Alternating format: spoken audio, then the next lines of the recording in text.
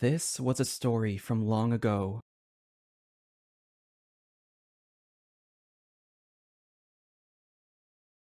Well, there goes the immersion. The stuff is not showing up. Hold on a second.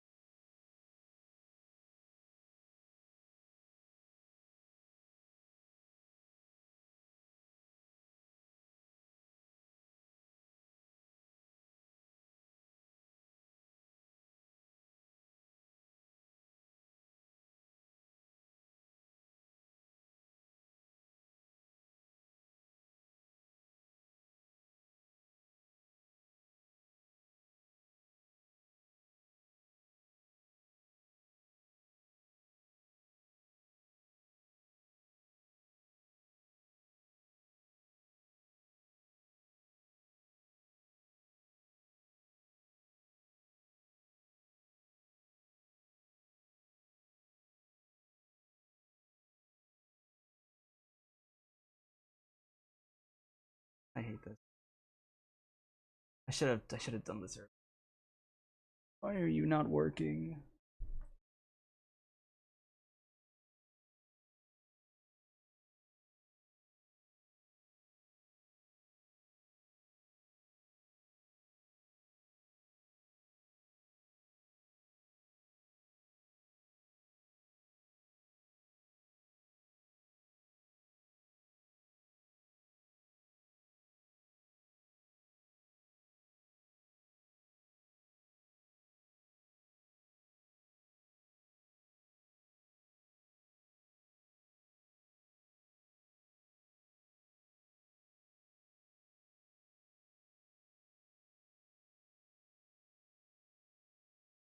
Okay, we'll just do this one. Well, there goes the immersion. Anyway, enjoy the pre-show, everybody.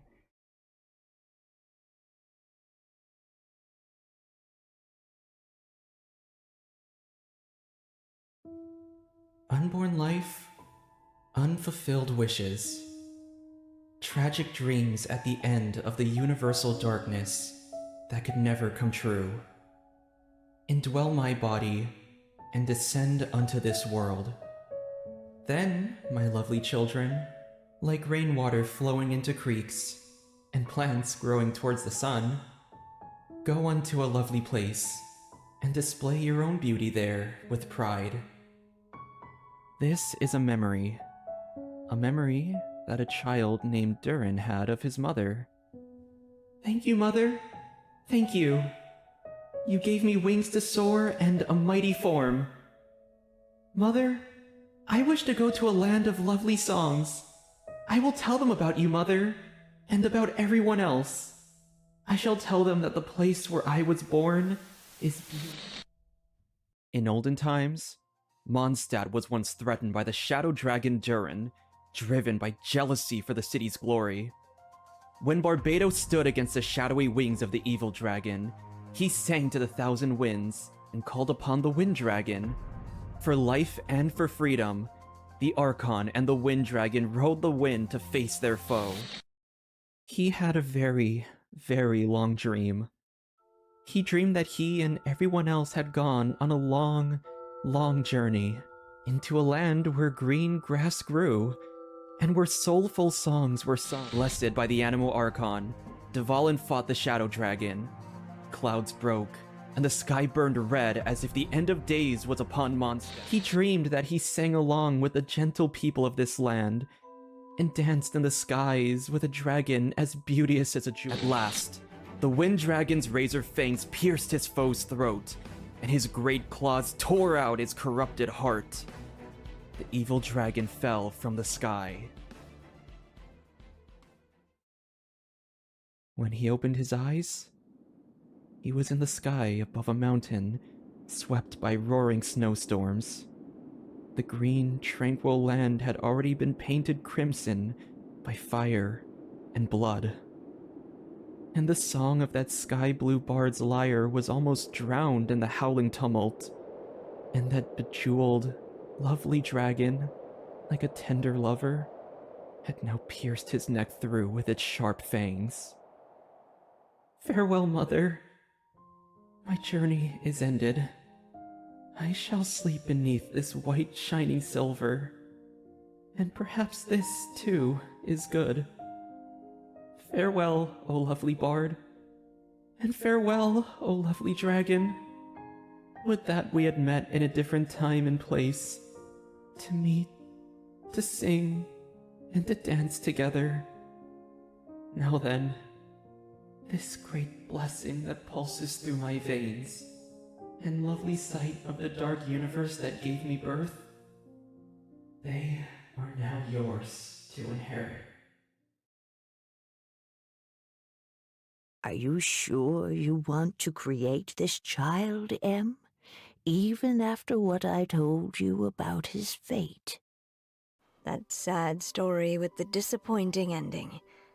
It's what happened in the real world, isn't it? But that's exactly why I want to change things. In a different world, his story can have a happier ending. Maybe it's a shot in the dark, but I have to try. He deserves a better life. Although, he might need the help of others when the time comes. Is it your true wish to live side by side with the people of Simulanka? Then close your eyes and make a wish to the Goddess of Fate. We will help make your wish come true. Once I'm gone, I will become a star in Simulanka and watch over you from above. Nilu, the forest fairy, give to you my blessing. If you ever feel lonely, just look up towards the sky. Navia, King of Constellation Metropole, give you my blessing. Go forth and witness this world, my child. Make sure to be nice to everyone. As the Nekomata in boots of this world, I give you my blessing too. You'll meet good friends one day. I'm sure of it. A traveler who has traversed many worlds, give to you my blessing. That is my wish for your future. I, the hero of this world, give you my blessing. May you find acceptance in this world. As for this world, I leave it to you.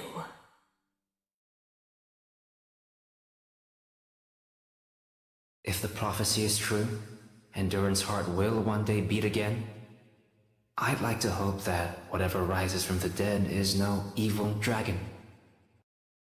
Fate, a force of nature that is unbending and undeterred. Futile attempts to escape its strings have been for naught.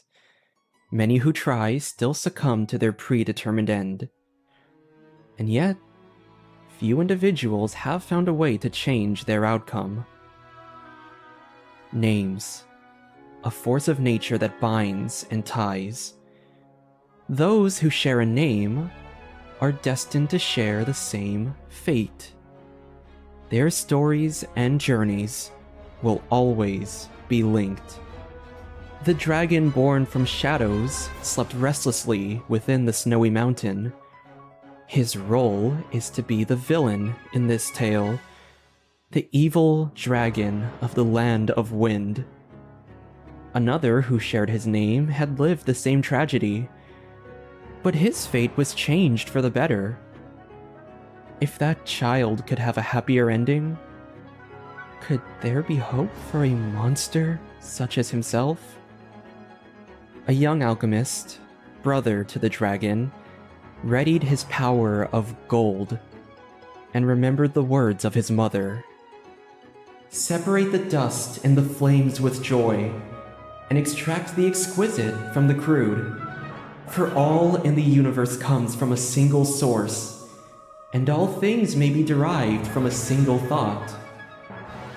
You must pursue that which your elder brother, the one-horned white horse, could not accomplish. Reach the far side of philosophy and create a new destiny for myself and your brothers.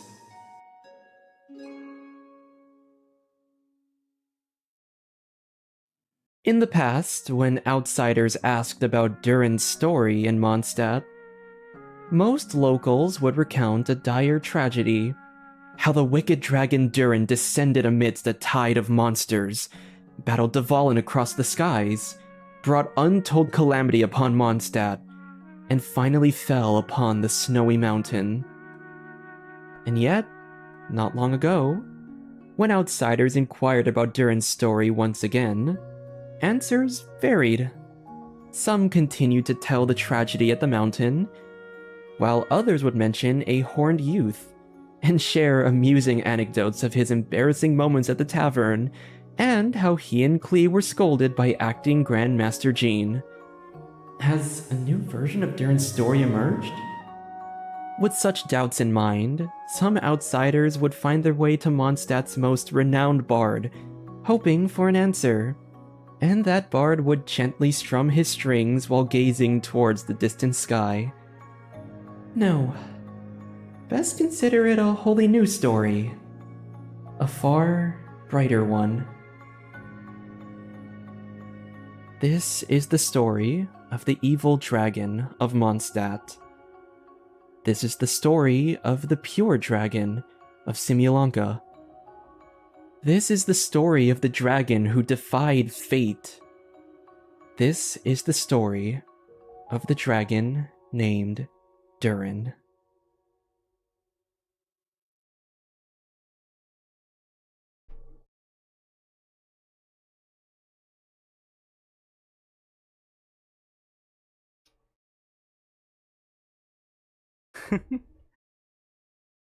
Hello, everybody. Oh my gosh, this was my most, I don't know how to explain it. I feel like it's hard to explain if you're not like a day one, or version 1 player. Like, if you haven't been here since Albedo's story, it's so hard to explain just how meaningful Durin is as a character to someone like me. I was like going through like the few comments on that video when I posted it earlier today, and one of them was like, I came home from work and I started crying, and I was like, it's okay, man, I was crying when making this, so you're not alone. Like, I genuinely was crying when I was making this. Like, his story is so fucking good. I wanted to give Durin like the love he deserves. He is such an amazing character. They did such a good job with writing his story. And now he is playable. He's playable, and oh my gosh, I don't know how, I literally, words cannot explain how much this character means to me. I'm not doing like a wish ritual like most people would do, because that was my wish ritual. I feel like me making a 10-minute cinematic experience is enough of a wish ritual to bring Durin home. So first, before we do the polls, obviously, we need to do the test runs, because I need those extra Primo Gems for... I need the Primo Gems, just in case. Oh my gosh, we already know what he does. Let's see. Okay. Leave it to me! A turning point in fate!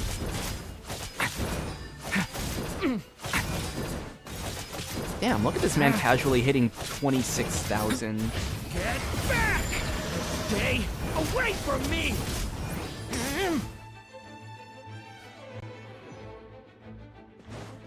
Alright. How do I want to do this rotation? I think we'll start off...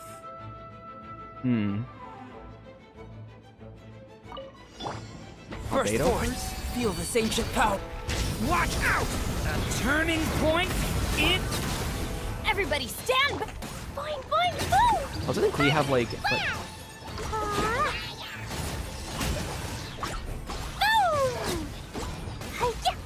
Oh my gosh, look at these hexarray buffs. I love this. Coming to be! Witness my great under... Stay back! A turning point... Teamwork is dream! Boing, boing, boom! Blow them all up! Hi-ya!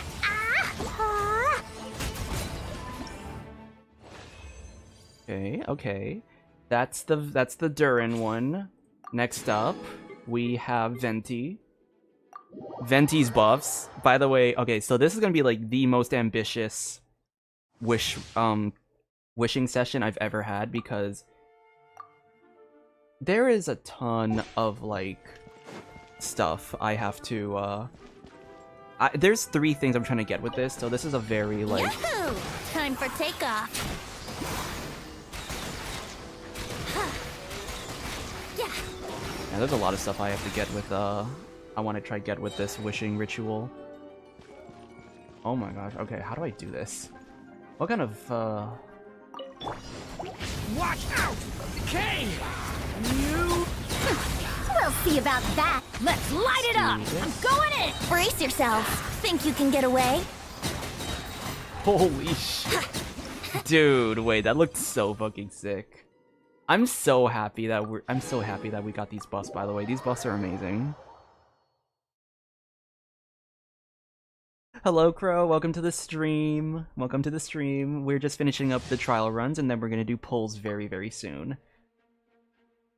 Okay, this one I think I know how she works. I think is the key word. Smash and grab. Finders keepers. Controlled breathing. Let's move. You're blind. Look, you're... Close your eyes. Observe. Close your eyes. Do you fear the dark? You're not going anywhere.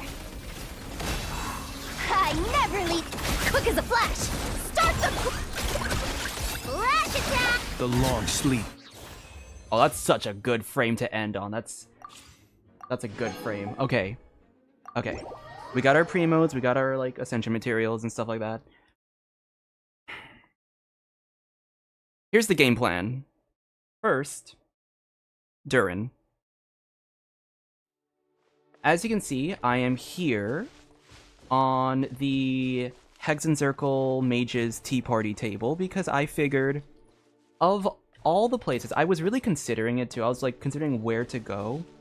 I thought maybe Dragonspine, Heart, like, but I was like, nah, like, I feel like that's a part of the past now. I thought to myself, maybe I would go to, like, the Imaginarium Theater area.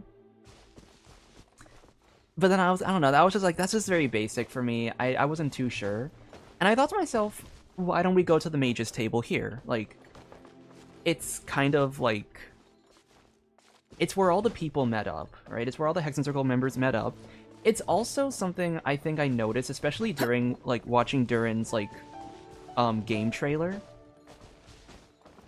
It's like, he's the manifestation, not just of M, Anders' daughter, he's also the manifestation of, like, a lot of other Hexen Circle members, because everyone played a big role.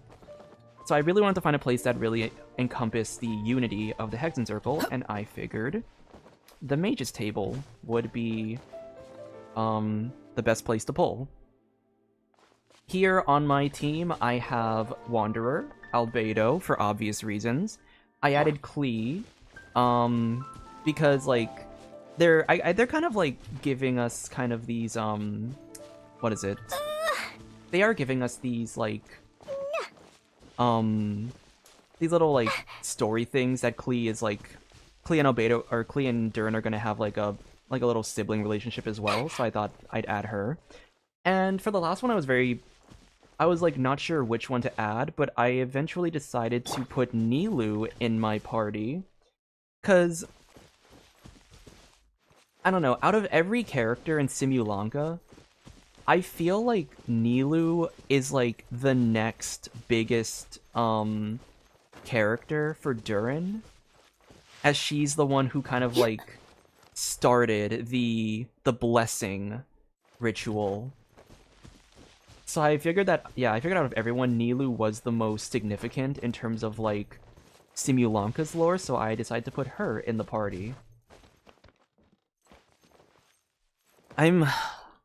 This is, yeah, once again, this is gonna be, like, the most ambitious, like, ritual I have ever done. We're gonna go for Durin. I have this many wishes, by the way. I think, let me calculate this really quick with the shop.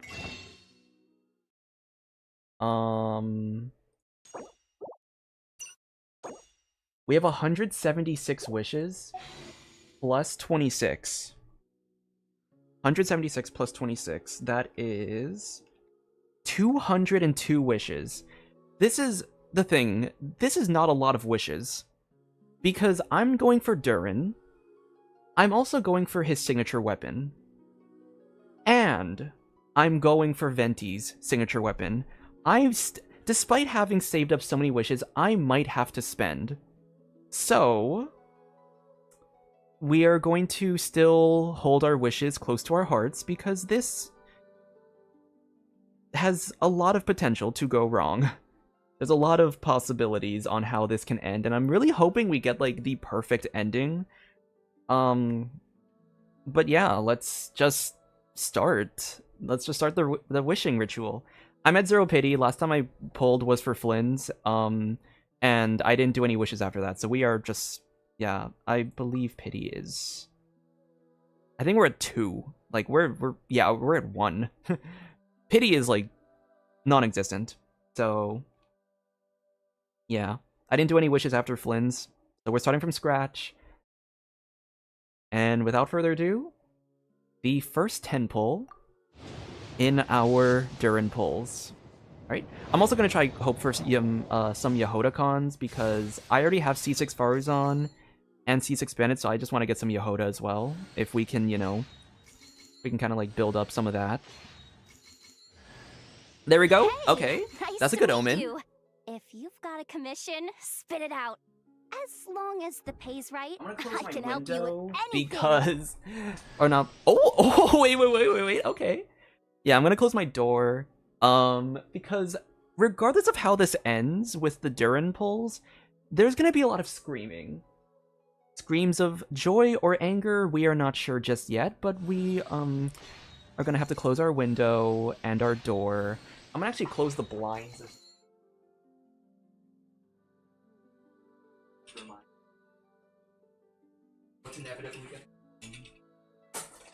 In regards to you guys with the headphones, I do have a limiter for -6 decibels, so there should not be any, like, surprise volume things happening. Like, it should cap out my volume, so you guys can stay safe.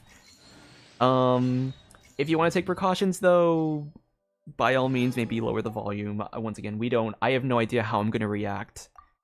We're kind of a loose cannon at the moment. These Durin pulls are gonna be very, stressful. I really hope I get it, though! I put so much effort into that video that I put so much effort into the Durin video. Once again, this was my wishing ritual. My wish ritual is the Durin video. I'm a loyal 1.0. Oh my gosh, wait.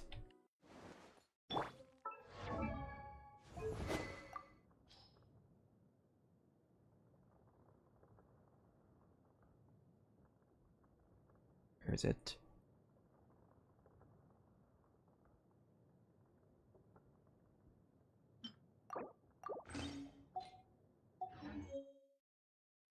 Back to basics. Back when Albedo's best in slot was Festering Desire.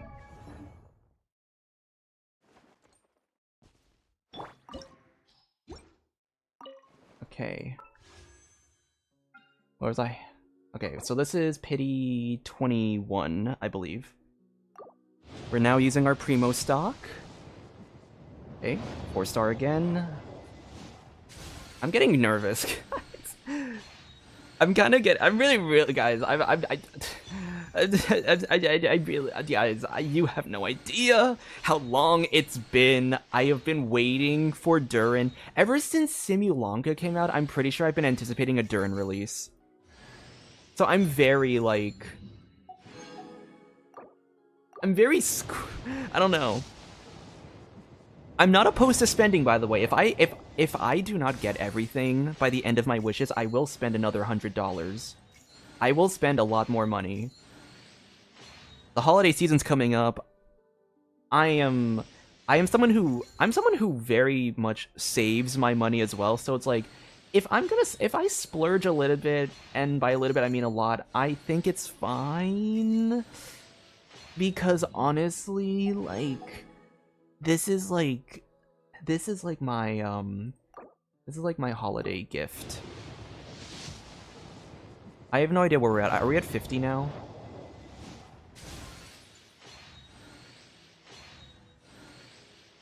I'm also, usually I just kind of skip the 10 pulls. Like, I just kind of like go for like all of the, oh, there we go, C2 Yehoda. I usually like to skip the 10 pulls, but I figured we would take it slow for this. I think it's like think of like every wish as a page. You don't rush a story. You don't rush the tale. You know, you enjoy the journey. This is the journey. This is the journey we're taking to our wishes. So every wish matters. Every 4-star, every 3-star, every constellation. All of it is going to manifest in this ending moment. Where are we at? 70 now?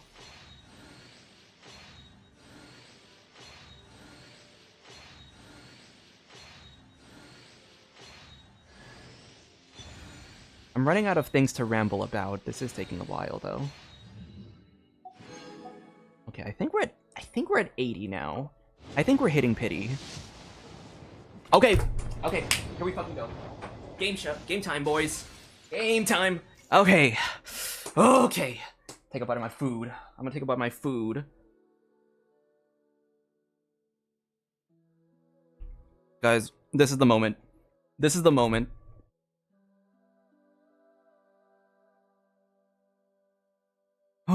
Okay. Get the nerves out. Durin, I have made a video. I made an entire 10-minute video for you, for your story. Please, I've been a day one. Not day one. I've been a version 1 player. I've been here since Dragonspine. I have festering desire. I've been here for Simulonka. Please, guys. I don't know. I think I might cry. I might cry if I lose. I might cry if I win, actually. Let's be honest. I think Durin as a whole is just gonna make me cry regardless. So, oh wow. I'm getting fucking you. Oh.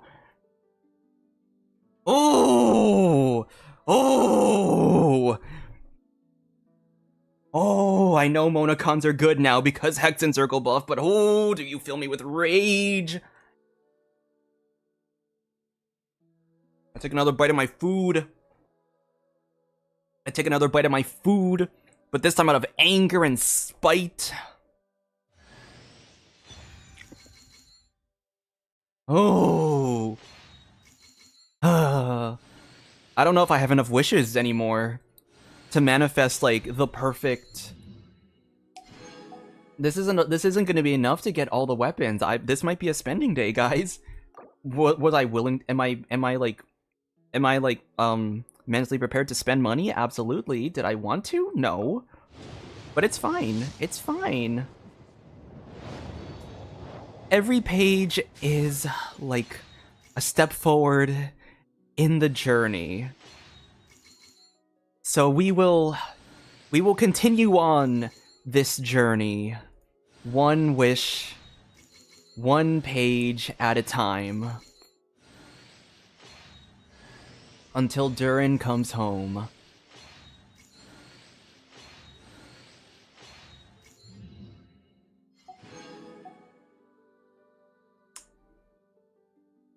No, fuck this shit.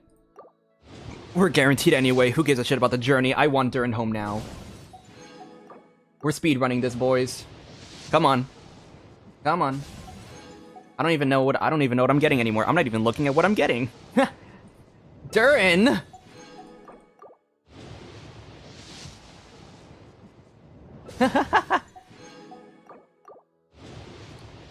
Yeah, like, you know, are you gonna come home? You're gonna...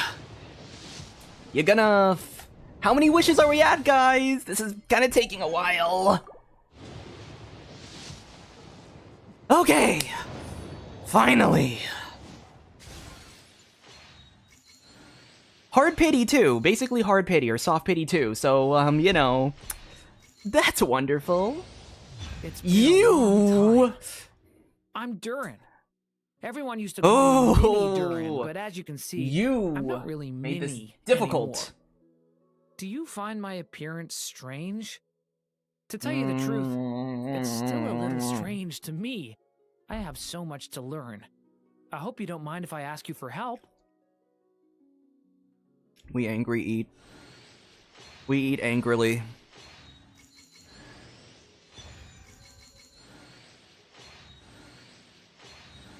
There is a way that we can what's the word? There's a way that we can still salvage this. The weapon pulls. I have a very specific path I want this way to go. Unlike what happened here, I actually want to lose the pity roll, but I want to make sure I lose the pity rolls to Daybreak. What is my history? What is my history? Because there are a lot of ways that this can go. There's a lot of good ways that this can. Maybe we already kind of have like. Okay, we don't. Wait, what's my pity at? Wait. What's my pity? Did I seriously do 4-star pulls just to get the Claymore that one time? Oh my gosh, wait, we're at like 30-something pity. Okay, wait, this might... Okay, once again, I'm probably gonna have to spend money. That's fine. But we are gonna have to manifest... Oh, wait. I finally have enough of the Star Glitter to pay for this. Okay. So yeah, we need to lose to Daybreak. Specifically lose to Daybreak. I cannot deal with another standard loss. I always lose to standard weapons. If we lose to Daybreak, we're guaranteed for Athame Artis. And then we can get both of our weapons. And I won't have to spend too much money. But let's get started. So yeah, this is apparently like 38, I believe. I guess I went through 38 pulls. And every page is a journey. Every wish is a journey.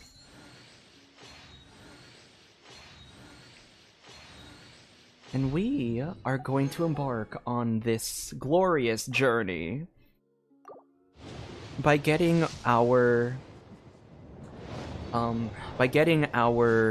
destined pulls. And honestly, here's the thing, honestly, if we get Athame Artis, that's also fine. I do want to get Daybreak first because then the guarantee will happen. Because then I think that's like there's like the there's like that issue. If I get Athame first, I will still kind of be on like the 50-50 stuff for Daybreak. So I do want to get Daybreak first. Okay. Guys, we can manifest this. We can still win this. We can still salvage what's left of this very cursed pulling session. Oh, I'm gonna. Yes! Oh my gosh! Yes! Okay, okay. This is good. This is really good. Guy, okay. We salvaged it. We did salvage it a little bit. We salvaged it. Because now we're guaranteed. We're guaranteed for Durin's weapon. Which is exactly what we wanted. It only took 160 pulls and the character banner wasted, but you know. Fuck. This is good. Okay, now we just have to get Daybreak. Or now we have to get Athame Artiste, and we're golden! We're golden. Oh, what a pulling session. Okay, we're guaranteed. We can, I can drop the bullshit. I can drop the bullshit of this. Acquaint Fates. 1, 2, 3, 4, 5, 6, 7. Gotta save some of the Stella Fortuna, or some of the glitter for the constellation, because I'm still trying to get some constellations for a few characters, so... You know, there's that.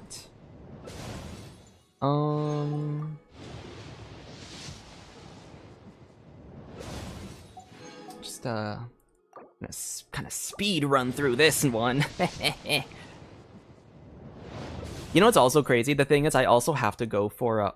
Whoa. What are you doing here? Okay, I guess I got that weapon. I don't know who to use it on, but I guess I got that. Ooh, I could give that... Maybe I could give that to, like, I don't know, my, what is it? Maybe I could give that to, like, my Escoffier. Or maybe I could give that to, like, Flynn's. I don't know who to give it to. Oh, wait, no, not Flynn's. Flynn's isn't gonna use that.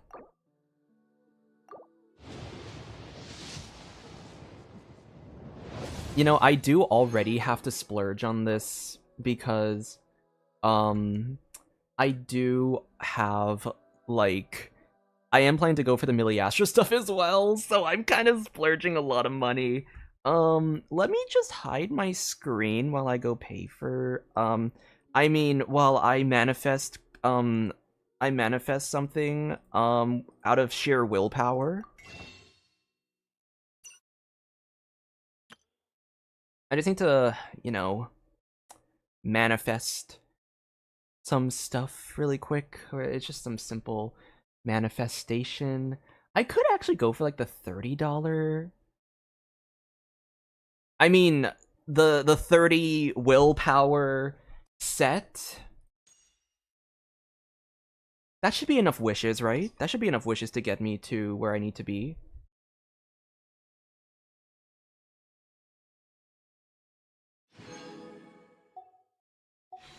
Yeah.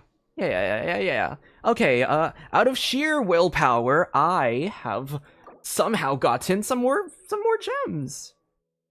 So, yeah, I wonder where they came from, but you know, this should be enough. Surely, right? Oh! I actually do need Yunjin cons, that's very good. I do need some of that. Come on. Come on. Come home. There it is. Okay. Oh man, you did not make this easy for me. Oh wow, look at that. First 10 pull. First of the 10 pulls. Ah, could this wishing session... If, you know, I mean, if you want to manifest another 5-star weapon for me, I'll forgive you for that Durin fumble earlier game. I'll forgive you for the Durin fumble if you give me another 5-star. Right here. Anytime now. Come on. Okay, fine, be that way. Oh, that was quite the pulling session. That was a lot of emotional turmoil. Man, we got a lot of consolations though.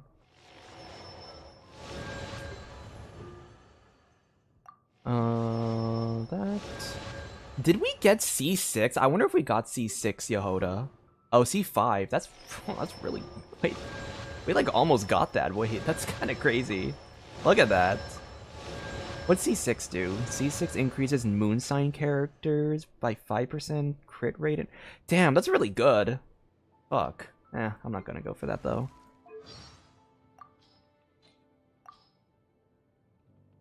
I don't have... Huh. Ooh. Look at him. Wait, this is like really nice. Okay. Wind Glider. I want to give him the Mondstadt one. Ooh, actually. Oh, the Dragon Spine? Maybe? I don't know. I know technically this one would work the best, but I don't know. I want to give him like a lore weapon. I kind of want to give him the... Oh, the Inazuma looks nice on him. I kind of want to give him the Dragon Spine weapons. I don't know. Okay. Man. I'm not gonna be able to level this guy up anytime soon, though. I do have to... fuck, I don't have a set for him. Fuck it. Who's running, Who am I not gonna... I'm gonna give you... You can just have Mona's stuff for now. Oh, you know, actually, you know what's so funny? You know, be such a big disrespect. You know, be the biggest disrespect, actually. What if I took Xiangling's kits? What if I took Xiangling's? That'd be the biggest disrespect, wouldn't it? Oh, it'd be so mean, but it'd be so funny. It would be so funny for me to just yoink Xiangling's, if I just yoinked Xiangling's pieces. Ooh. Yeah, you know what? I kind of want to do that. That's kind of funny.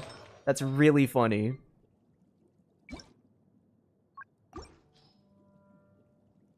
Fuck. I don't know who has what anymore. Okay. Okay, this is only temporary. This is only temporary. I'm hoping, based on the visions in my dreams, that perhaps maybe Durin will get something better for artifacts, but that's just a manifestation of my dreams. At the same time, though, these Xiangling pieces are very ER heavy. I don't know if... Durin doesn't need ER that much, that's why. I don't know if I... Maybe not, actually. Maybe I will just take Mona's, or some of Mona's pieces.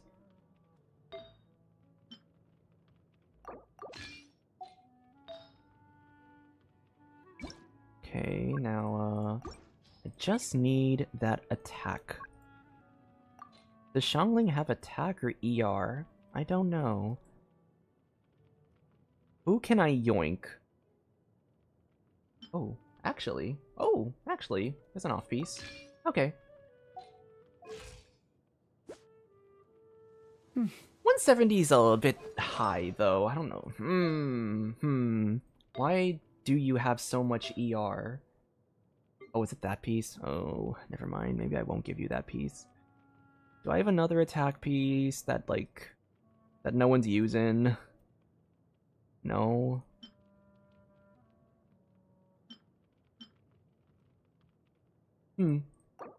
That's kind of a... Who am I not using? Who am I... Which of these... You know what, actually, come to think of it? Maybe I could try that one. That's also pretty high with the ER, though. Fuck it. Fuck it. He's... the stuff might come out. Stuff might come out. Maybe. Perhaps. I actually do have the... I did pre-farm for this, though, so I should have all the materials needed for this.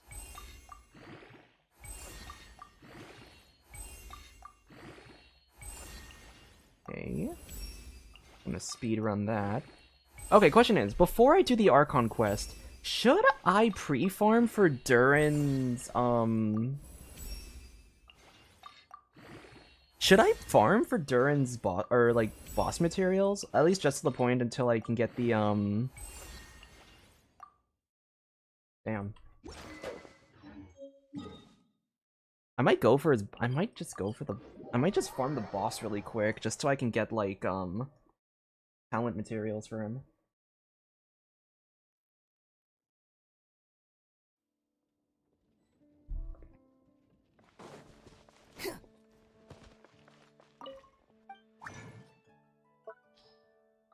Because I can't use Venti. I can't use Venti at the moment because he's I haven't done the like the hex and stuff, and I'm not gonna do that for a while, so I can't like.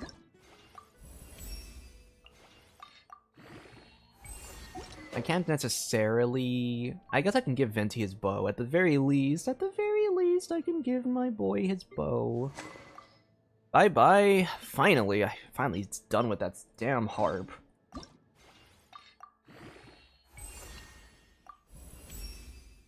I also pre-farmed for this, so yeah. Oh my gosh, all of my wishes are gone. All of my wishes are gone.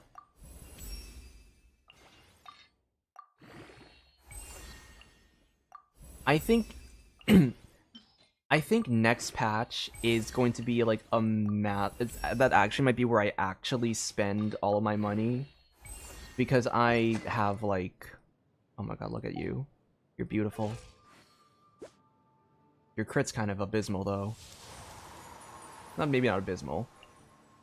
But I might have to give you crit rate. Oh wait, no point in even building you. Because my visions tell me I will have to get something different anyway down the line, so you can stick with your crit build for now. You know what? Yeah. I know we're stalling the Archon quest. I do want to do the Archon quest.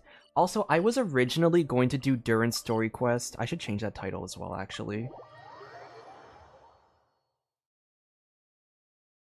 I should change the title. Wait, how do I change my title? Because here's the thing. Here's what I was initially going to do the Archon quest. What was it? Or I was initially going to do the story quest for Durin. But then I saw the description of the quest line. Basically, right here, like, you will need 5 calendar days, and then it says recommended quest, Act 6 of the Archon quest. So if there's one thing You that think I've got a sharp tongue? I just tell it like it is. I think the big thing for me, I do like consistency with the lore. So I had an original plan that I was going to do like part 1 of Durin's quest first, do the Archon quest, and then wait for the daily reset, and then do part 2 of the quest. But considering the fact that it's recommended to do Act 6, I want to keep it consistent, so I will probably just... I think maybe next week. Next week, I will probably do, like... It'd be interesting. It'd be like, maybe next week I do, like, a daily, like, every single day I stream and do Durin's story quest. That would be an interesting thing. That'd be an interesting way to do the stuff. I'd have to plan out the days, though. But maybe I could do, like, I don't know. I could do, like... I'm trying to think about, like, what days I'm free. I think Saturday's gonna be Act 6 of the Archon quest. And then maybe, like... Yeah, Saturday's gonna be Act 6. I think Sunday will be part 1 of Durin. Or even better, Act 6 of the Archon quest and then part 1 of Durin's quest. And then we do, like, just a daily, like, mini stream every day for, like, parts 2 to 5. That could be an option. So, we have a few, This realm we have a few ways of how we can, Oh no, I claimed the friendship stuff! Fuck. Okay. before I forget, If you ever... we're gonna do that first. We're gonna put the characters in first because I basically just wasted the massive friendship XP boost. Also, I just realized I did not pre-farm for Yehoda. What does Yehoda's material need again? Because I don't remember what she uses.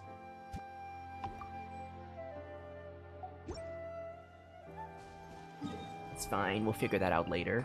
But first, I think I am going to farm the...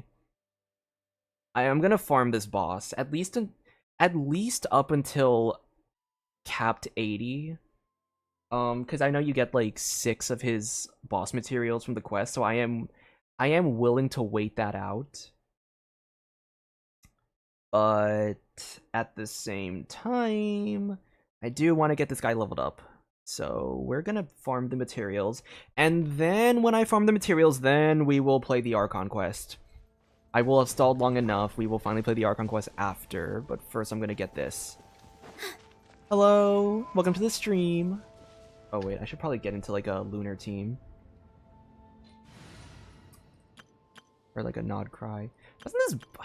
I didn't even look at what the boss does, by the way. I don't know what the boss does. We're gonna find out. I think I saw Pyro. I think I saw that the boss has like a Pyro weakness, so maybe I could do like, I don't know. I could... Oh, you know, be funny. I could run like a mono Pyro team. Oh, you know, be even funnier. What if I run Durin in the team already? It'd be kind of funny. Be epic.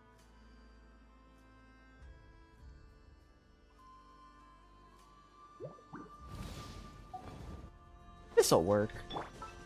I could level up Durin a little bit, right? Just get him to level 40 at least. Okay. We got the Pyro, Resistance, Shred active. Okay. Let's, Oh.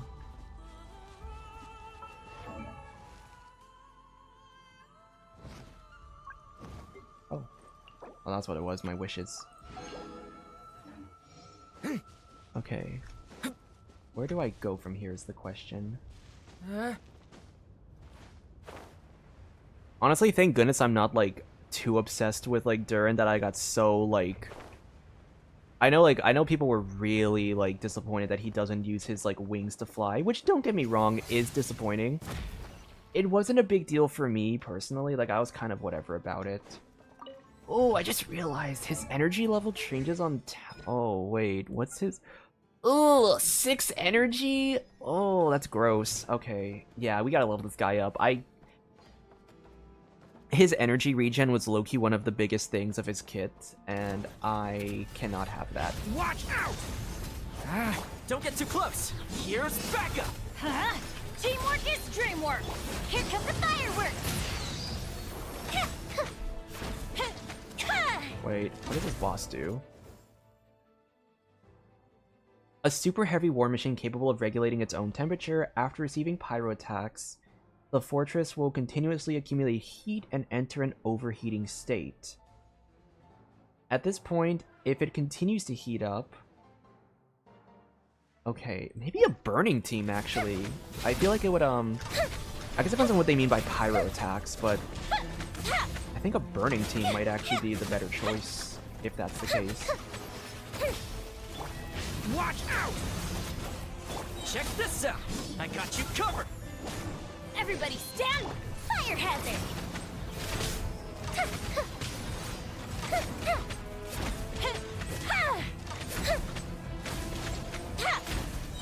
A festive refrain! The story has only just begun! Fire it up! Supporting fire! I'm going in! Time for a light show! Okay, okay, okay. Yeah, I think I'll try a burning team or something. I think I get it. Like, it's kind of different from the lava monster because it's like a burning team, but it's also like... Check this out! Here's Varka!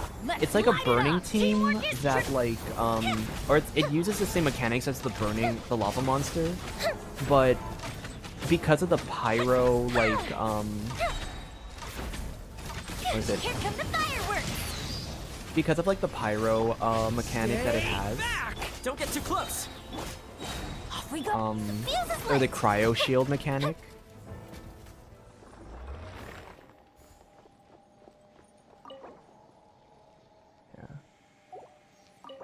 Okay, wait, I kind of want to stay consistent with this.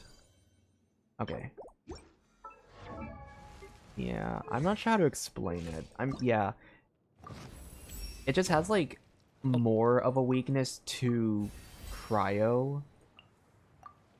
Because of the, or more of a weakness to pyro.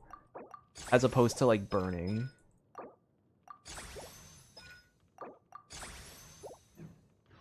Okay. Got nothing else to do. So let's. Why don't I tell you a story? So let me try like. Maybe not like a. I'm quite flattered. Maybe not specifically like a burning team, but maybe like an Emily Arlecchino team could work, and then maybe we'll just say fuck it to survivability and just pray for the best in terms of characters living. An insurmountable problem, I presume. Okay. Transfix. A little ambiance. Stay back! The turning point. I'm going in. Oh yeah, look at that meter. That's filling up fast. Laid bare. This is where you fall. Overruled. Extract! This'll brighten up the place. A turning point in. Let's light it up. Teamwork is drip. Oh my god, that's so much more efficient. Look at that. Look at that. Beautiful. Oh, I just realized though. This is gonna be very like inefficient, but I might as well get some Yehoda friendship. Hello, everyone. I'm Durin. I might as well get some Yehoda friendship while we're at it.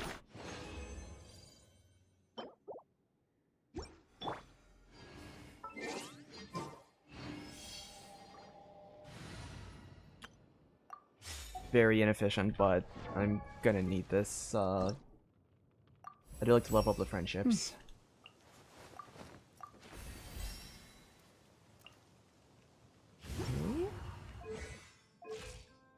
I want to at least get him to a point where I can get like maybe his at least to get his like his talents to a reasonable level.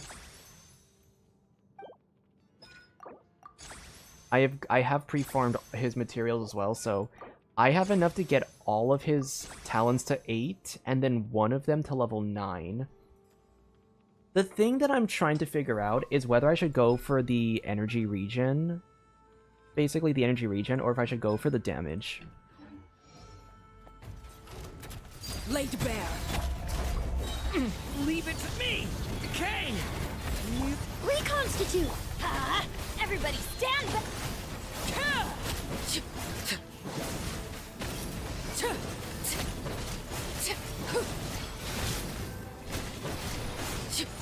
Overruled. Everlasting as the moon. Transfixed. Fresh and floral! Watch out! The story has only just. I'm going in. Okay, there we go. But this boss isn't too bad actually. This boss is pretty. This is pretty fine.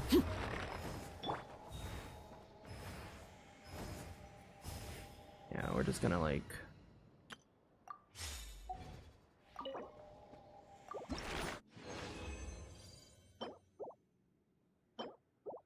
It's gonna be a really long session though. Buckle up, folks. We're gonna be farming this guy for a while. It'll be all worth it. Leave it to me. Okay. Extract. Let's light it up. Teamwork is dream.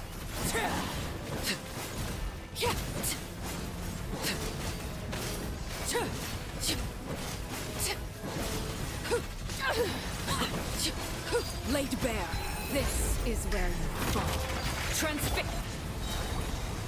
story has only just begun! Neutralize! Everybody stand back!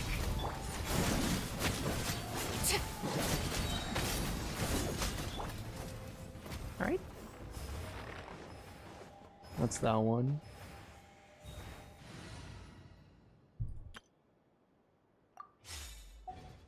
What does Yehoda use for materials, actually? Maybe I should figure that out as well.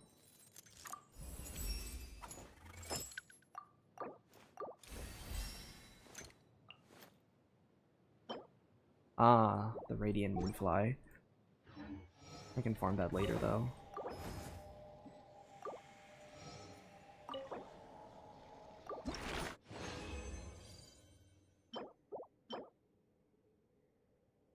Ooh.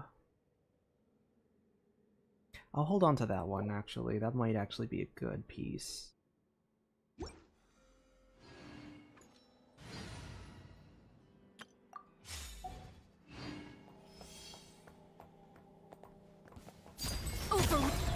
Thunder! A lament for the... Whoa, I used the wrong ability. little It's ambience. fine. It's fine, though. I'm going in!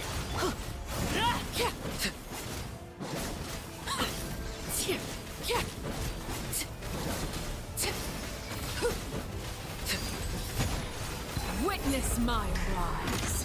Laid bare. Stay back! The story has only just... This'll brighten up the place. Let's light it up! Teamwork is strength!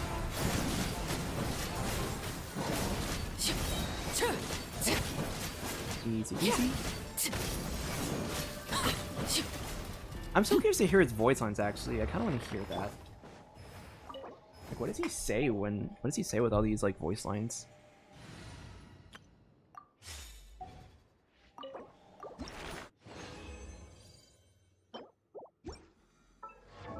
Okay. Right. You're an Ascension.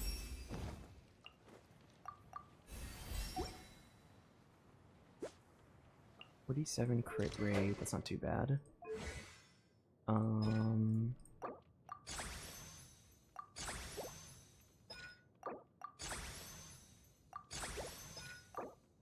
no, we don't have enough materials. Crap. We gotta go and get that really quick. I wanna play it safe though. I don't wanna accidentally start the quest, so we're gonna go back to Mondstadt instead. I believe the quest starts in Krai.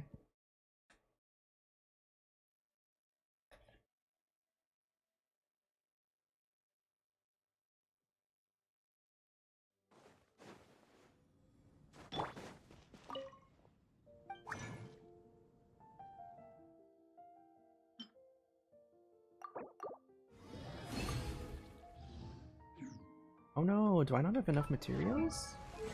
I hope I have, like, at least barely enough. Oh, we're fine. Look at that. Holy shit, look at those materials. We're chilling.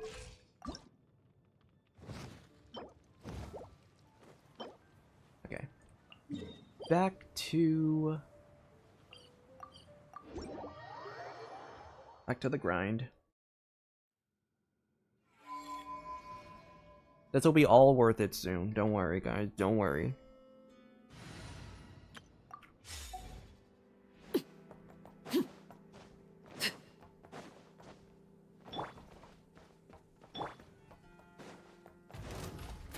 Transfixed. The story has only just Reconstitute! I'm going in!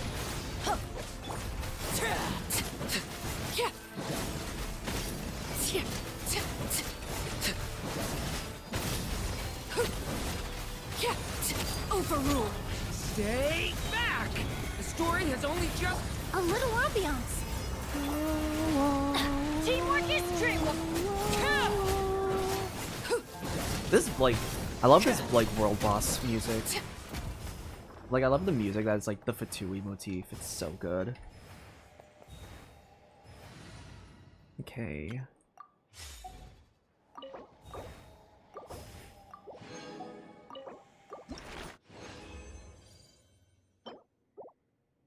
Man, it's gonna take a while, isn't it?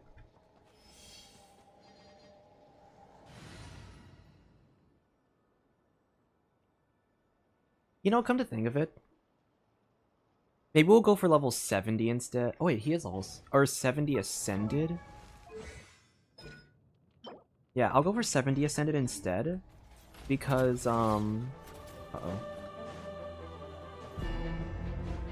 Because at least I can get him to, like, talent level, What the fuck? He can reach me from here?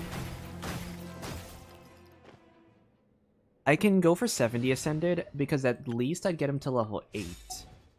And then when I get him to 80 Ascended, that'll be, like, level 9 for later. But for now, I can...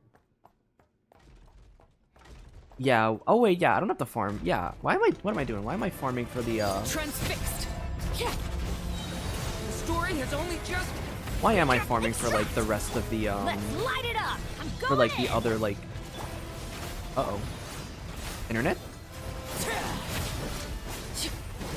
That was scary.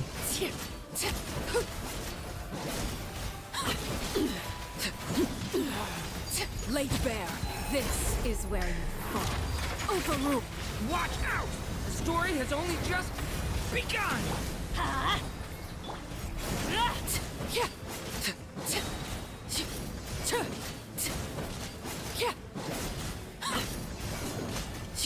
Okay. Yeah. The fact that oh my god, I almost farmed, like, unnecessarily for this stream. If all I'm trying to do is get Durin to level... If all I'm trying to do is get Durin to level, like...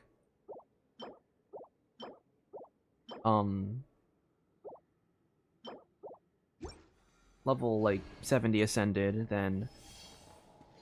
I don't need to have him... I don't need to have him, like... Yeah, I don't have to get the other, like... However many materials. The story has only just begun! Let's light it up. Teamwork is dreamwork. Witness my rise. Yeah, it's gonna fuck up the rotation, but it's fine.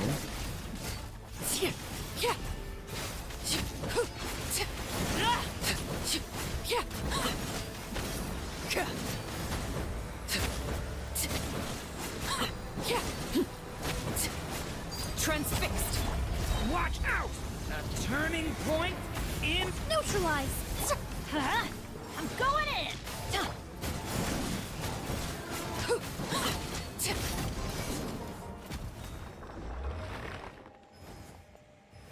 Hey, just a few more. I think 2 more fights should do it. Or 1 more, actually, right? Yeah, 1 more fight should do it, and then we can ascend Durin to level 70 or to 80 capped. Yeah, get Durin to 80 capped. And then... Watch out! Decay! You... This'll brighten up the place. Huh? Everybody stand back. Off we go. So I can get him to town level 8 for everything, so we can at least get, like... I believe it's like 30 energy regen. Laid bare. The story has only just begun! Reconstitute. Teamwork is dreamwork.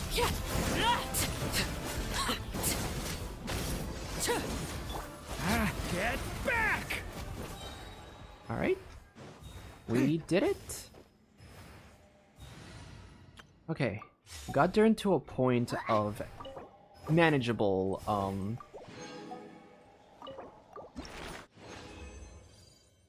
Yeah, we got to a point of manageable, I'm gonna just also just reach in to that point so that I'm kind of, like, on track for my stuff, for my dailies. Okay. 70 Ascended. Got that. And then, yeah, and I have time to farm these later on, but I'm in no rush for those.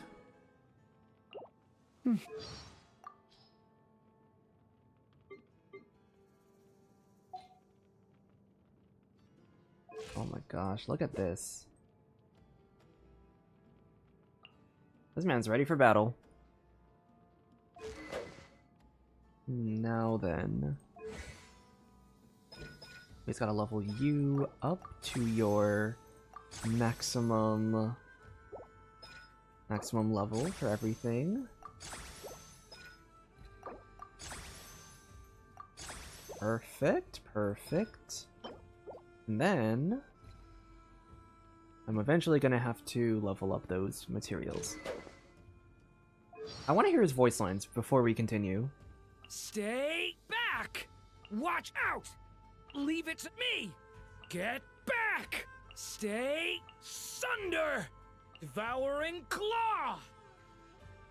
The story has only just begun! Decay! New life! A turning point in fate! Okay, so those are the light mode. His dark mode lines. Stay away from me! The abyss's burning shadow! A lament for the end! Ooh, okay, okay. Okay, now that Durin's leveled up to a reasonable point. What is this?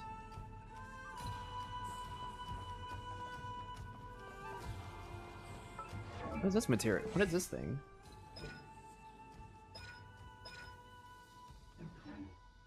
Oh, it's gone now. I have no idea what that ability was, what that little icon was. Okay. Now the reason why I wanted Durin to be leveled up is because I have a very important team that I want to play. Durin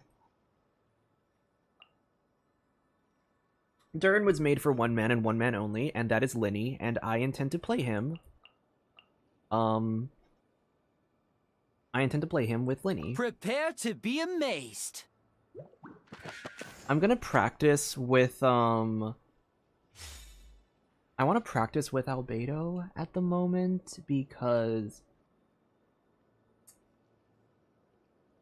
I'm not entirely sure, actually, how he's gonna play out with, like, maybe I should practice, like, the less meta, or not the less meta, like, the more interruption-heavy team. This team's gonna be difficult to play. Team, let's move it out. This team is like gonna be really strong for Linny, but it's also gonna be really like interruption heavy. So I gotta like practice fights with this team.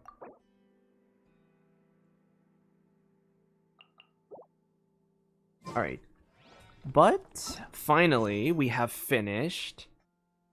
Ooh, even better, actually. You know what's even better? Actually, you know what? The Linny team can wait. I know, crazy for me to say that. But I actually wanted to try a team with a different... I wanted to try a different... There was another team I really wanted to try out, and it's going to be a lore team. Are you sure it has to be me? Fine. Let's get this over with. It's going to actually be Wanderer, Albedo, Bennett, Durin. Bennett's just kind of there for the attack buff. He's just the gameplay person, but, like, Wanderer and Albedo is actually going to be, like, a pretty big, like, the lore team. I think it's actually going to work. Obviously, we don't have the Hex and Circle buffs, so we can't really have, like, its full potential. But I do think Durin is going to be, like, it's going to really work with, like, I do think it's going to really work with Durin. Alright. Now, shifting gears, we are now playing Act 5. Thank you for waiting. I finished checking your adventurer handbook. Here are your commission rewards. We are now playing Act 5, so this is your fair warning. Your fair warning now. If you do not want to get spoiled on the content for the story and Archon quest, this is your time to leave. The VOD will always be here if you come back, but if you're here to stay and watch the Archon quest, then enjoy the upcoming gameplay. We have no other urgent commissions on the books at present. Thank you for all your hard work lately. Perhaps you two could consider taking a vacation. Amazing! Paimon never thought we'd end up having downtime in Krai. Things were pretty hectic when we first got here. Everywhere you looked, it was either the Wild Hunt causing chaos or the Vatui stirring up trouble.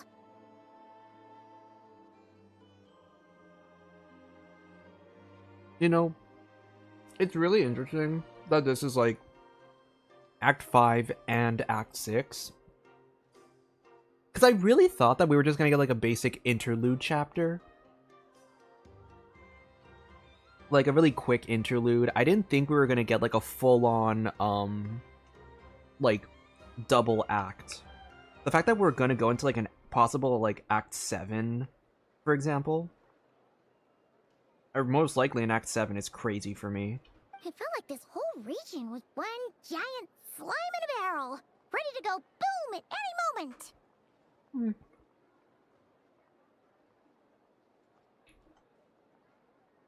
We really have achieved a lot since we've been here, haven't we? The Traveler and Paimon strike again. Sure have. Things were looking pretty dicey, but in the end, we managed to turn it around. Whoa! Paimon just got deja vu! Oh, that's right. It's because we've done this like a million times now. Ah, yes. Are you two aware that the Moon Prayer Night is soon to take place? No. It's Moon Prayer Night. Oh, yeah! Llama told us that was coming up soon. Wait, why do you mention it, though? Do people in Nasha Town celebrate it, too? Paimon thought it was just for Moon Goddess worshippers. You're partially right. Most people in Nasha Town just see the festival as an opportunity to do business. They do not concern themselves with the religious element.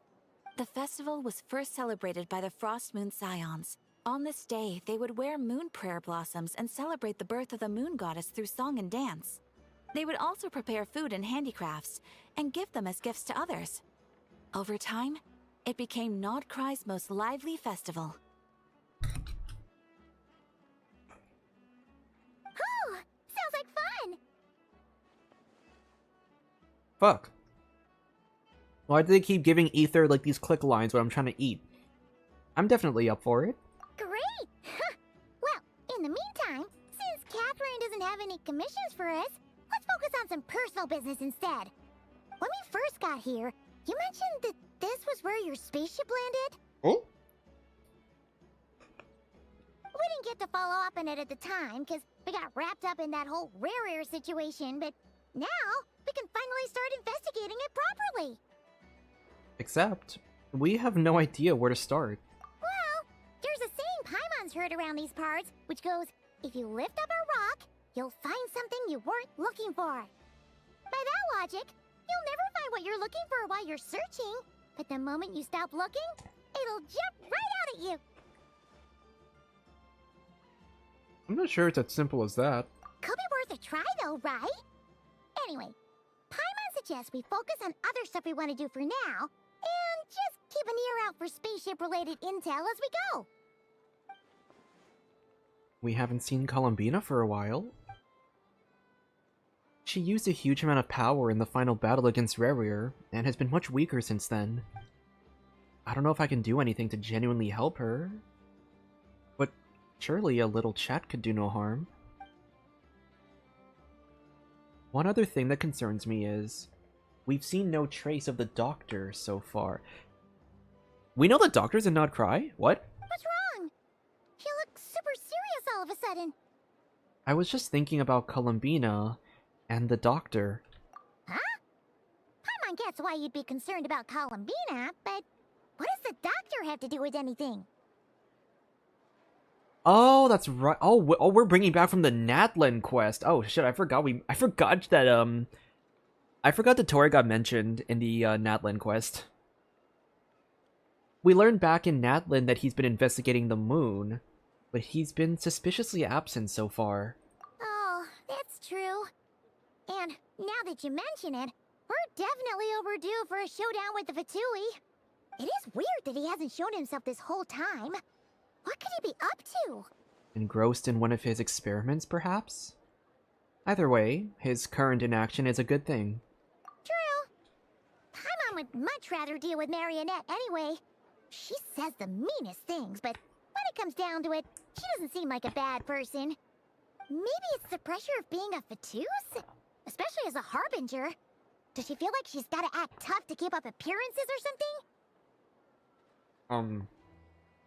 Maybe? But then, every time we headed out with Rarier, she always wound up having to repair Polonia and her other robots. That's gotta sting. Losing face always hurts more for people who care a lot about their image. She's probably still furious about it. Paimon? Wait, was she in the background? I was putting my food down. Was she in the background just now? I'm gonna go like fucking like full on like early 2000s stereotype. Paimon, you might want to turn around. What? Relax, she's not even here. Huh?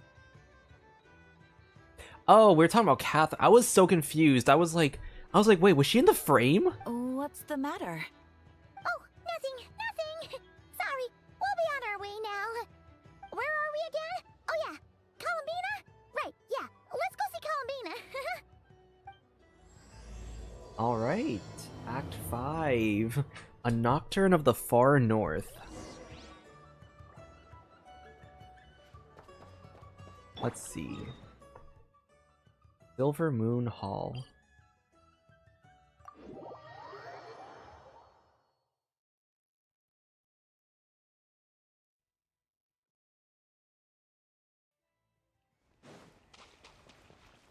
Oh yeah, I learned a little trick from like someone posting on the internet about it. A really good way to remember to do your Selenic Chronicles is to put the Crystal Fly trap here. That way that gets like notified, and then you'll naturally move over to the Silver Moon Hall and do the Chronicle. So I'm still behind on it, but at least now I can stay consistent with playing those on the side.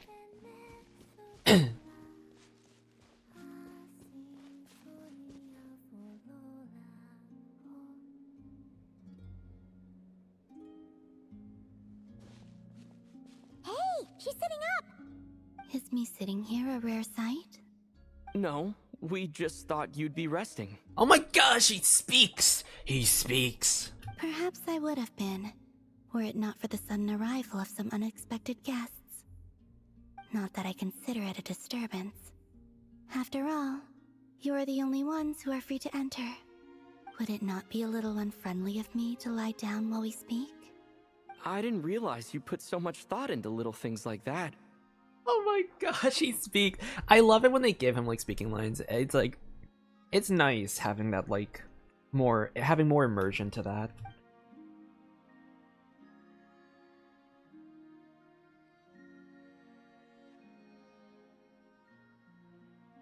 Only sometimes.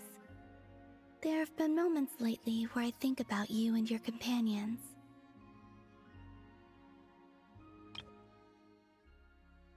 They are warm, mysterious, and cozy memories. Very few of my past memories are anything like that. They say that travelers return home bearing bags full of souvenirs.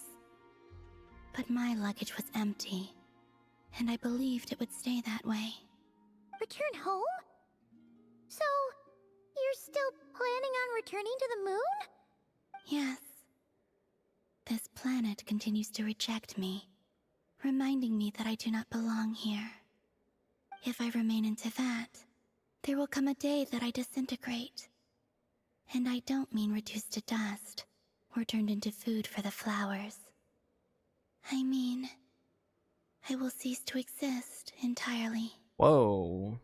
Alright then. We're talking like Irminsul level cease to exist? Oh no, it wouldn't be Irminsul. Ooh, actually it could be Irminsul level. To say goodbye.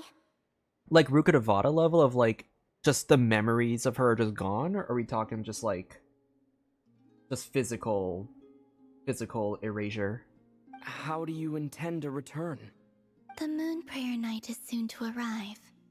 On that day, the moon will be closest to Devat. The Kuvaki in this land will reach its peak at that time. I merely need to grasp the tide, and with relatively little effort.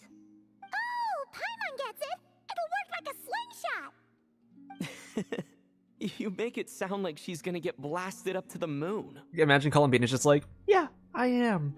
If I did that, I suspect I would crash into the false sky. I will be using a much gentler approach. But I do like the analogy.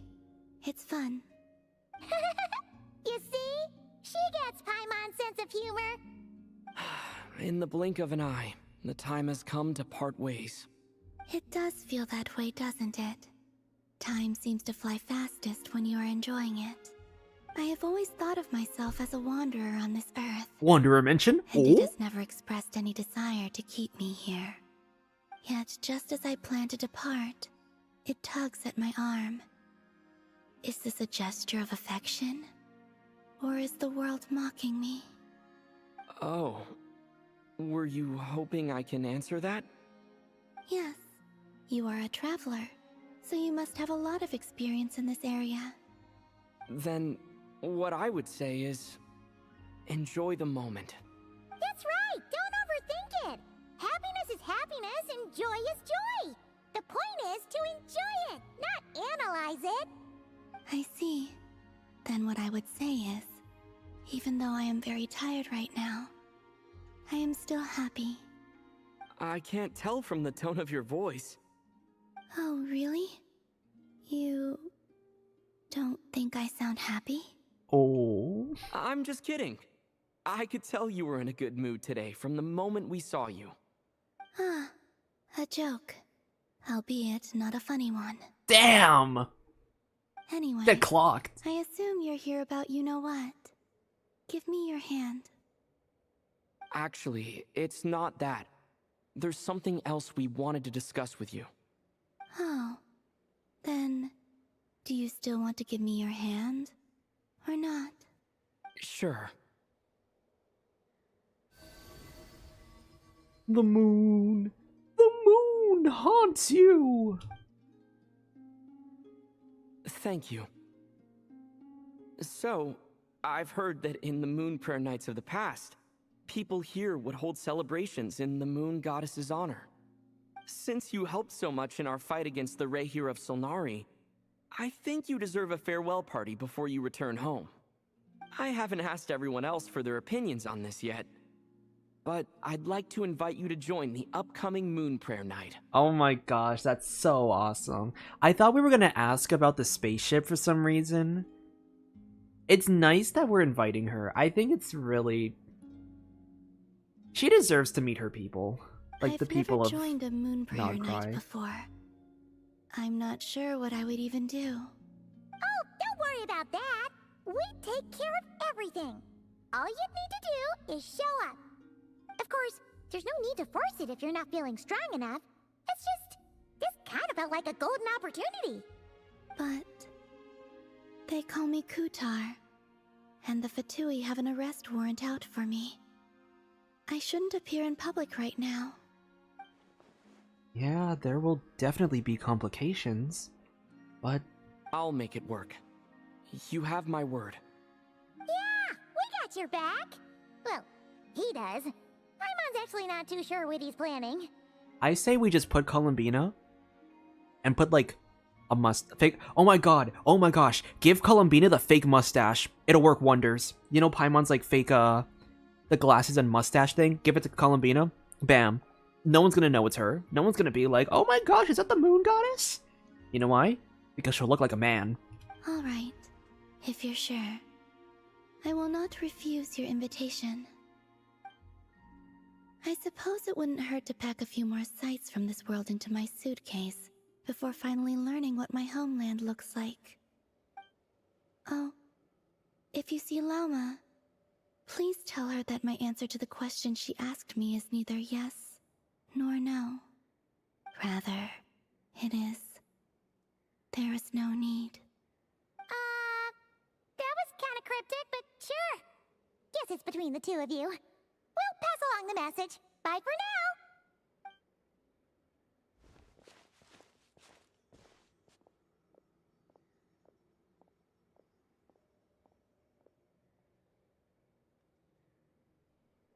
Oh no.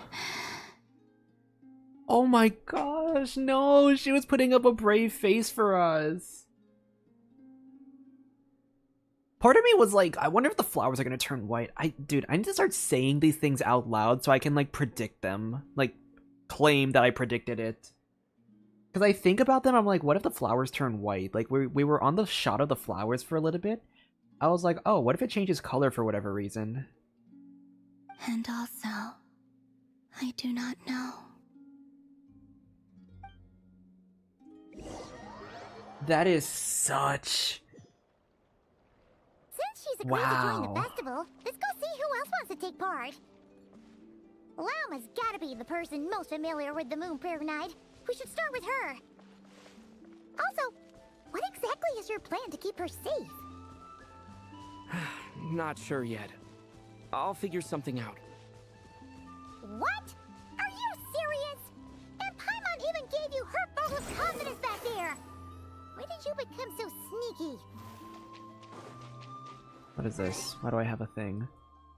Oh, Milias's shop. Oh, what's new in the shop?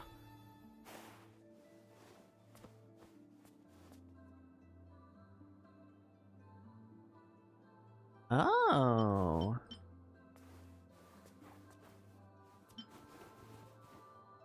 Oh my gosh. Question is, am I gonna buy some of this? Probably not.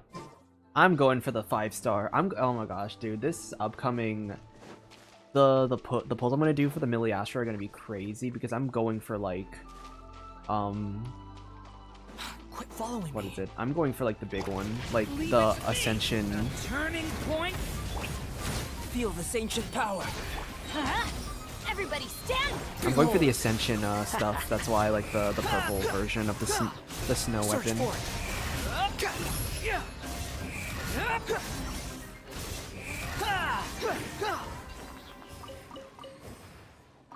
I think that this team is gonna work. This actually seems like a really good team. This? Okay, now where are we going exactly? Oh, we're going all the way over here.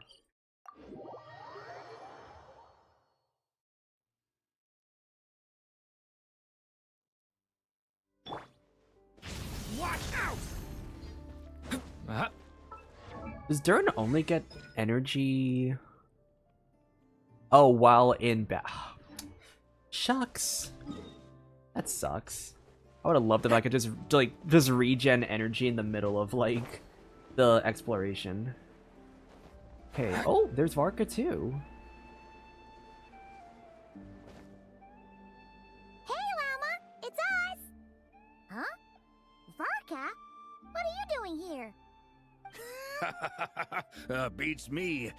I had a bit too much to drink last night, and when I woke up, I was on Hisi Island. Oh. Mr. Varka is helping to oversee Nasha Town's preparations for Moon Prayer Night.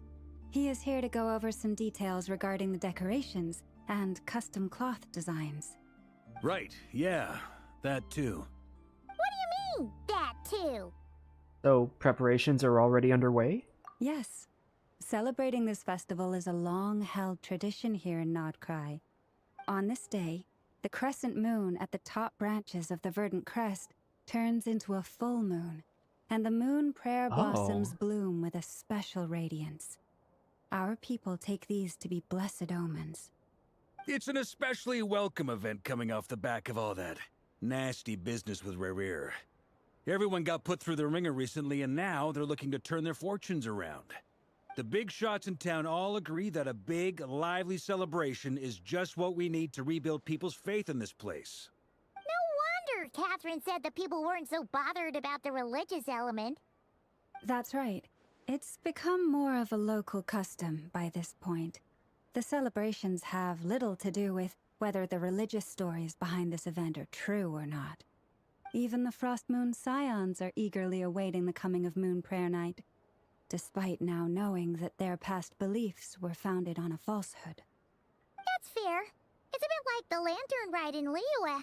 It's a chance for people to enjoy themselves, not debate the existence of the Adepti.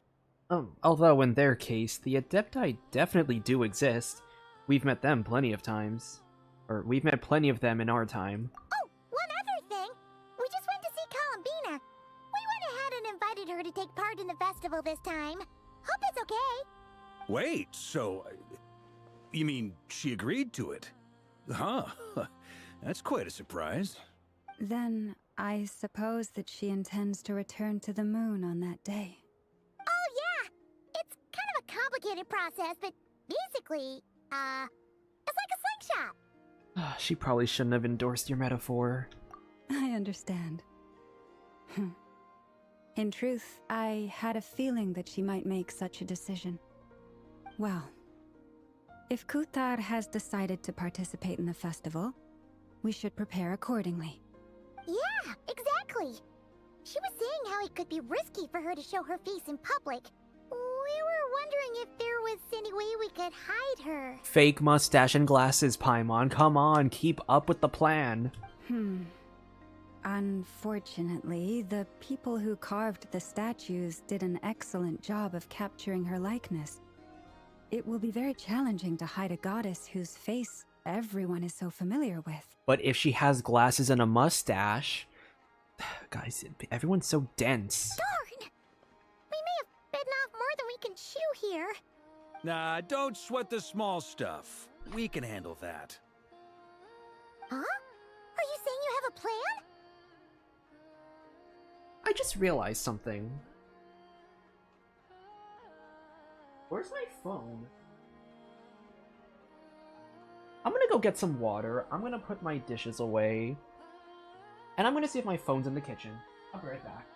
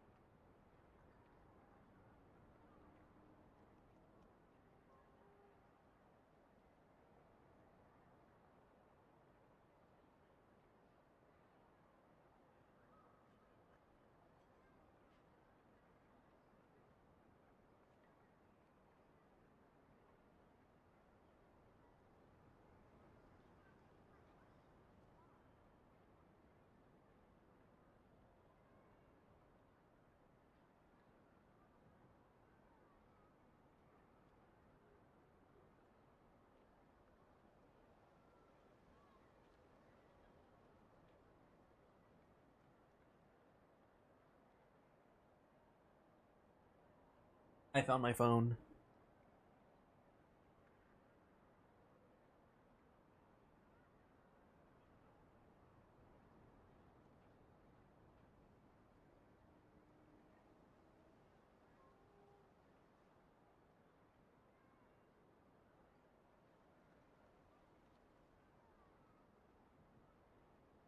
Hold on. I had a few texts, kind of, not like urgent, but I definitely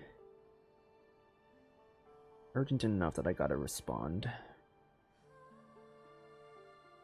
Just a brief like one-word responses. Okay,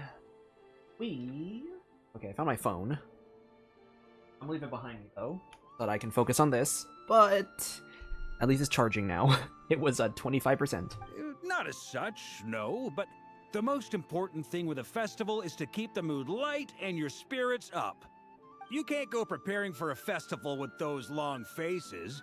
You'll never convince anyone to enjoy themselves. The Mondstadter spirit is strong with this one. As it happens, I agree with Mr. Varka. Llamas from Mondstadt confirmed. Easy. Genshin lore readers, take note. This is how you correctly analyze a story. Let's start by making our appreciation for Kuthar the beating heart of the festive atmosphere. And who knows? Once we get the ball rolling, perhaps everything will just fall into place. Hey! Did you catch that? Llama said the thing! Or close enough, at least. I'm looking forward to the Moon Prayer Night already. We have a festival in Mondstadt called Windbloom, and you can always tell which couples are celebrating it for their first time by the smiles on their faces. Big, beaming smiles like their whole face is glowing. And I have a feeling we'll get to see that same smile on the Moon Goddess's face at this festival. Oh, that's sweet. Not quite the same, surely. Anyway, I'll take care of business in the city, but I'll have to leave the decor up to you and the Frost Moon Scions. No one else can capture that traditional aesthetic quite like you guys. But lastly, there's the final key element that brings the festival to life. Companionship. We'll take care of that part. Before you leave, let me show you something that we've been preparing. Mr. Varka had asked to see it already, so you may as well tag along. Also, I have some further questions about Kutar's decision. Oh yeah, we can answer that for you. Follow Llama and look around. Huh! What's this?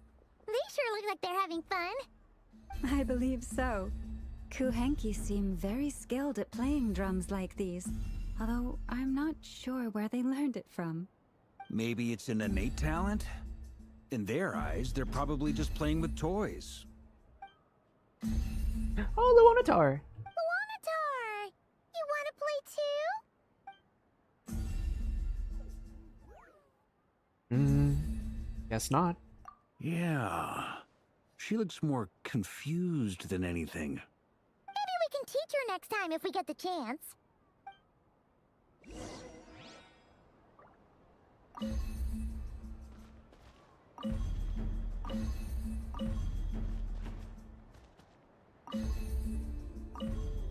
Oh my gosh, I love that. What are these floaty things? Moon veils. We hang them from buildings in the city during the festival. What floating when things? When you look at the sky through them, it creates a lovely misty effect.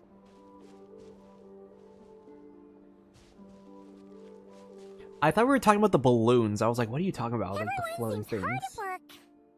They are preparing items for Moon Prayer Night. For instance, the sculpture being made over here. Oh, Mr. wow. Varka and I were just finalizing the details of where it will be placed. Ah, there she is. I didn't know the finished article would be so large. Not to worry, though. All the necessary arrangements have been made. Just let me know once it's ready, and I'll get some people to ship it over. You have my thanks. And over here, we are preparing a very traditional confection. Oh, look at all these colors! It looks great! Can Paimon try one? Of course. I have a feeling you'll like it a lot. You bet! Sweets and treats are Paimon's favorite. If you included those in the Feast of the Moon, I bet Paimon would have joined the Frost Moon Scions by now. There will also be verdant crests like this present in Nasha Town during the festival. The timing of Moon Prayer Night is not completely set in advance. We make a rough estimate, then observe the changes in the verdant crests and Moon Prayer blossoms to guide us. As such, the wait itself is a fun feature of this particular festival.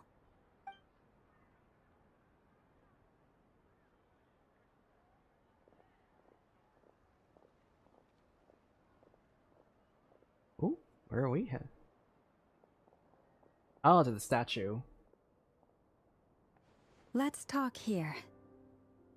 To tell the truth, I am very surprised to hear that Kutar is willing to participate in the festival. I once asked her if she'd be willing to stay with the Frost Moon Scions. I could introduce her to everyone, and we could be a family to one another. She did not answer, but she has not appeared here since. I took this to mean her answer was no, but if that were the case, she would not have accepted this invitation. Speaking of answers, she asked us to pass along a message. There is no need. Ah, I see. Maybe she is right.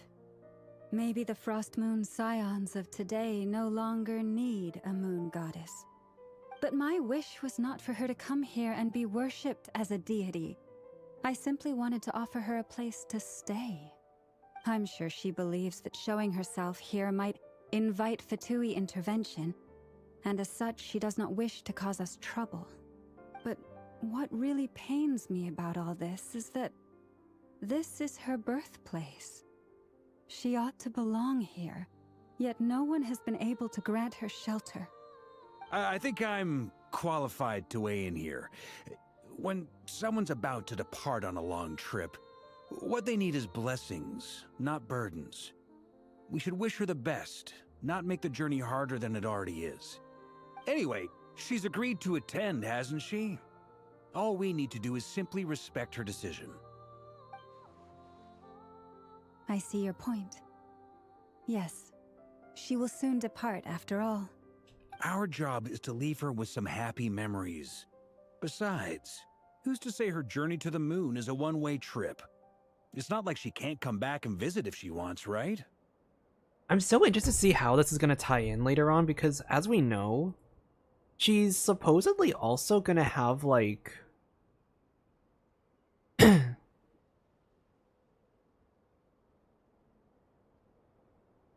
Apparently there's going to be issues down the line. We learned that from, like... We learned that from a thing, like something about, like, the world's borders. Something's gonna happen with the world's borders, and that's why, like, Columbina can't leave. But we don't know that, technically. We learned it from the program, I believe. Paimon agrees wholeheartedly. Festivals are all about having fun, so let's keep it simple. All right, I'm gonna head back to Nausea Town soon. Want to come with?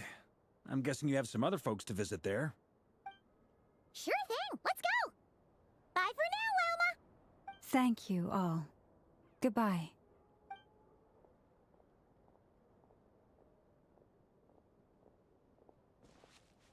A traveler needs blessings, not burdens.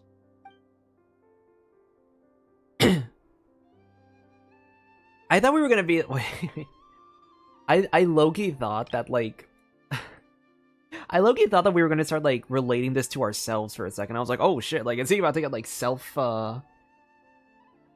Is he gonna start, like, self, like, being, like, self-introspective? It sounds good in principle, but will blessings alone be enough for Columbina? Return to Nausea Town with Varka. Alright.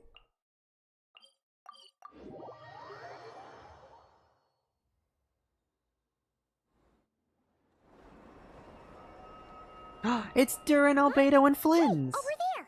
It's Durin and Albedo with Flins! What could they be chatting about? Your guess is as good as mine. Ah, Grand Master, and the Traveler and Paimon. Hello there. It's been a while. Perfect. We have some new volunteers for our investigation. Sorry? What investigation? Wait, let me guess. The righteous Lightkeepers are finally ready to hunt down the Abyssal Dragon? Haha. Yes, that too. Which Abyssal Dragon? Yeah, right! Oh, wait! Why does everyone keep saying that too? Well, to be precise, the facts match, but not the causality. Wait, so I guessed right? Half right! Don't act so impressed with yourself. Maybe I can explain. We ran into Mr. Flint's north of Nausea Town. At that time, we just noticed a few abyssal creatures out in the wild, but the strange thing was, I didn't detect any traces of abyssal energy on them at all. What? On closer inspection, we realized that they were not real monsters, but something akin to reflections in the water, or perhaps a mirage. Oh. Huh? What do you mean? Like, you could see them but not touch them? Wait, that's so... Dude, my like, lore theory brain is on overdrive because I immediately jumped to... Oh shit. What if Dottore found a way to make, like, his own non-abyssal creatures? I thought it was... I feel like I'm just waiting. I'm waiting for it to be a Dottore reveal. Something that gets foreshadowed, and I'm gonna be like, it's Dottore. I guarantee it's Dottore. Exactly. It was very peculiar. They roared and tried to attack us, but we could not make any physical contact with them. I think I've heard of things like that happening in Krai before, but I don't know much about it. Yes, it's a known phenomenon. Mirage-like illusions tend to appear in Nodcry in the run-up to Moon Prayer Night. From a distance, they appear quite real. I myself thought that Misters Durin and Albedo were locked in battle with abyssal monsters when I first arrived. But after sharing intel and investigating a little further, we can confirm that these illusions are harmless. There is no great cause for concern. I see. I'm glad that they weren't really real. All the Mirage stories I've heard are either animals, rocks, or small houses. Abyssal monsters, though? That's a first. It's a first for me, too. So I'm planning to look into it further just to be on the safe side. I intend to inspect a few more locations. What about you two? Any plans? Alice contacted me a few days ago. She'd like me and Durin to assist her with an experiment. But we lost contact shortly after receiving the message. I'm sure that comes as no surprise to anyone familiar with her. We don't know when the wind will blow, yet when the wind blows, we will know. That, in a nutshell, describes how Alice operates. Yeah, that tracks. Okay. Well, I suggest we investigate this Mirage business in the meantime. It's piqued my curiosity, and I'm pretty sure I know someone who will already be 10 steps ahead of us. Well said. Right? Whatever's happening in Nodcry, she always seems to be the first one to know. Dude, I hate how my brain operates, because I'm always like, look, I'm thinking like 10 steps ahead sometimes, and then it's like, no, it's actually like just the obvious answer. I was like, I forgot Never existed, guys. I was like, who are we talking about? Who's the person that's 10 steps ahead? Is it Dottore? Let's go see what she knows. We can invite her and her staff to the festival while we're at it. Is this a scene where Yehoda's gonna come in and be like, what is that? Oh. I wonder if this is the scene where Yehoda's gonna be like, I saw like a giant ship. And then we're gonna shit our pants because it was a giant ship.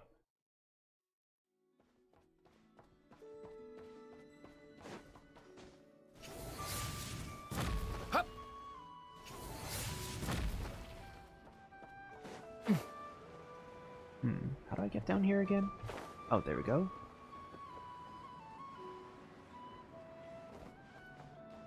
So we have strange mirages. First time it's an abyssal creature that shows up and not just like smaller things.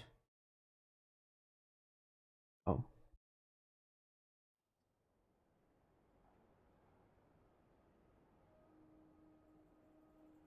You're right, I have noticed.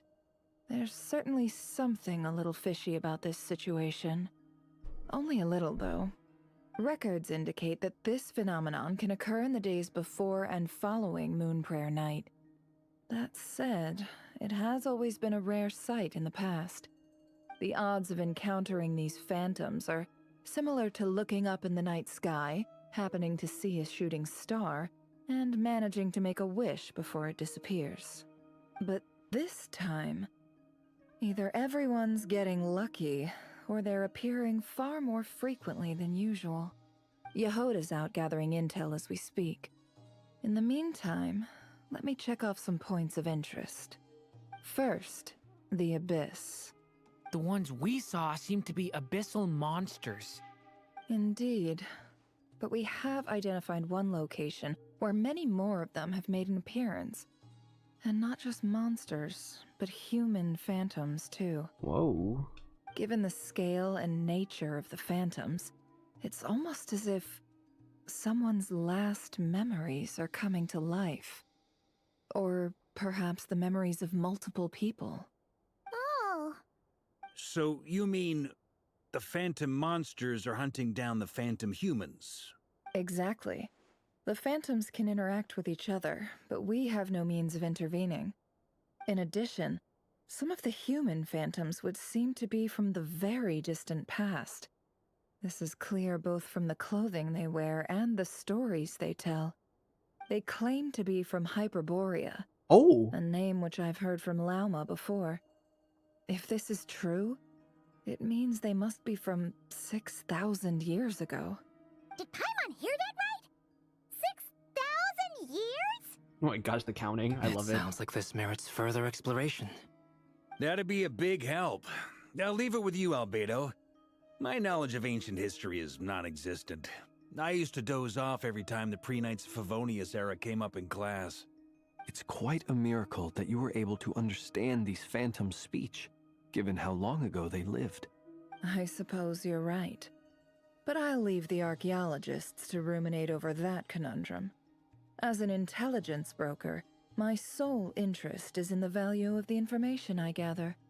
Which, in this case, hopefully means earning myself some good favor with our dear Lady Moonchanter. Oh, good faith, you say. I see how I say what you mean. So calculating.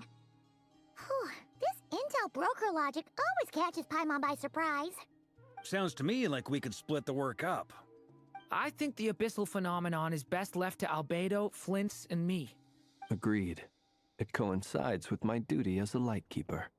For my part, I'd like to understand the abyss better. Even a little knowledge would go a long way.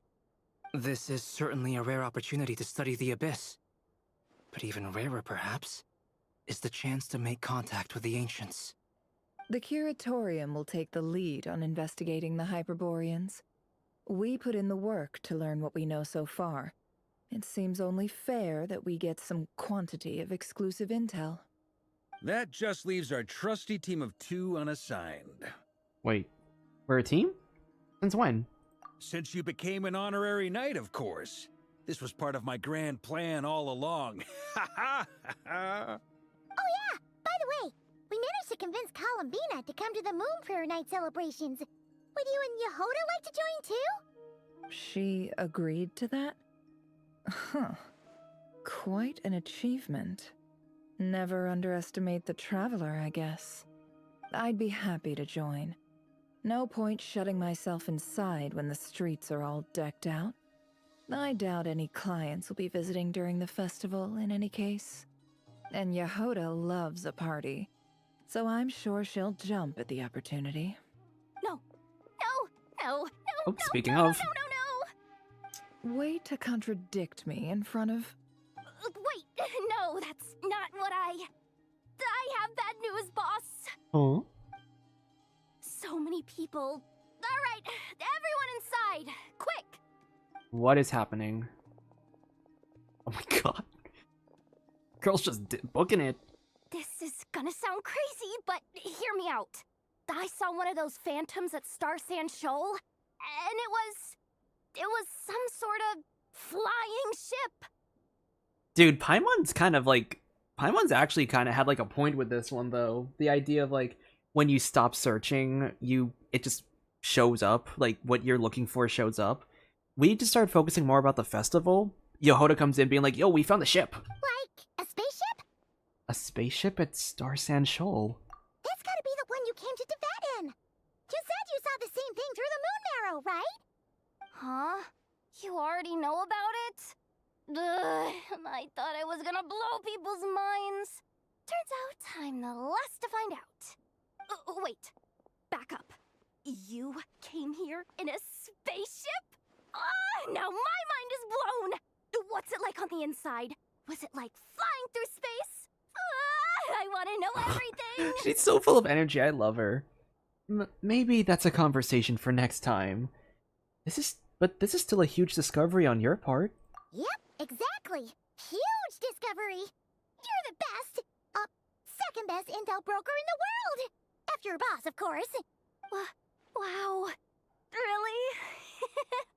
Well, I don't know if I'm all that, but... I guess that decides where we're heading next. Come on, don't look at me like that. I know the spaceship doesn't have anything to do with me, but you don't want to leave me as the only one twiddling my thumbs, do you? Please? Please? Woody peas. Fair enough. You can tag along. In that case, let's meet back here to discuss our findings once we're done. I wish everyone a productive investigation. You too.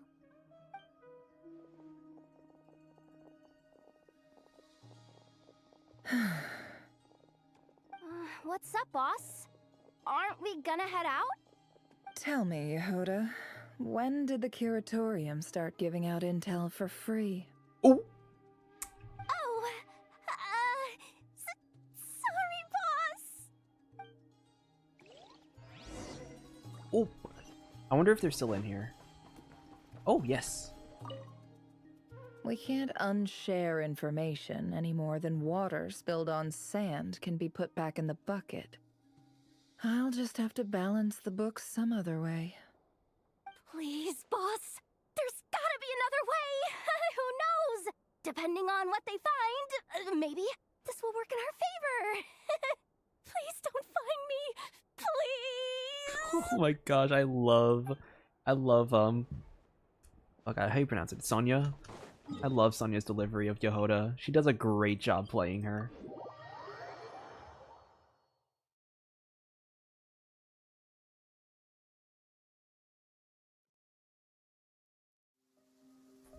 Alright.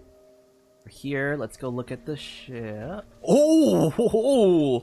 Looky here.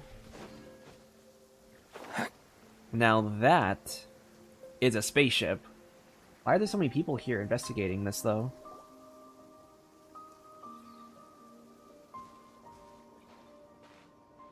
Well, what do you know? Yehoda was right on the money.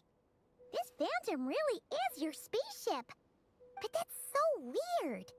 Why would it show up here? Is it some kind of projection? Or a ghost? Like, maybe it no longer exists, but somehow it left an afterimage? You know what's interesting, though? Apparently the phantoms can, like... They can't, like, physically interact with you, right? But they still react as if you are in the same plane of existence. So I'm wondering, like, I wonder if there's, like, a possibility that even though Ether can't physically touch the spaceship, what if it's possible that he could, like, still interact with it in some way? Like, if they have, like, maybe, like, I don't know. Could you imagine if there's, like, an eye, like, a voice activation thing, or an eye scanner, or some kind of, like a scanner that still works the exact same way? And it can still, like, use Ether's, like, it can still work in that plane of existence instead of it being like a button. Ah, you're already here. Oh, Llama's here too. Miss Lauma, what a surprise. I thought you were busy with festival preparations. I was, until one of our people informed me that a strange sight had appeared at Star Sand Shoal. No one's ever seen something quite like this before. I thought I should see it for myself. Same here. Oh, so we heard that these things appear around the festival period. Any idea why that is? Unfortunately not. We have very limited information about them, since they can't be interacted with. And no human phantoms have ever made an appearance before now. The most we've been able to deduce is that these sightings appear to be connected to the increase in Kuvaki energy around this time. Let's look around and see what we can find out. So, based on the clothing, they still look like Nod Krai characters, like that's all we can modern. do. This is all so confusing. Allow me to lend you a hand.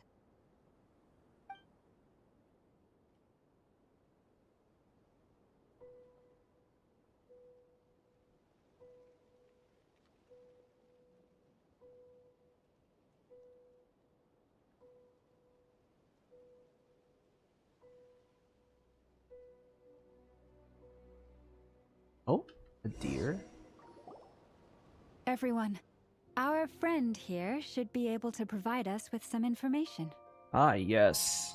Is that a phantom Rhymehorn deer?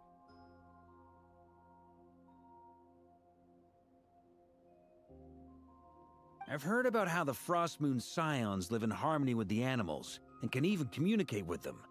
That's coming in handy now, for sure. Okay. Yes, I understand. Then how about this?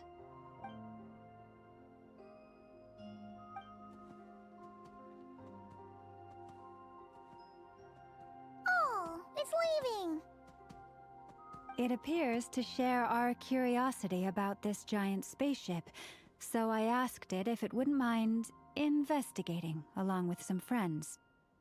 Smart. In return, I told it about some nearby spots where the wild fruit grows abundantly. We may live in a different era from these phantoms, but I trust that the terrain, climate, and ecology here are more resistant to the effects of time than some things are. Let's give them a moment and hope for the best.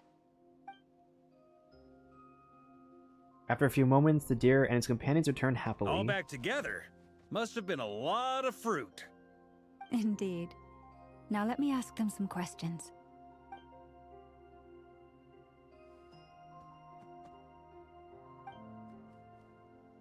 It did find a lot of wild fruit, enough for them to feast for a long while. This puffin circled in the air several times, but didn't spot anything out of the ordinary. Certainly nothing to do with the spaceship. Huh. Well, it definitely makes sense to get a bird's eye view. Indeed. Other than that, I was also thinking that the world these phantoms see is also different from ours. Oh, I get what you mean. The wild fruit exist in both times and spaces, but there might also be things that only exist in that space-time, which we can't see. Because we don't see their whole world. We only see small fragments. Good point. Great thinking, Llama. Blunthorn rhinos can use kuvaki to shift great rocks, but this one says it couldn't get that ship to budge by even an inch. The sniffer mole tried too, but despite being a skilled digger, it could not get through. They say that the spaceship looks robust and undamaged. It seems completely impervious to any and all attacks. Whatever lies within is well defended from harm. So, just like us humans, there was nothing they could do about this spaceship either. Yes. Still, they deserve our thanks. We are grateful for all your efforts, dear friends. Now go, and enjoy your feast. I've noticed some other human phantoms gathered nearby. Come on, let's go talk to them. I want to see if maybe we can talk to the other NPCs in the area. Like, do these guys have any lines? Those illusions and those people. It's all a little creepy, don't you think? Nah, all part of the festive atmosphere. What about you guys? What do you have to say? Have you ever seen anything like this? Nope. Never seen or heard anything this weird.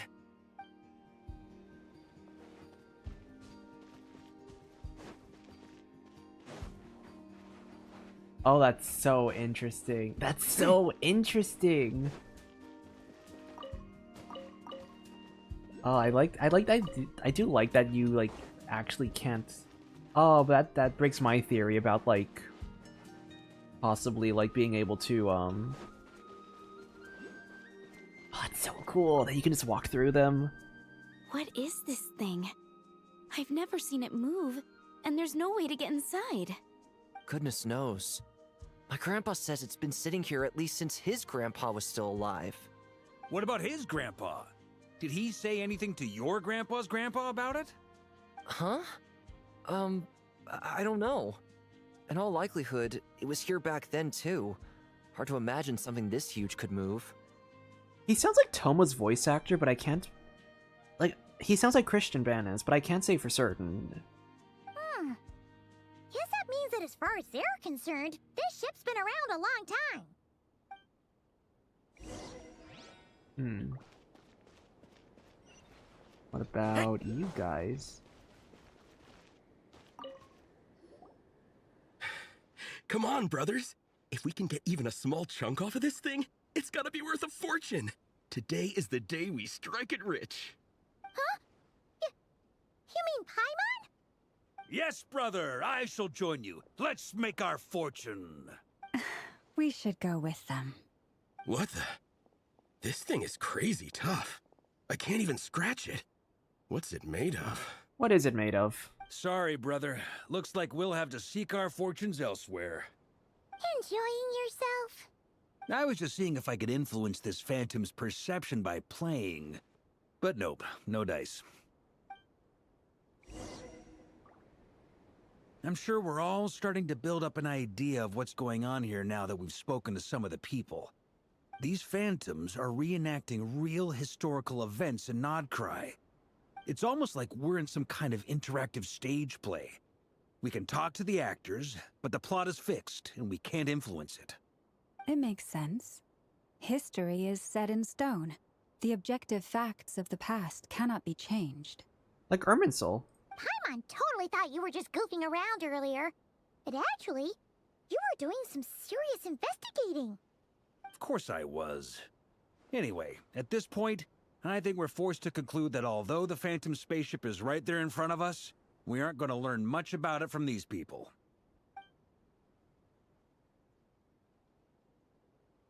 If only this showed the moment when my sister was searching for me. Maybe then I could have discovered why she wasn't in the spaceship. Or if it showed the moment when it disappeared, I might have found who was piloting it and where they were headed. But no such luck. All we've seen is an arbitrary moment in time during its long stay here. Don't be discouraged. If nothing else, this is proof of the ship's existence. And think about it. So many people tried to hack their way inside, but no one could get the door open. It's made of very tough material. Okay, once again. What if the ship is like voice activated? Or like what if it's activated through a non-physical touch means? To me, that says that we'll either find the ship itself or the story behind it. It's just a matter of time. Thanks, Varka. Huh. Every now and then, when Varka gets serious, he actually does seem like Grandmaster material for once. Like, what if the key, for example, what if the key is like an energy thing? Like, what if you activate the ship with the key, and it's like, even though it's like I don't know how, I don't know, maybe it's like, maybe energy's different from physical touch, I don't know. I wonder how the others are doing. Let's head back for now. Sounds good.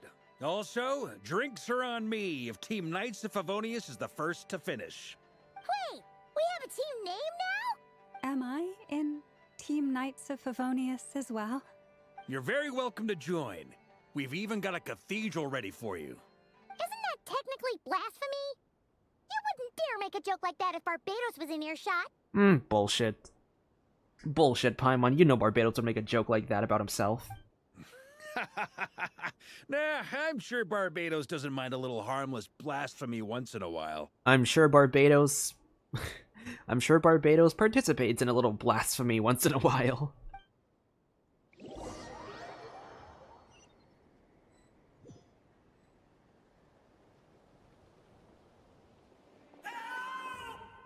Oh, is that a Conrian? Oh, no! Get away! Oh.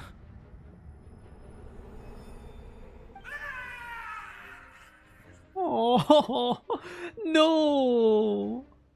I don't want to see that sad face on Durin. I know it's hard to stomach, Mr. Durin.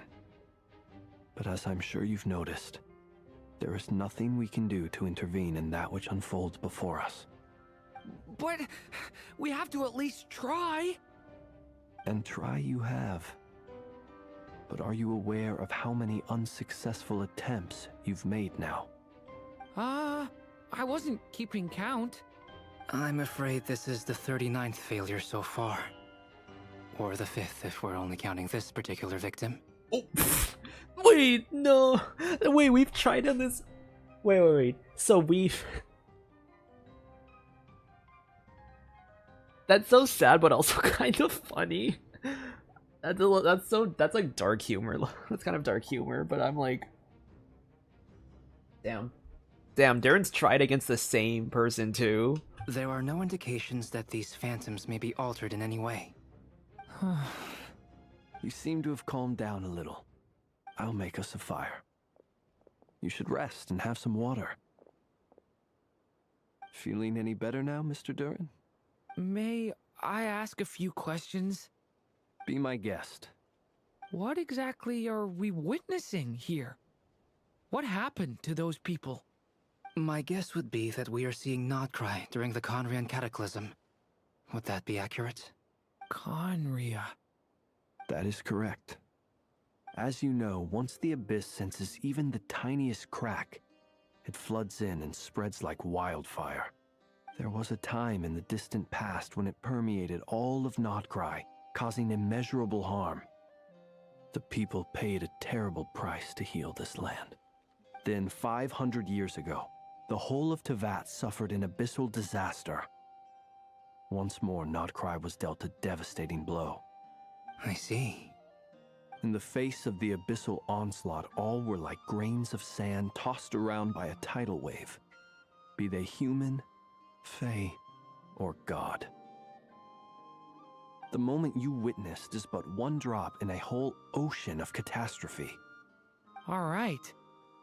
I guess that answers my second question, too.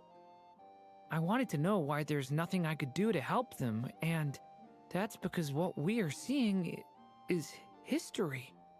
That would be my guess as well. As I understand it, history and fate are not all that dissimilar. The latter may be unseen to us, but both are immutable. Yes. Fate was determined long, long ago. I still have a couple of other questions for you, Mr. Flintz. You mentioned more than one abyssal disaster that has struck this land in the past. How can you be sure that what we're seeing is from the Conrian incident? And also, how are you able to stay so calm when you're talking about these events? From everything I know about you, you're not cold or ruthless, and you're not indifferent to the suffering of others. Just cares, guys. He just cares. Durin just cares. Alas, I am forced to show my age. I must be 600 or 700 years old by human measure. Wait, so you... One is not easily moved by history when one has witnessed the truth firsthand. I'm sorry. Oh. You needn't apologize. Your passion is a good thing to have. Treasure it, because someday you may find it in terribly short supply. Now, at the risk of offending you, I have a question in return. Your curiosity toward the Abyss, is it born from hatred or because you sense its call? I only ask because I kept a fragment of Rerir's body in my lantern for a short time. Specifically, his heart. So I know what a burden it can be to carry the Abyss with you. And I hear its power growling from somewhere within you. In my eyes, your mere existence is a miracle. My honest answer is...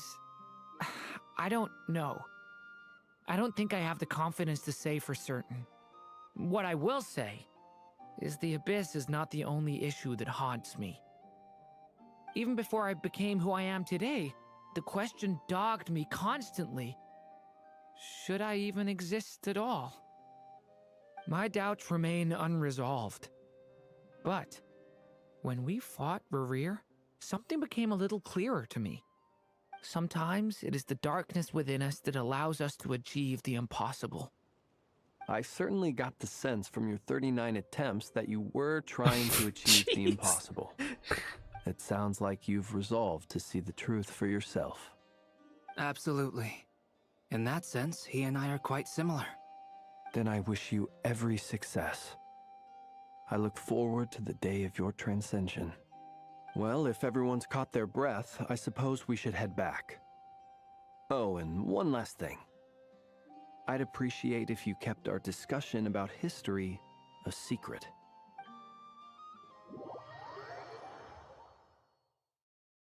I didn't know how much I needed a Flynn's, Durin, Albedo. Incredibly, our separate investigations led us all to the same conclusion. Hooray for consensus! I didn't think I needed an interaction until I got one. I love their dynamic. It's very like mentor student coded. Very wise. You have like the person who's still learning about life and about the world, and you have the person who's like lived through history multiple times over. Yeah, but we barely learned anything though. I totally thought this would be the mother lode. Talking with the ancients? I mean, come on! But nope.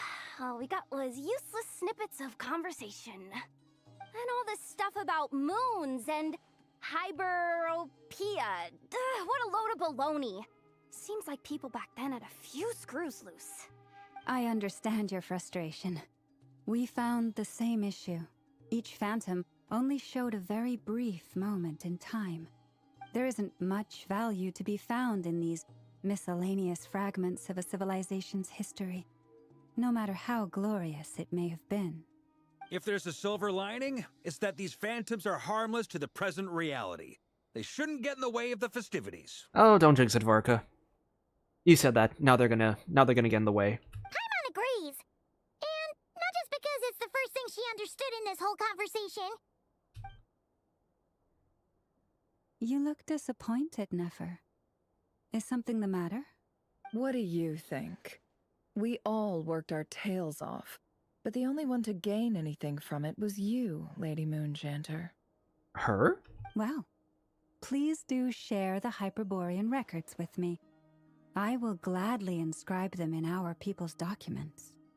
Oh, duh! Yeah! That was it! Hyperborea! Hyperborea. I'm serious. Only an expert in the Frostmoon Scions and their history can turn these records into valuable research material. The alternative is to let them gather dust on the Curatorium's storage shelves until the pages turn yellow. Nefer, you're wise enough to know that cooperating and sharing the profits is the best course of action here. Well, that goes without saying. Sure, let's do that. Huh? But didn't you say we aren't supposed to give out intel for free? Sorry. Shutting up. Technically, Yehoda, technically, we're not getting it for free because they're gonna get the information back in return. Right? Now is not a good time to push Nefer's buttons. Anyway, back to Moon Prayer Night. I'm thinking that we should prepare something a little special, aside from the usual decorations and so on. You mean a parting gift? Can't go wrong with food. Although, does food go bad on the moon? Perhaps a lantern would be a better choice. It might be dark up there. It could prove difficult to light a lantern on the moon. Magical stones might serve that purpose better. Wait, what? What about a clockwork mecha model from Fontaine? I've got a whole bunch at home. I use them for fighting practice in my free time. None of these sound like things she would be even remotely interested in. But we don't interact with her enough to know what she likes. Yeah. It would really save us the guesswork if someone could find out what she's into. And everyone looks at the Traveler. Wait, what the? Traveler? They're all looking at you. Okay, I got it. I'll find a chance to ask her. Great! Haha, problem solved. Now, I need to stop by Dory's. Gonna need her help sourcing a bunch of stuff for the festival. Then let's leave it there for now. We all have our own business to attend to. Traveler, if you find out what Kutar likes, let us know right away. Gotcha.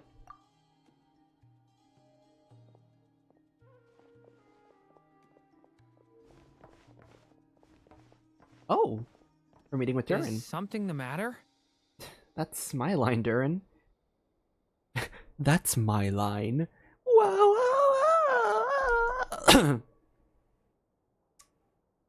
We're gonna pretend that didn't happen. You seem a little down. I'm fine. It's just... I'm still feeling a little rattled after witnessing the horrors of the Abyss. But it's okay. This is something I have to work through. I'll be alright. Thanks for your concern. Well, don't put too much pressure on yourself. If you ever feel like something's wrong, physically or mentally, we're here to talk. Don't forget, I'm a member of the Knights of Favonius. You can always rely on me. Come on. Stop treating me like a kid.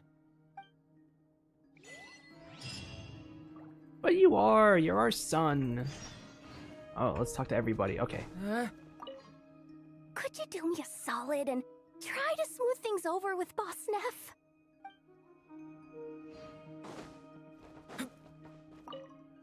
You should get going. It's important that we ascertain what Kutar likes. Alright, to you. Which is why we need a lantern guaranteed to work on the moon. Yes, I have a few ideas, but the lantern itself is the easy part. The real issue is how little we know about the lunar environment. Wait, you two are serious about this? I'm surprised too, Durin. Let's just say I'm intrigued by these shining magical stones that Mr. Albedo has mentioned.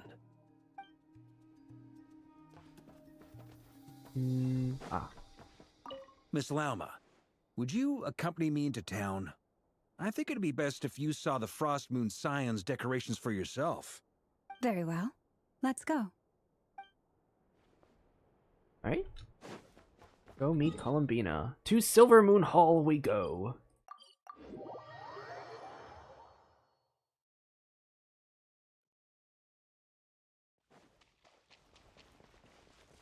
La la la la la la la la la la la la. I don't know how the song goes. Huh? She's not here. I can't sense her presence at all. Weren't there a few Kuhenki here last time too? Where did they all go? Maybe she took them out for walkies. Walkies? For Kuhenki? You're not pets, you know. Oh, well. Looks like we just came at a bad time. Let's try again tomorrow. There's still a few days until Moon Prayer Night, so we're in no rush. Besides, she needs time to rest anyway. Oh, is she hiding? Fair point.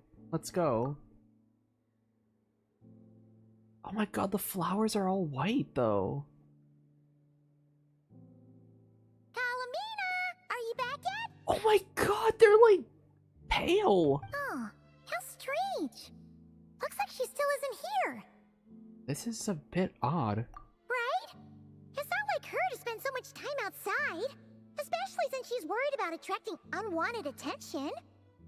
By the looks of it, she hasn't been back at all day. What about Luanatar? Luanatar, you there? Oh, there you are. Hey! Do you know where Columbina went? Sorry, didn't understand. But if you know where she is, could you take us to her? Sounds like an I don't know either to me.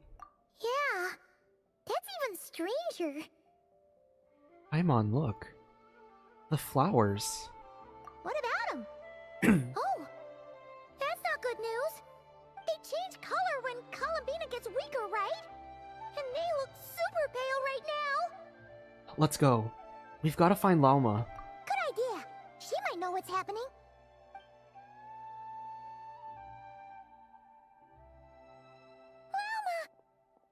Ah, it's you. How is Kutar? Is she okay? She's missing. Has she visited the Frostmoon Scions? No, she hasn't. I came here to check on her after I noticed the flowers had changed color. Based on past precedent, she must be very weak right now. Even getting up to walk would be a struggle. It seems unlikely that she wandered off outside. Not to mention that she doesn't do that at the best of times either. So yeah, this is super weird. Has anyone approached Silvermoon Hall lately? No. Very few people are in the know about Kutar's whereabouts. And if anyone suspicious had visited, they'd have left some sort of evidence. Come on, let's go to Nasha Town. If anyone has seen her, someone there will know about it. It's not Krai's information hub after all. Makes sense. Let's go!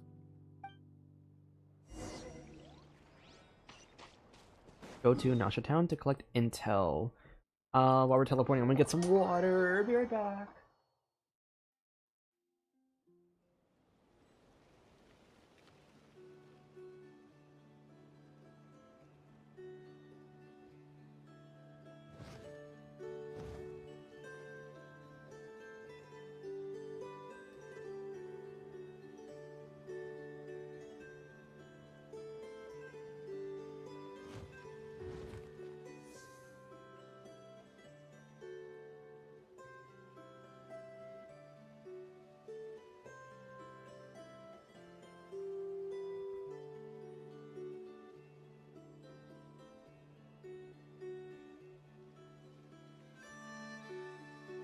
Each day is a new page in my story.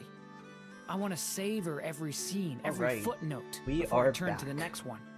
Let's try to figure out what the heck is going on. Huh. Squall and Fury. We're kind of in the...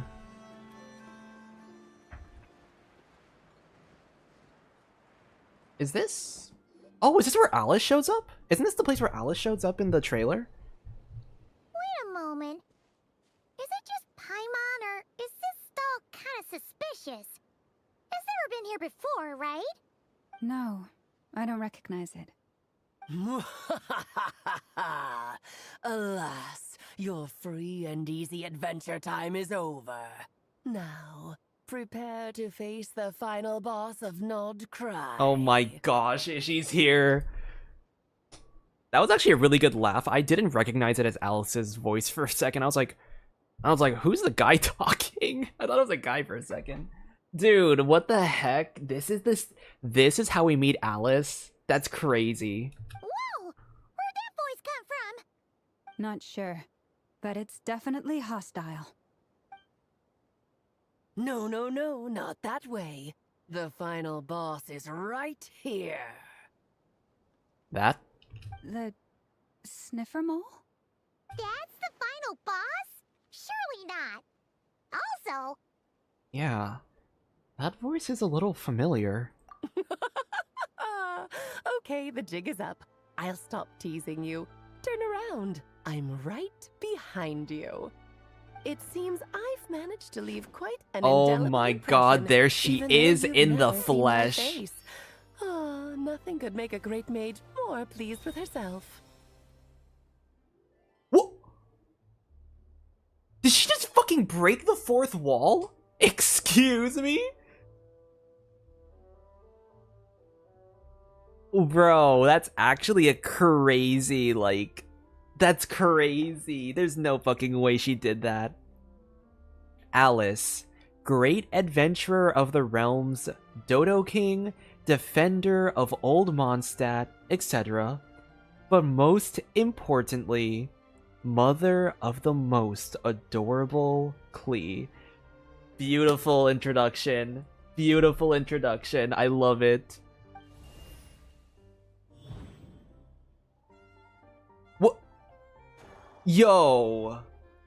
Wait, that's so awesome that they just did that. What is going on? Oh my gosh. Once I get that VOD up, I've got to rewatch this clip. That's such a that's so crazy how she just straight up just broke the fourth wall like that. Dude, that's awesome. I've heard that all the big shots in Teyvat have long, wordy titles that stun people speechless when they make their entrance.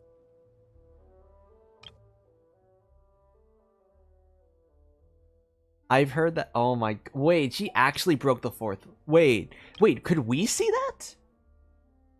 Were we able to see that just now? Unfortunately, none of them are affiliated with the Hexenzirkel, and we ourselves keep a very low profile. The notorious name-dropping doesn't quite work for us. Still, I, for one, think I'm really quite amazing. So that didn't stop me from coming up with a title anyway. Alice? It's really you this time? Not a lantern or a Dodoco, but Alice in the flesh? Oh, that's right. So, what do you think? How does it feel to finally meet me? I still can't get over the fucking hat. Why the fuck does she? I love how everyone. I love how like her old like the trailer art showed her with like an actual hat. And then why? I love the Twitter post. Someone said like, "Why the fuck does Alice have the concept of a hat?" That's like the best. That was the best post I've ever seen about that hat of hers. You look like... You look just like Klee. Oh, that's the first thing you thought. A little surprising, but that actually makes me very happy. Because that means that when Klee grows up, she'll be just as stunningly beautiful as her mother.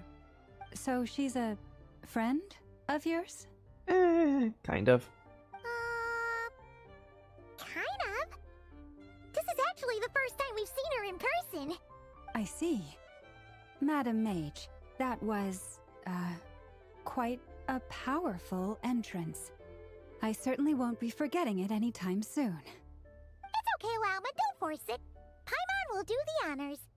This is Alice from the Hexen Circle. She's a friend of ours. And of Varka's, too. She's helped us a lot in the past. That's right. She's a good person, just kinda... unpredictable. Well, what is the human heart if not unpredictable? Hmm? If we could not do as we please, how would we differ from machines? I am Lauma, Moon Chanter of the Frost Moon Scions. It is a pleasure to meet you. Oh, I know. Before you got here, I spent a good, 15 minutes getting up to speed on Krai's present situation. Bro, she's speedrunning the she's fucking speedrunning the lore. I love Alice's entrance. I love her breaking the fourth wall. I'm trying to look for every indicator of her breaking the fourth wall now. It's amazing how she did that with her fucking, like, the camera movement and, like, changing her name from question mark to Alice. Dude, I love her so much. She's an amazing character. In other words, I've read the whole in the last episode part, so we can skip the pleasantries. Fair enough. Well, Miss Alice, I can already tell that you have quite a unique personality. He'll get used to it. Paimon sure is. So anyway, what are you doing in Krai, Alice? Oh, I thought I told you already. This time, I'm the final boss. And what a formidable foe I shall be. Powerful, confident, decisive, and good luck finding my weak spot. You will never succeed. I'm gonna send a formal request to Jean to put you in solitary. Oh, drat. My one weakness, and you found it in an instant. Fate has been dealt a devastating blow. Thus falls the great Dodo King. Why are you playing along with this nonsense? Because it's Alice, Klee. Why aren't we playing along with this nonsense? For funsies, of course. What's wrong, Paimon? Are you disappointed in me? Am I a gigantic letdown? No, it's just... you seem like a busy lady. And this is the one time you've shown up in person. Paimon figured it would be for something more high stakes than just goofing around. You're quite right. I'm here in Krai because something big happened. Something big enough it caught the attention of the Hexen Circle. It concerns the 3 moons, Tevat's borders, and of course, the moon goddess you are currently searching for. You know where Columbina is?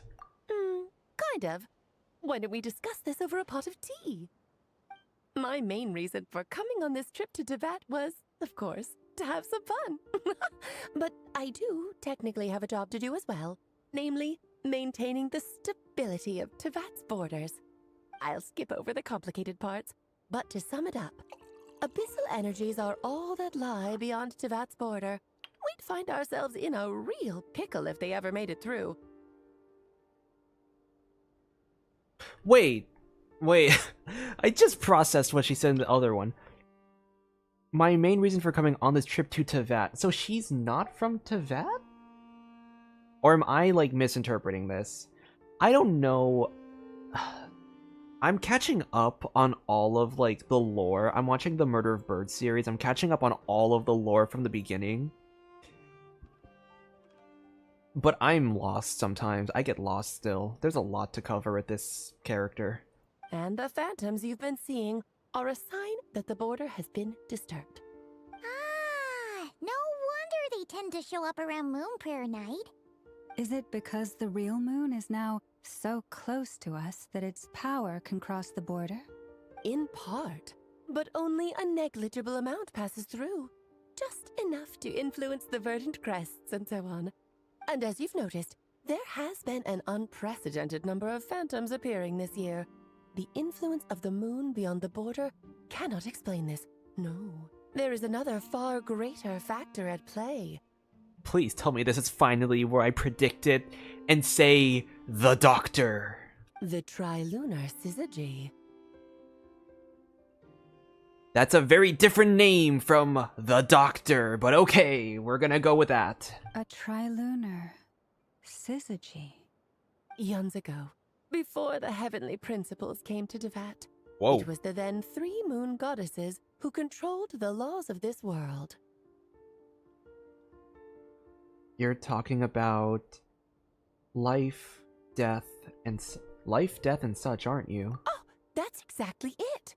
The 3 goddesses split these powers amongst themselves, promising never to consolidate them into one singular body.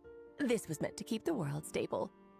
But, fast-forwarding to the present, the eternal moon's marrow is with you, while the iridescent moon's marrow, which should never have appeared in this world, has been retrieved.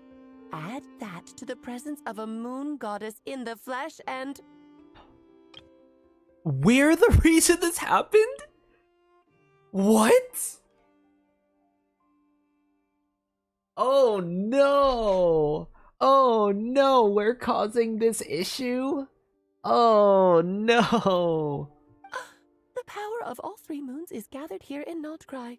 There hasn't been an event like this since the War of Funerary Flame. And it's having a noticeable effect on Tevat's borders. Why are you so concerned about said borders, if I might ask? Because I wish to give my darling daughter a peaceful, sunny environment to grow up in. Is that a good enough reason? I fuck with that reason. By all means. Be a mother. Sounds like you're dodging the question, but it does make sense. Well, that's one reason anyway, and the most important one. The others are a little complicated to explain. For instance, cleaning up after dearest Miss R. Ah, yes. Rhine daughter. Albedo could tell you more about that if you're curious. But right now, I have a more important question to ask you.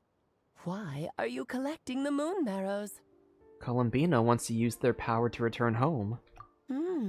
I see. Nicole told me about that legend once. Nicole?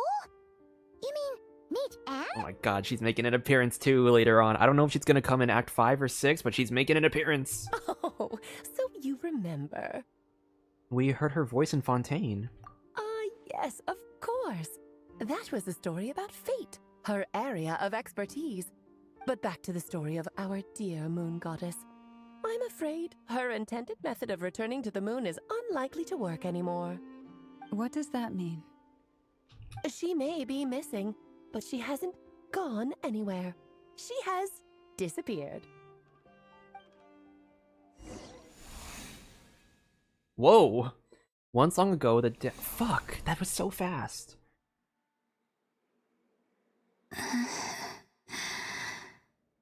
My body is so heavy. Wait, no. It's my mind that's heavy.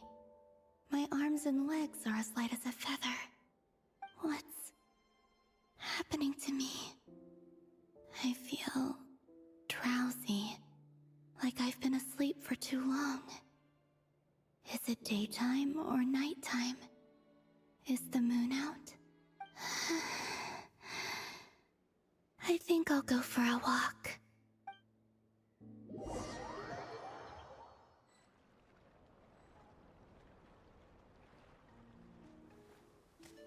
Oh, a cutscene. Are you out for a walk too? Huh? Oh. She's turning into a phantom?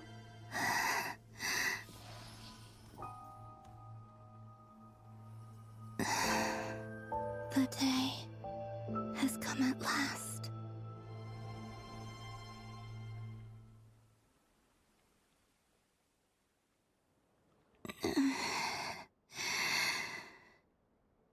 Have I grown so weak that I can't even sustain my physical form? But Moon Prayer Night is nearly here.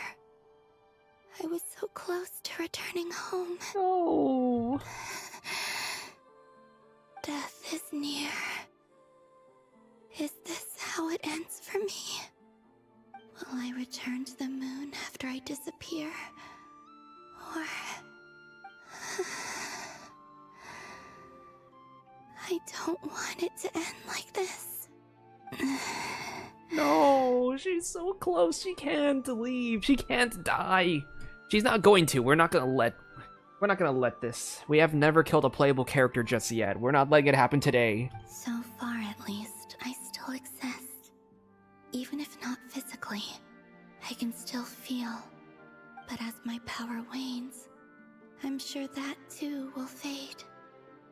I suppose I might take one final look at this world.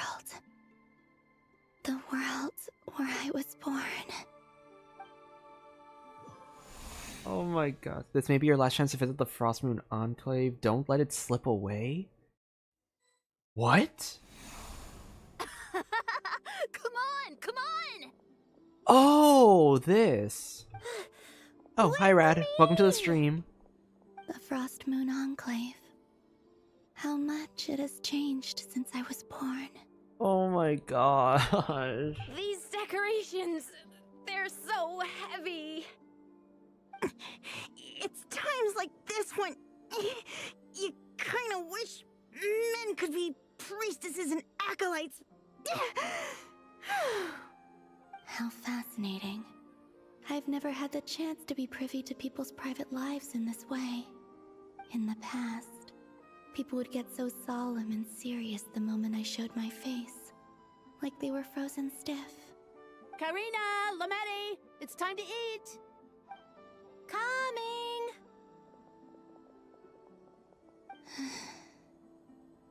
I want to watch them a little longer.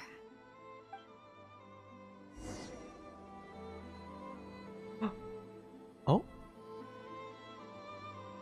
Oh my gosh, wait, is this how— I wonder if this is how Columbine is gonna be played, like if you do like, Oh my gosh, wait, she has like she has a sprint. Wait, do you think this is how she's gonna be played when like, when she becomes playable? Do you think she'll actually like have this as like her walking and running animations? Wait. Oh my god, that'd be so cool if she had like a unique walking and running animation.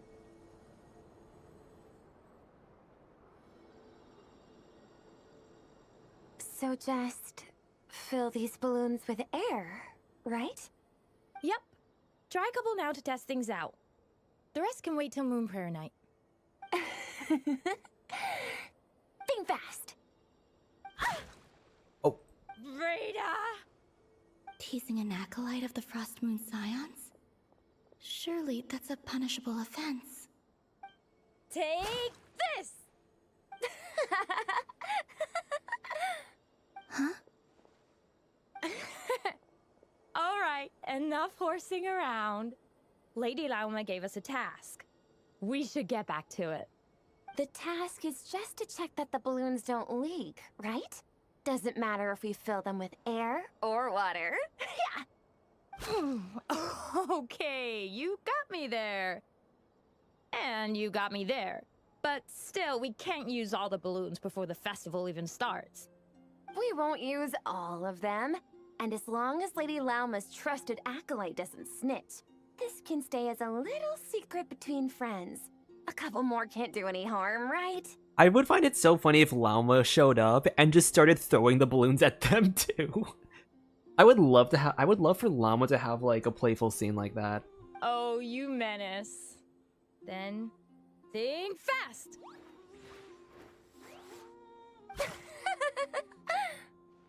Is pumping a balloon full of water really so much fun?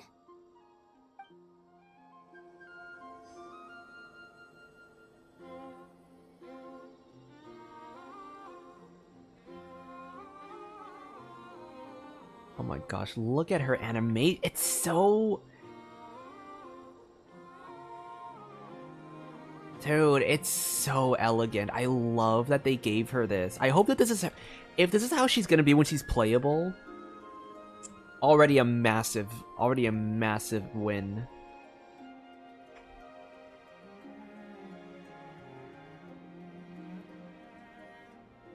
I'm sure you're both tired from playing all day. Come on, eat up. And the best part is, we didn't get leaks of the animations yet. So anyone who's playing this quest right now before the leaks come out, genuine surprise. I think that's the best part. Like, I didn't see any animation leaks. I only saw gameplay stuff. I didn't see the actual animations. I don't think they're even out. I don't know if anyone leaked those yet. But the fact that that's like not the fact that that's not leaked yet means that this is like genuine surprise, and I love that. A plain, humble meal. That has always been the way of the Frost Moon Scions. Maybe it already got leaked, to be honest, though. Maybe it's like leaked from like, I don't know. I do avoid story spoilers, so maybe that's why, like, maybe that's why I haven't seen any leaks of this animation, but yeah, that could be a thing too. Huh? How come Lamatti got a midsummer berry dessert? Oh, I always get Lockaberry. I don't mind sharing. You can have a bite of mine if I get to have a bite of yours. Aww. They're sharing food? I've never shared food with anyone before. Even at the Harbinger tea parties, everyone just ate off their own plate. And when I couldn't finish my food offerings from the Frost Moon Scions, they'd leave the leftovers out under the moonlight for the animals to claim. Hey! That was 2 bites! Oh, then you can have another bite of mine. Oh, you too. Oh, don't fret now. Here, have some of Granny's too. So this is what it means to be family. Oh, I'm gonna cry. That's no, you can't do that to me. You can't fucking do that to me.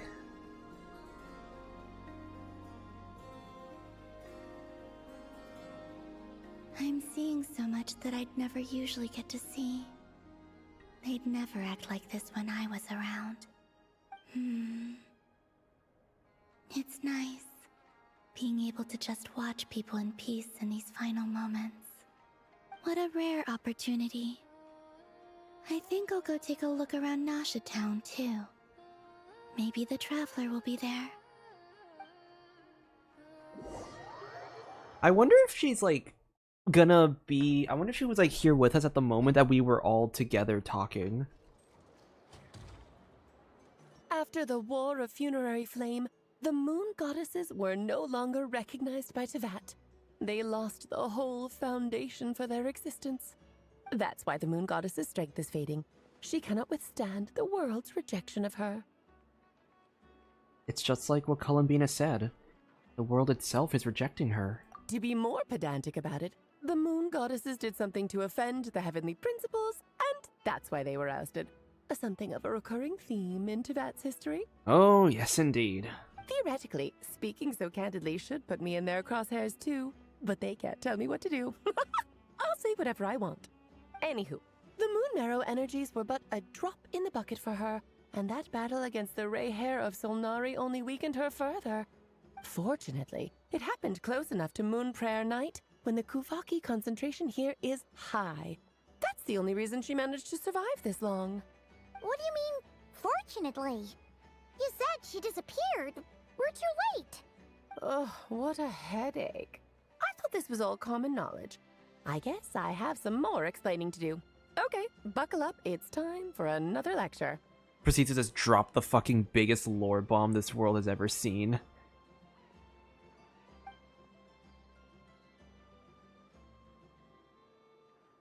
Now, I said earlier that the Moon Goddesses lost the foundation for their existence.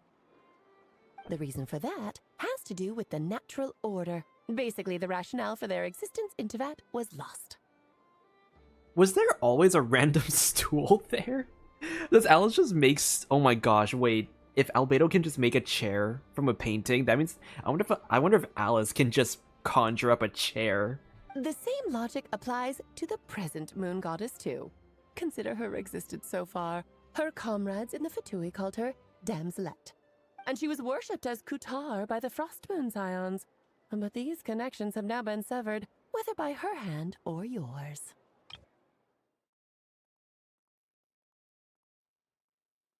Whoa. Wait. Huh? So the rationale that once sustained her existence is now gone.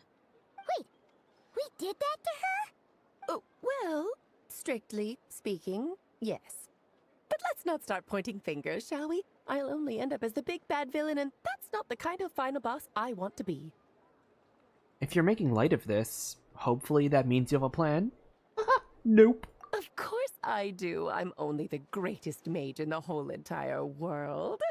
Now, if you wish to find your moon goddess, there are 2 problems we need to solve. I love that. Dude, her animations are so fluid. Like, this is the kind of animation I thought I would see more in, like cutscenes, for example. She moves so elegant and fluid in, like regular cutscenes like this. It's so amazing that she's very, like, mobile, I guess is the word I would use. Firstly, we'll need to strengthen the connection between her and Tevat, at least enough to sustain her until Moon Prayer Night. Strengthen her connection. But does that mean I'll have to rally all the Frost Moon faithful behind this? I'm afraid a bygone faith and a former home won't be of any help to her now. Do you know her name? Her name? Oh, yes. Names are very important things. A name is a fundamental concept that anchors one's entire existence. I asked her once, but she said she didn't know. Then your first job is to find it. As a moon goddess, I'm sure she must have a name she identifies with.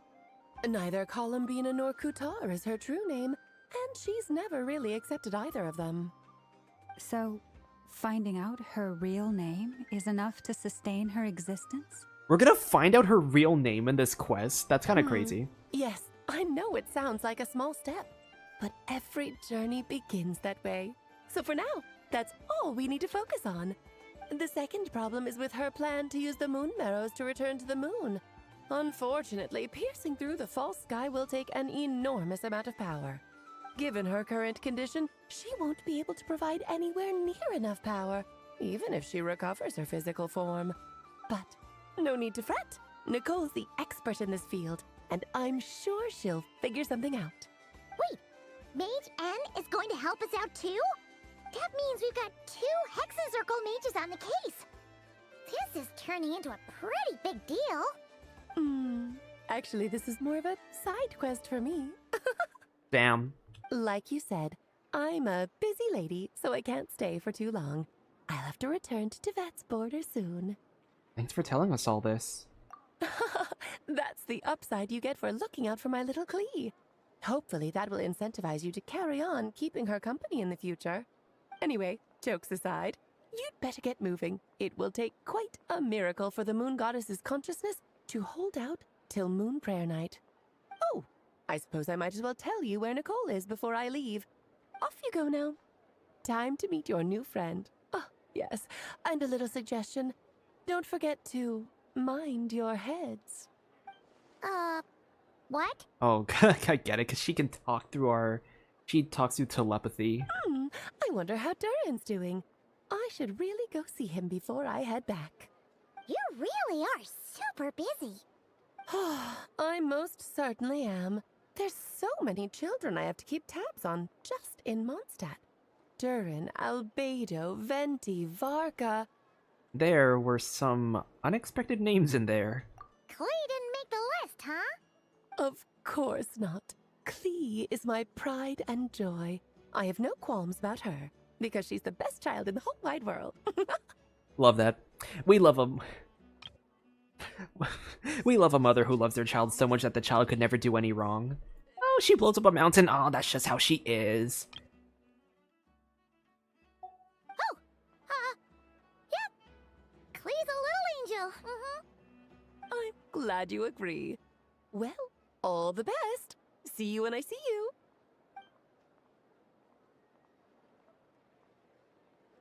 She left in a hurry. Yeah, she didn't pack up her stall. Should we handle it for her? I doubt that's necessary. Mage of her abilities doesn't need our help. I must say, I'm now very curious about her daughter. Klee, wasn't it?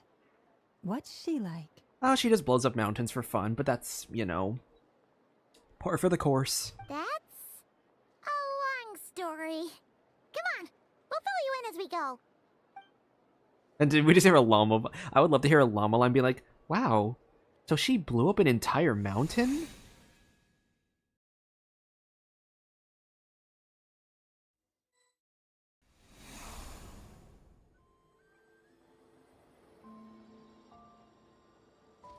What a lively place. I've never experienced Nasha Town like this before. Hey, you old geezer! Your hammer's rusted through! Who are you calling old geezer? Are they quarreling? Oh, they're gonna make out now. This is the start of a BL. I'm looking right at him! You've really gone downhill since giving your daughter free reign in the workshop. Can you even swing a hammer anymore? It shouldn't take you days just to fix a single chair. You might as well use that hammer to massage my back for all the good it's doing. Don't run your mouth, or you'll get a back massage that'll put you in bed for the rest of your life. Look, the materials haven't arrived yet, all right? You know how busy it gets in the days before Moon Prayer Night. I'll bet you send all the materials to your little princess. Blood's always thicker than water, huh? All right, you've made your point, Uncle Koski. As soon as the materials arrive, fixing your chair will be the #1 priority. And Dad, if you've got time to chat, why don't you lend me a hand, See? Lolka knows what the score is. I guess they're friends. But the way they spoke to each other was so ugly. Then again, it wouldn't be the first time I've seen something like this. Memories to Sandrone. Columbina! Sing outside my door in the middle of the night one more time, and I'll unscrew your vocal cords. You hear me? Oh, Sandrone. So that was her way of trying to be friends with me. What a pity. I won't get the chance to say any ugly things in reply.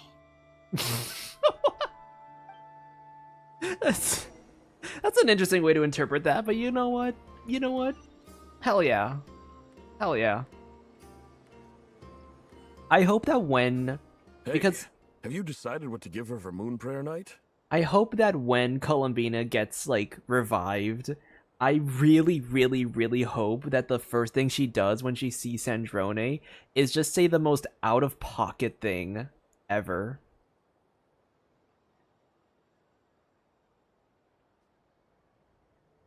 I sure have. She's gonna get the surprise of her life when she's least expecting it. Then I'll whip out the ring and pop the question. The surprise of her life. What a fun turn of phrase. Cool, I get the picture. You can spare me the gushy details. Ooh, looks like we have a customer. Hello there, ma'am. Would you like some Moon Prayer Night candy? Oh, it's gonna be someone behind her. Huh? Is he talking to me? Can he see me? Here you go. Oh. Oh. Come back anytime. Right. Now, where were we? Oh. I don't know why, but I still held out hope.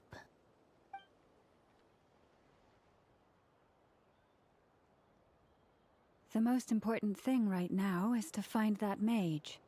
This name thing seems super important too, but where do we even start looking? I'd better go pay the Fatui a visit.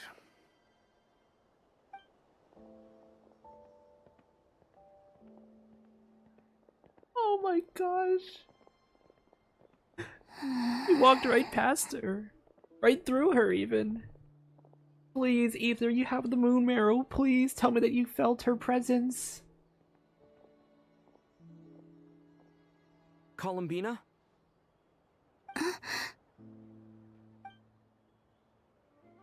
We can see her?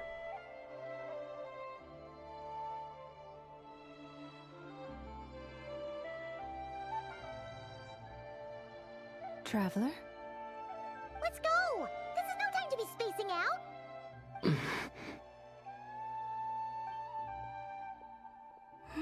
Oh my god, he felt her presence. I was hoping for something like this.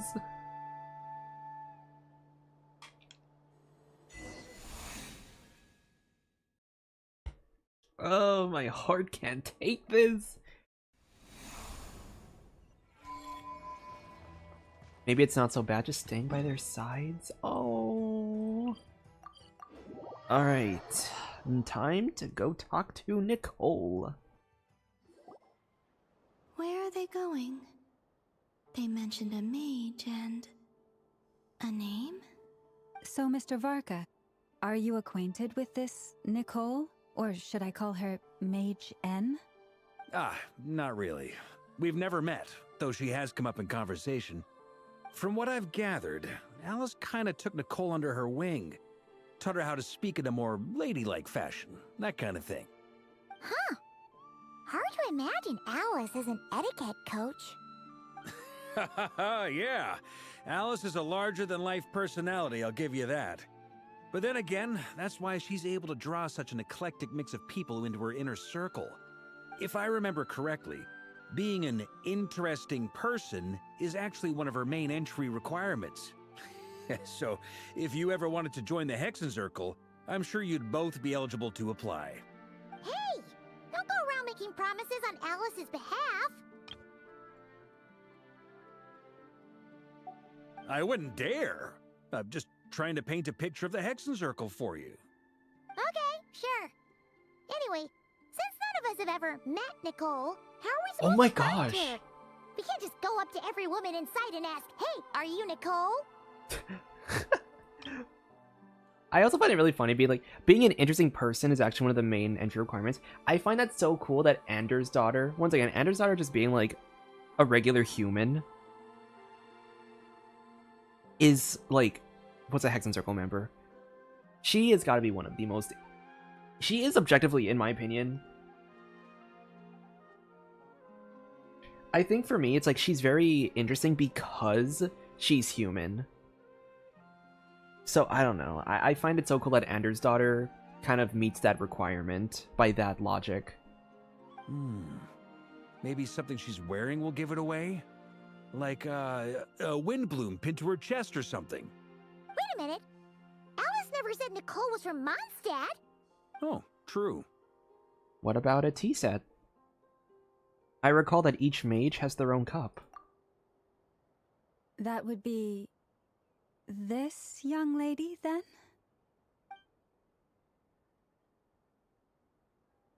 Bro, look at her.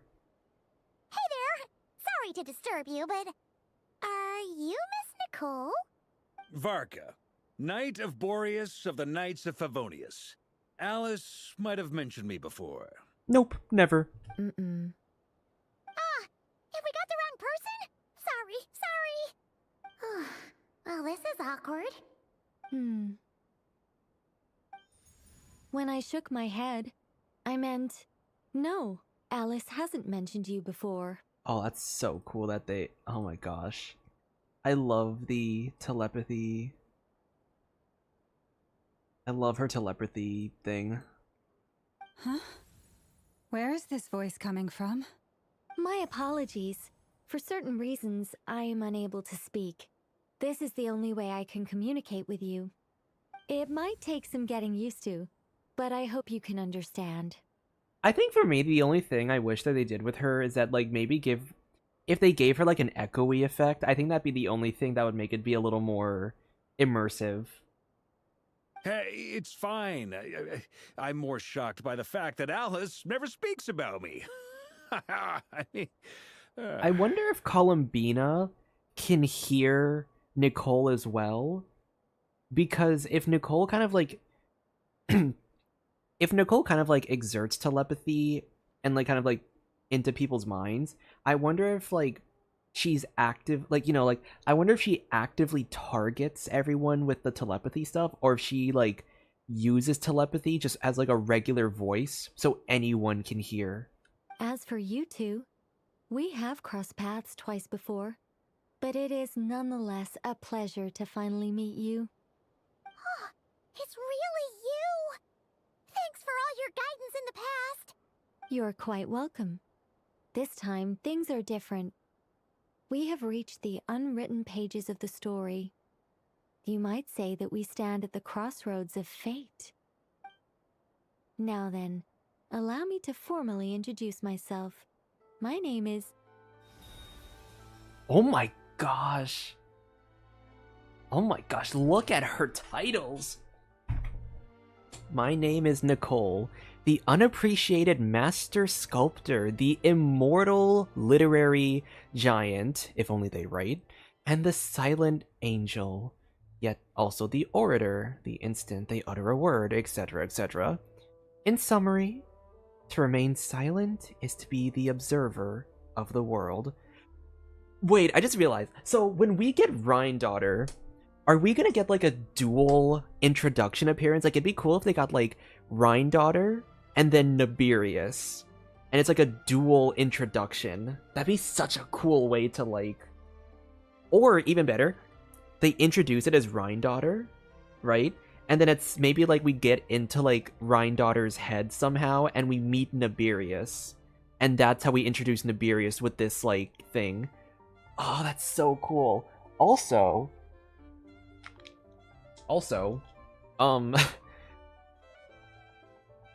how the fuck would they introduce Rhine-Daughter, actually? Would they use the Sinner or the Hexenzirkel, stuff for her? No, stop! Alice! I can't believe it! Oh my, wait, oh my gosh, wait! They did the fourth wall thing with her! I love that. I had a whole speech prepared. I'd agonized over every single word. She always picks the worst moments to ruin other people's plans. I'm so sorry about that. Alice took the liberty of devising some bespoke self-introduction magic for each member of the Hexenzirkel. But I could have sworn I deleted all of the triggering conditions for it. How did it bypass everything? Oh gosh, this is so embarrassing. I love her. I love her when she speaks with more like... I love how she kind of spoke like more monotone and like... and like kind of robotic almost. It's like the second that Alice just like fucks with her, she just immediately loses that like elegance. She's like, oh, fucking bullshit, I can't believe. I guarantee if Genshin could swear, she'd be swearing like a sailor. I guarantee she'd be like, how the fuck did Alice get past all of this? This is a very different side of Nicole than what we're used to. Is she not used to face-to-face interactions? Don't worry about it. We've seen that introduction magic once already, so it wasn't too much of a shock. Please go on, Miss Nicole. We'd love to hear what you have to say, or, well, communicate. I love the little stutter. That was a great take. Huh? Are they talking to this lady? But... So she does target everyone specifically through telepathy. She doesn't use it as a voice. Oh my gosh, I can't believe I actually clocked that. I was like, man, I wonder if Columbina can hear this. Will you all promise to forget that horrendously embarrassing introduction? Sorry? Embarrassing? When? Oh, you're right, she does have a prima gem on her forehead.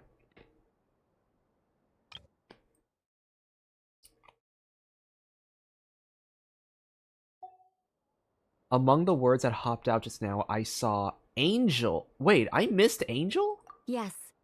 My name is Nicole, and I am one of a very few angels who have retained both their preferred form and their power.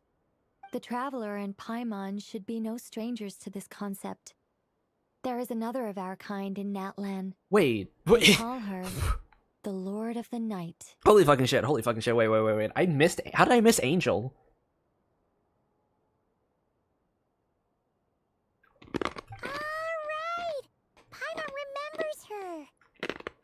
I'm chewing ice, by the way. But we've never seen her in person. Yes. Well, I have retained more of my power than she. It's because I don't have a long-term duty to fulfill. To be more specific... no. We'll be here all day if I get into the specifics. Moving on. If I'm not mistaken, you are here because you wish to learn how one might reach the moon beyond the sky. Hello, welcome to the stream. We are playing the Archon quest, so spoiler warning. That's right. Is that something you can give us any guidance on? Yes, I do know a way.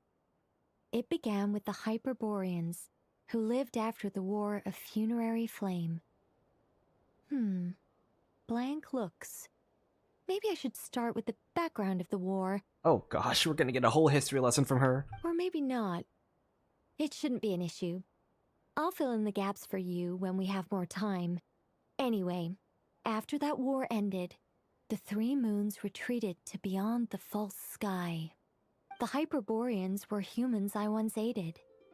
They accepted the civilization and creations bestowed upon them by the angels.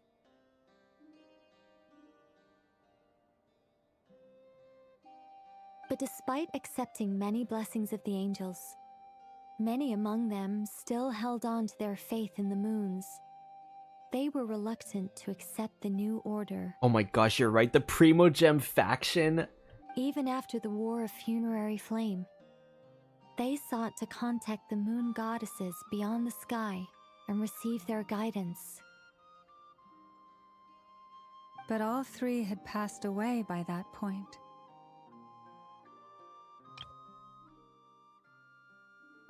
This mage has a unique method of communicating. Is she talking about the moons? Yes, but they did not know. And so, still they prayed for the moon goddess's mercy. After building titanic structures That is a that shot. consumed vast Holy. amounts of Kuvaki, at last they glimpsed the moons and Screenshotting heard their that. voices. But of course, they were gravely disappointed. For it was then that they realized the three moon goddesses were dead.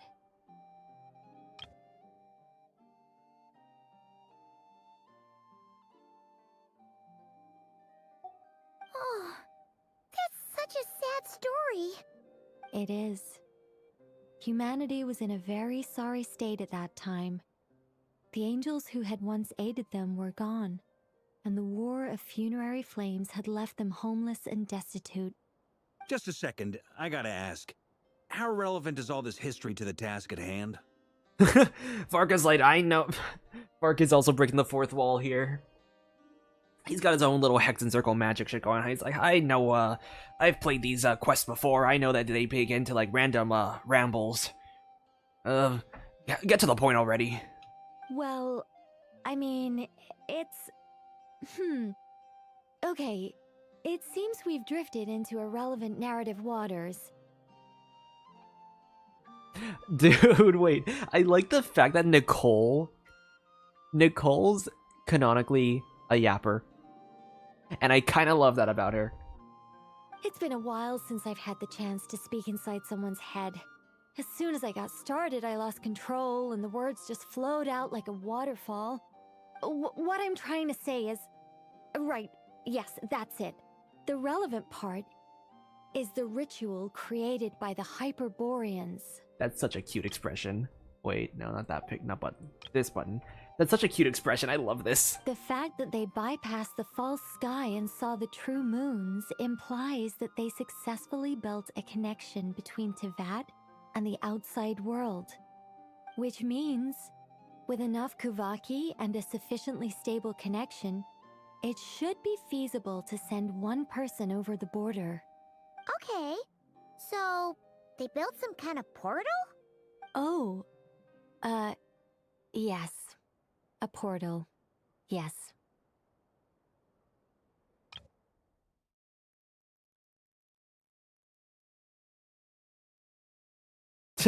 She's canonically a yapper on the very intricate stuff.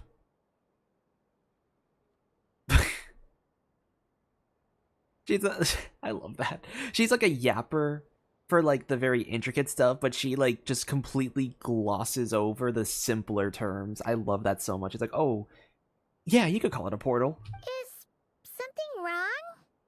You sound disappointed. I just didn't expect you to summarize it so well. It turns out I could have said all that in one word, if only I'd managed to think of it. Oh my god, she's just like, oh my god, she's just like me. Oh no, no wonder I love Nicole so much. I relate to her. I am her. No, please, it's fine. This is invaluable knowledge. I'll be sure to record and preserve everything in writing. Oh, really? Well, in that case, I suppose I could backtrack and add some more detail. I did gloss over a few things so far. I love this. Whoa, whoa, whoa, time out. Let's summarize what we've got first. Varka, you know, good thing we have Varka here. Good thing we have Varka here. This man knows how to stick to the point. The Hyperboreans were the last ones to use this method, right? So we somehow need to find whatever structure they built and make sure there's enough Kuvaki to power it up. Luckily, we have the moon marrow of both the eternal and iridescent moons, so we're all good for Kuvaki. Which means the key issue we need to focus on is finding the place. Am I right so far? Yes. Although I expect the structure is long gone by now. That said, what if we could take advantage of the phantoms to travel back to a time when it still existed? Well, travel back isn't quite accurate. It's more like we'd be creating a handshake between 2 points in space-time. We wouldn't even have to pick a time when it still existed. It could just be a time when it still appeared in phantom form via projection, or we could project our own phantoms, fold them together, and... She's yapping. I love her. You look lost. Was that too hard to follow? Yeah, things got a little, technical there. Paimon's brain is reaching capacity. She's like, oh, you know, we just gotta, you know, fourth dimensional stuff. Easy peasy. All right. Let me think about how to put this more simply. Okay, got it. One word. I guarantee she's gonna give one word. Over the next few days, I'll search for I was hoping she'd give one phantoms that word. we can use. Once I find one that meets the criteria, I'll let you know and we'll regroup. By completing certain rituals, specific individuals will be able to enter the phantom and make it to the Hyperborean structure. If everything checks out, and it looks feasible, we'll just need to wait for Moon Prayer Night, and we can send the Moon Goddess back home. I'm really skimping on the detail here. Is this making any sense at all? I think so. For now, we'll just wait to hear from you. Yes. Basically, yes. Great. Counting on you. In the meantime, we'll focus on finding the Moon Goddess's name. My name? Are they looking for a way to stop me from disappearing? Excuse me, Miss... Go on, Miss Nicole. This conversation was a little all over the place. I didn't catch your name. I am Lauma, of the Frost Moon Scions. Ah, I did wonder. I noticed that you listened very intently when I spoke about Hyperborea and the moon's history. Oh my god, I need them to have a yap sesh. I'm down for a yap session. Give me the lore. Give me Hyperborea lore. I don't know shit about that place. Go through it again in greater detail. Also, if you were serious about making a record, it would be too risky to simply write down the raw details as is. I would suggest some tweaks. Maybe rewrite the stories as fairy tales or fables, perhaps even prayers. That's so cool that they're bringing the fairy tale shit back. Anyway, we can cross that bridge when we come to it. So, see you later then? Oh, and no need to prepare anything. Just a cup of tea will do. See ya! She seems friendly. It's just... It's so nice to find someone who's actually willing to listen. I've been dying for a chance to finally go through all this systematically from start to finish. Any longer and I'd probably start forgetting it. Now Paimon gets why Alice told us to mind our heads. What did I tell you? A lot of quirky people in Alice's orbit. Now then, the next order of business is, where do we start looking for the moon goddess's name? Maybe the rest of what Nicole has to say might give us some clues. Once I've heard her out, I'll summarize the salient points and share them with you all. I'm also inclined to review our other documents. Yes, our faith was first established by our Hyperborean ancestors, but many of the more factually accurate records are from after Kutar's birth. I have a hunch that the Fatui might know something too. Sounds like we're gonna follow Columbina's journey through Devat, huh? In that case, we'll start by heading to the Frostmoon Enclave. Sounds like a plan. Take this with you. I'll see about getting in touch with the Fatui. It'll probably just be Arlecchino and Sandroni again. They're the only ones who would want to help. Thank you, Mr. Varka. Don't mention it. Honestly, I'm more comfortable dealing with the Fatui than prying into the details of a young lady's childhood. Catch you later. I should follow them, just in case there's some way that I can help. Dude. Wait, I just realized. I wonder if Varka is gonna like run into Wanderer. Cause we know that Wanderer like goes to the stuff at some point. A while ago, I took the time to organize all documents in our possession that pertain to Kutar. What you see here is the material I consider reliable. You're saying there's unreliable material too? Yes. Most of the information we have was transmitted through an oral tradition. Inevitably, some of her stories were mythologized and deified over the years through countless retellings. That's why I organized them into reliable and unreliable. There's no sense seeking answers in history unless we can ensure the veracity of the historical record. Makes sense. Alright, let's take a look through. Clear and concise would be one way to describe the writing style of these historical records, but you could just as easily describe them as terse and dry. And since Lauma already knows the material like the back of her hand, the quest to find any new information in these texts is tough going. Almost all these records refer to Kutar instead of Columbina. Although neither of those is her real name. Paimon's not sure what point she's trying to make.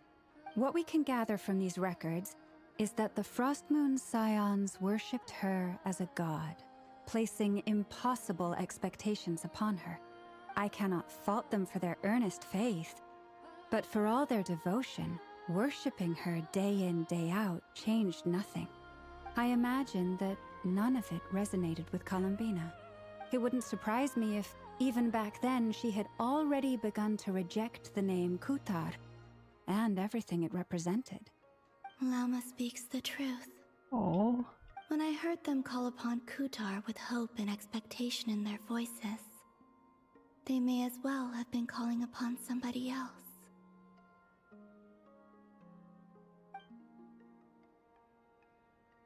When you were organizing these texts, what criteria did you use? Well, that's a bit complicated.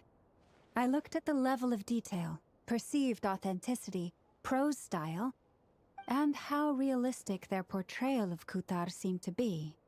Amongst the Frostmoon Scions of today, only I know of her existence, and I alone have spoken to her face to face. As such, I know that there are certain things she simply would never do. That being said, I have sensed some changes in her lately. Changes? Me? Seems like this is getting us nowhere. For what it's worth, why don't we check the unreliable sources too? Sure. Give me a moment.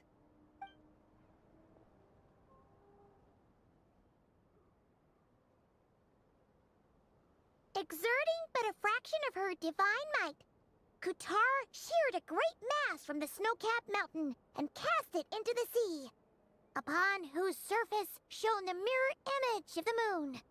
Thus was formed the island of Hisi. That guy looks like Venti with the... Isn't that like kind of like Venti with the golden apple stuff? Yeah, right. That doesn't even begin to pass the sniff test. I imagine Columbina just like, oh, I remember doing that. That was so fun. The 3 moons are not but lies through and through. Only one moon has ever shone for us, and Kutar is her name. The subjectivity is strong in this one. We've heard something like this before in Natlin. The vast majority of ancient texts are filled with fanciful tales like these. I trust you understand my criteria a little better now. Kutar did not speak, merely gazing into the distance in silence. And where her gaze landed, this was her prophecy. Clearly, whoever wrote this text never even met Kutar. Otherwise, they'd know that her eyes are always closed. Bro, if she opens her eyes right now, I'm gonna... What about you, Traveler? What are you reading? Seems like a collection of anecdotes. Come on, let Paimon see. The child wished to build a wooden nest with which to shield a fledgling bird from the cold. But being so young and lacking in strength, the child could not snap the branches from the trees. Kutar was passing by. Upon seeing the child, she summoned forth a Kuhenki, who built a beautiful nest for the child. I remember that. Oh my gosh. Not knowing the meaning of Kutar's divine intervention, the child dared not to respond, and thus ran home to call their parents. But Kutar was gone. The Moon Chanter declared the event a miracle and took the nest as a relic, placing it on high for all to see. The child was named as one favored by the goddess, and was greatly respected amongst the people. Yet, no further miracles were bestowed, and this matter was forgotten in but a few years. Huh. Any thoughts after reading that? If it's true, it gives off a somewhat lonesome feeling. Yeah. Columbina probably just wanted to join the kid in making nests. Ah. I'd originally considered this a fabrication, because Kutar did not perform any similar actions in subsequent records. But now that I think about it, it does seem like something Columbina would do. It's just that... She didn't know how other people would interpret her actions. She was probably worried about making things difficult for people. And so, she gradually stopped joining in. Yes. Oh, that's so sad.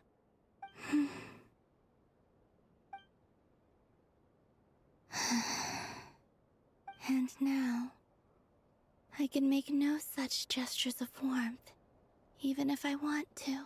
Oh.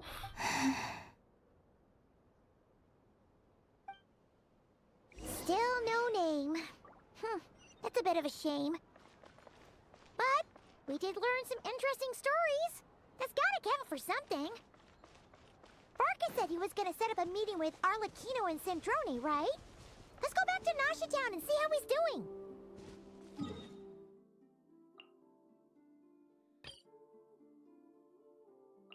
See, where should we go? Maybe here?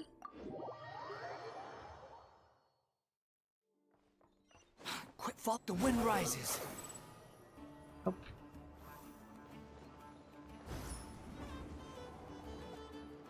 Let's see. There's Varka. Oh, and it's Durin and Albedo too. Ah, talk about coincidences. We meet again. Yeah, this is pretty much the same place we bumped into each other last time. I convinced them to stick around a little longer. We were all waiting on people, so I figured having a little company would help pass the time. Ah, so you've been waiting for us? Does this mean that you've already arranged things with the Fatui? Sure does. Now you're back, we can go meet up with them together. How'd your investigation of the Frost Moon Enclave go? Well, we didn't find out Columbina's true name. But apart from that, it went pretty well. We learned some stories from her early days. Aha, just as well that I didn't tag along then. I'm sure our moon goddess wouldn't want every man and his dog knowing all about her private life. Still, desperate times, desperate measures, I guess. Someone had to do it. So, Varka was waiting on us, but what about you two? Are you waiting for Alice? Oh, no. We already met with her. We discussed that experiment I mentioned to you last time. Oh, and she also handed me this communication device. It's a bomb! A bomb! This looks familiar. I'm sure I saw one of these back on the Golden Apple fucking hell. Golden Apple Archipelago. That's right. I understand she informed you about the relationship between the Phantom phenomena and Tevat's borders, yes? She wants me to help her with some more experiments on that front. She said that she'll contact me through this device with more information. Ah, I see. Following instructions and making observations. Pretty common research method. Takes me right back to Albedo's lab. Wait, then who exactly are you meeting? Someone you know. Albedo's met him too. But I don't think Miss Lauma or the Grand Master have been introduced. Oh my gosh, we're getting the Wanderer. We're getting the... Oh my god, we're getting it. We're finally getting it. Holy shit. Wait. Introductions are overrated. Especially in Yes! like this. It's happening! We're getting the lore! Oh my gosh, it's finally happening! It's you! So, it's not like the academia has prohibitions against going abroad. Also, I applied for leave. I've been writing to Hat Guy since obtaining a human form. I've already brought him up to speed on everything that's been going on in Krai. Oh my gosh, I forgot, he learned how to write. Hat guy. Turns out, I actually have heard that name before. Oh? Then why did you react the same way I did? I only knew the name, not the fella. But since we're all here, let's do some introductions for what it's worth. I'm Varka, Grand Master of the Knights of Favonius. Lauma, Moon Chanter of the Frost Moon Scions. And I'm a Driosh from the Vahumana Darshan of the Sumero Academia. Hat Guy. Good to see you again, Mr. Guy. Mr. Guy? I believe we last saw each other on the boat ride here. So, they came to Krai together? Mind you, the only reason I came here is because there's someone I want to look into. Who's that? The doc. Finally! Dude, the entire fucking stream I've been saying the doctor for every possible thing. Like, oh, the phantoms are because of the doctor. Oh, like, the borders have shifted because of the doctor's experiments. It's always been some other shit, you know? I'm like, finally, surely he's gonna say the doctor, right? Surely he's not gonna say any other fucking name. The Doctor. Finally! Also known as Dottore. Second of the Fatui Harbingers. Yes, boy, get your fucking revenge. Beat him up. Just as I thought. From the tone of your voice, it sounds like there's bad blood between you. Oh yeah, but he doesn't know it. Okay, honestly though, I think that Dottore, if the segments are kind of like broken up across time, I think Dottore's segment will know Scaramouche. And I think that's really interesting to think about. Like, imagine erasing yourself from history, and someone from your past knows exactly who you are. I was reviewing our archives and noticed that a lot of information about him was missing. Left a bad taste in my mouth. That's all there is to it. Dottore, or Zondique, as he was then known, once studied at the Academia, but he got kicked out before he could graduate. Zandique? Oh shit, wait, so what happens if you haven't played this quest? What would happen if you didn't do the event quest? Zandique? I've heard that name before. Back in the ruins when the Ibis King mentioned that student. That was the doctor? So the Harbinger's #2 man is a college dropout? How embarrassing for them. Yeah, he destroyed his fragments. I wouldn't be surprised if he either somehow kept one, or yeah, if he made a new one that retained the history knowledge. Last we heard, he was planning something. We actually heard that a few times before, even coming to Krai. But we haven't seen a trace of him since we got here. He only appears when something interests him. For all we know, he might have left already. But the fact he did something here at all is worth noting. It'll fill a couple extra lines in his file. Why does it sound less like a file you're writing and more like a criminal record? Anyway, we were just about to meet two of the other Harbingers. Want to come along? You might learn a thing or two about him there. Sure. Even though they're Harbingers, well, they're old acquaintances of ours, so, you know, when you talk to them, try to be... We're gonna forget that he's also technically their old acquaintance too. I got it. The Frost Moon Scion's relations with the Fatui remain tense. Forgive me if I do not attend. In that case, we'll continue assisting Miss Alice with her experiments. Good stuff. Everyone's having a fruitful time. All right, we better get going. I'll lead the way.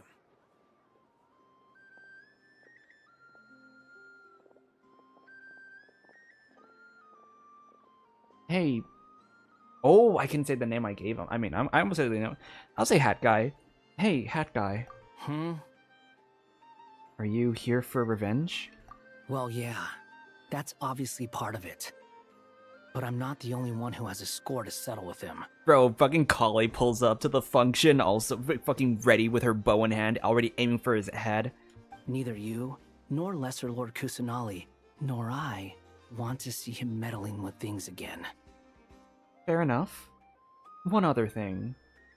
When we return, let's talk about Columbina. What's the hurry? Don't worry. Pigeons always know which way home is. That's such an interesting analogy. Wait, what?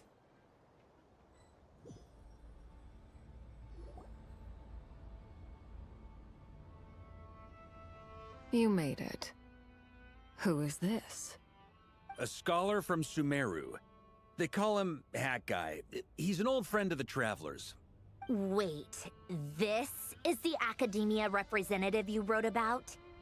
He doesn't exactly look the part. I believe this will prove my identity. You'll notice it bears the seal of the Sanctuary of Surasthana. Well, what do you know? So it does. All right then. My mistake. I've been hoping to see an interaction between these two because I feel like these two are going to be the best petty duo I've ever seen. It's fine. I expected as much. What? So as I mentioned in my letter, the Academia's got its eyes on Dottore. But this matter remains top secret. Apart from those assisting in the investigation, the fewer people who know, the better. If anyone asks, I'm here in Krai to pursue my personal academic interests. Gotta say, Varka, you did pretty well to keep all this under wraps for so long. Sounds like you got in touch with the Academia about this way back. You flatter me. You're all Harbingers. Oh, wait, no, wait. I mean, I read that correctly. You're all Harbingers. What reason would you have to disclose information about Dottore? Because we fucking hate him! Where do I even start?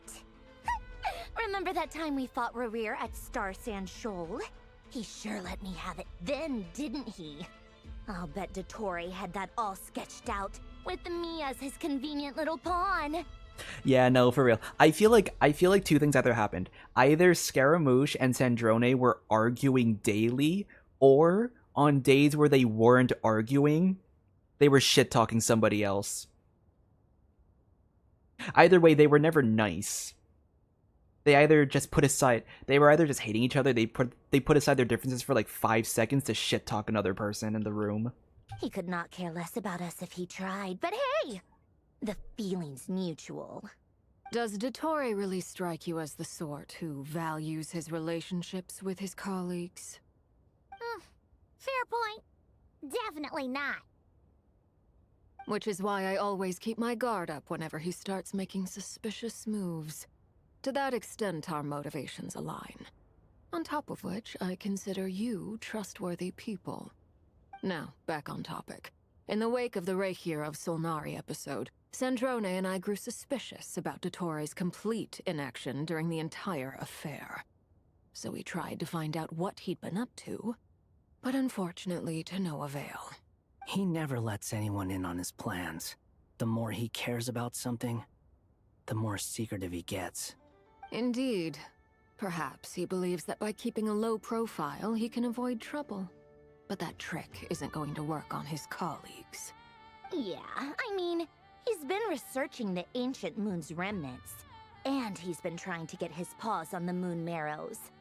Only an idiot would believe he doesn't have something more planned. With this in mind, I returned to Snezhnaya and relayed my thoughts to Her Majesty the Tsaritsa, entreating her to have him recalled. That's pretty direct. Did the Tsaritsa agree? Yes. I made it abundantly clear that the Fatui's business in Krai is almost concluded, and we do not need 3 harbingers in this territory. Her Majesty concurred. Accordingly, Dottore has returned at her orders. I imagine he is continuing with experiments, which no one besides he would ever have any interest in. Return at her orders. But, if there's a segment, if he made another segment, and he's staying around, Dottore returned. I left Krai, but I also stayed in Krai. If he pulls that fucking shit again, I'm gonna... Common sense might mean nothing to him, but he's not stupid. He knows that no good can come from opposing the Tsaritsa. Smarts alone won't get him all the way. He needs the Rooster's resources and Regrator's Mora, both of which the Tsaritsa can strip from him by waggling a finger. But doesn't he have a track record of publicly following orders while going against them in private?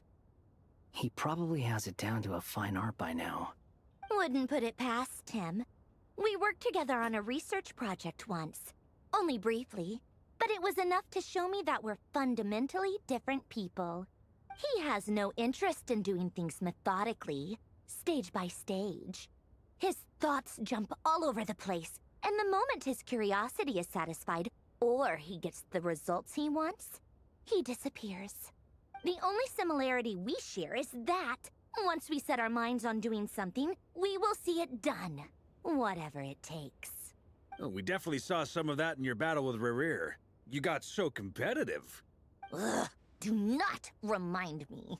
Then I believe we all concur. Dottore will not simply give up. Fantastic. Now this is turning into a whole day of unpleasant memories. Ugh. Are you talking about the moon marrow stuff? He also strikes me as the kind of person to disregard experimental regulations, ruin all the equipment, and go way over budget. Then leave the first person he can find to deal with the fallout. Exactly. This one time, he was running some high-temperature experiment. What and was the I saying? substance exploded. What was I saying? But does he care? No. He orders his subordinates to open the device so he can observe the results, which causes the gas inside to leak out. He also strikes me. He also strikes me blank. I like how... What was I saying? When they're not arguing with each other, they're shit-talking someone else. And I bet you they were shit-talking Dottore back in the day. That gas was poisonous! If I hadn't been there, who knows how many people might have died. And after all that, he left, while I was still cleaning up after his mess. What a waste of time, he said. Waste of time? The nerve!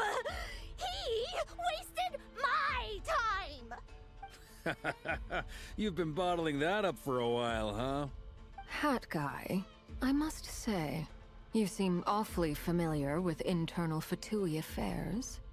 Especially when it comes to Dottore. Thank you, Lady Harbingers, for providing such valuable information. I have no other questions for now, so I'll be on my way. Wait, what? You're just gonna leave? You're welcome to join if you want. Ugh. Just when Paimon thought he'd finally mellowed out. He makes quite the impression. I'll say. I've met tons of headstrong people, but not many of them would join me in bad-mouthing Dottore. Anyway, back to the main agenda. Varka, you said that Columbina has gone missing? Or rather, disappeared. Yeah. We're working on building a connection between her and this world.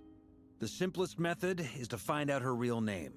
I've actually asked her that question before, but she said she didn't know. Considering our relationship, I doubt she was lying to me. Relationship. She could have just given you a pseudonym. What did she do while she was with the Fatui? As far as I recall, she was never dispatched by Her Majesty to claim a gnosis or anything like that. The Tsaritsa's plans had long contained a place specifically for her. I always thought that was weird. What could she do that the rest of us couldn't? Knowing what we do now, it's probably something related to Kavaki, right? More than likely. When she first arrived, Columbina would often go to Her Majesty and ask when she could start the task assigned to her. But Her Majesty always gave the same reply. The time has not yet come. So she spent her days in Snezhnaya doing basically nothing. The Tsaritsa has summoned a beautiful blind maiden to be a harbinger, giving her the third seat by virtue only of her enchanting voice. It was a dumb and stupid rumor, but the reality of the situation made it hard to refute. And what happened after that? I imagine she stopped caring. She no longer seemed to care why she had been recruited, and Her Majesty never gave her any missions, so she just continued to sing in the flower garden. For my part, I was busy. So busy, in fact, that watching someone be that idol had me fuming. But still, I got the sense that she had long been used to a life of other people claiming she was needed when she wasn't. I just felt that having a place to stay would cost me something eventually. And so I waited quietly for the day that I would have to pay the price.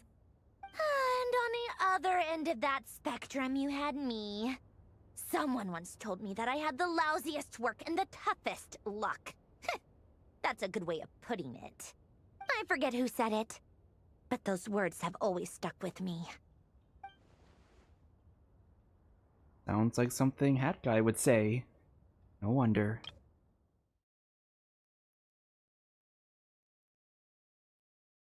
But you've done your job exceptionally well all this time. Because at heart, you are a conscientious person. Thank you for telling us all this. What is it? Something come to mind? It's nothing. I'm just even more eager to learn her name now. I want to shout it to her from the rooftops. That makes sense. Nothing screams you are needed like your name shouted from across the town. Well, good luck with it. But if you ask me, Columbina is still the most shoutable name. I'm just so used to it now. After all the arguments we've had, I can't be bothered trying to remember another name for her. Nor I. Sandrone. Harlequino. Aww. You chat further about interesting moments. Okay. Oh, a Sealy! It's a Sealy! Does that mean Nicole has news for us? Ladies, I thank you for your hospitality. If the chance ever comes up, I definitely owe you both a drink sometime. I really, really wonder, what if Columbina doesn't figure out her real name? What if she just accepts that Columbina, like, what if she really did feel more at home with the Fatui? So she is just like, Columbina is, like, she just, like, what if instead of, like, the name being something you have to figure out, it's just whatever name she ends up accepting from what, in her time in Teyvat. I feel like that'd be such a beautiful name. Like, there's no need to give her a new name. it would just be, what was the name that she felt most at home with? I'm sure it will. You can make your own way out. Heck, you've been here enough times, you probably know your way around better than I do. Take care, everyone. We'll be in touch if the situation changes. Okay, time to do what adventurers do best. Follow that Sealy! Ah, she knows the rules. Let's go. Oh? Oh. Here you are. Oh shit, look at that, look at that structure.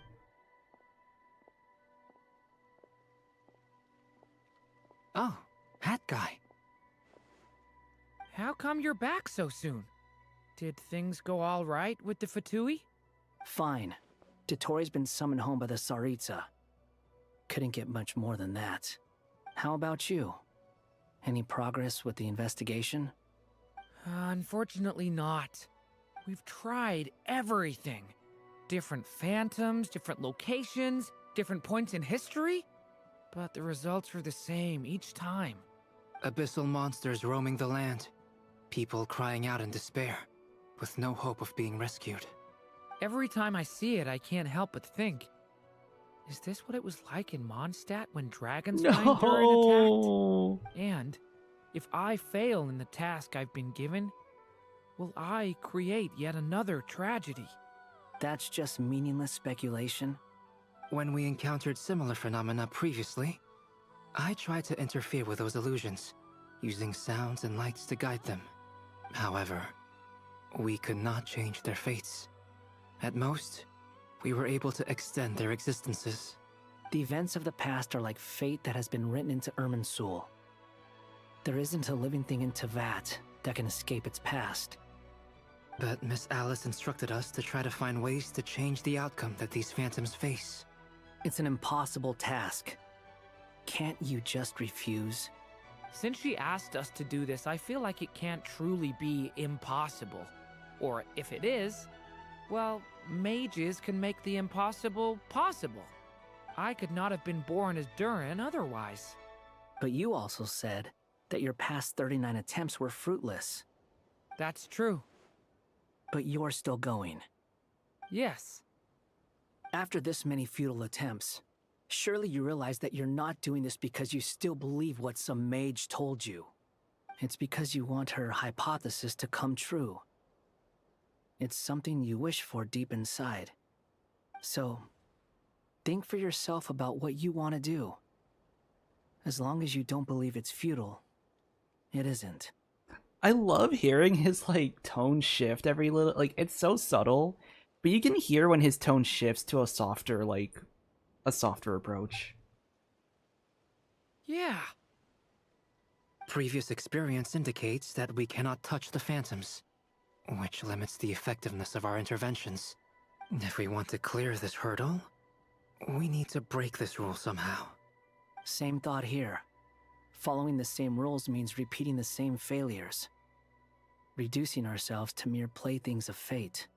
So you mean we need to figure out a way to make contact with them despite knowing that we can't?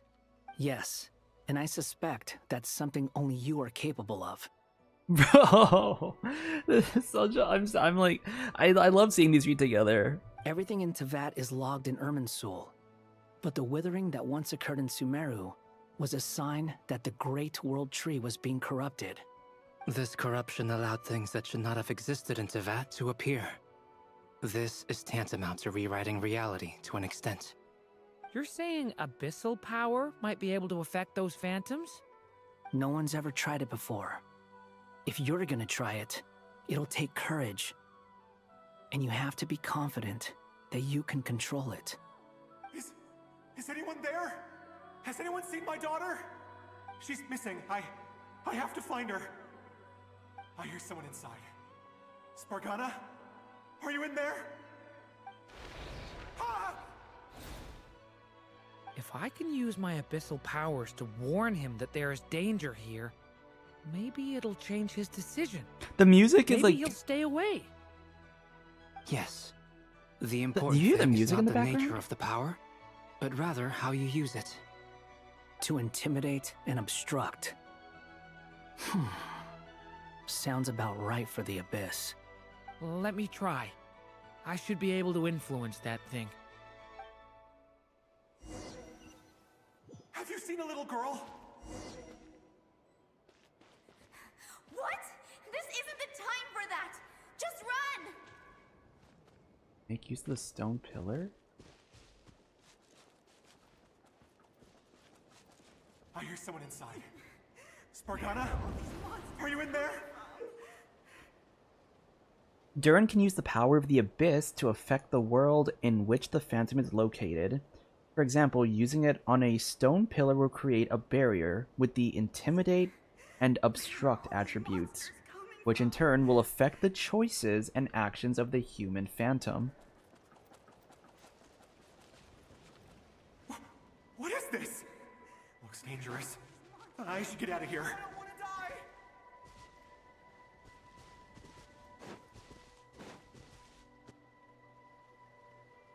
He really left. Ha! We did it! Don't celebrate too soon. Follow him. See what he does next.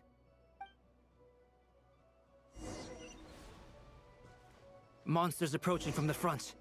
You need to stop them and create an opportunity for him to hide.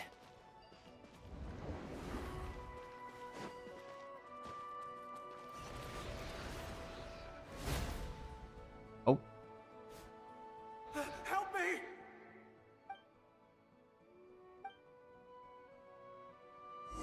Oh, that didn't work. Oh, I think I see. Monsters approaching from the front. You need to stop them and create an opportunity for him to hide. Maybe wait for him to run in here first? Nope. Okay. That didn't work. Help me! Well. Let's try this again. Third time's a charm, right? Monsters approaching from the front. You need to stop them and create an opportunity for him to hide.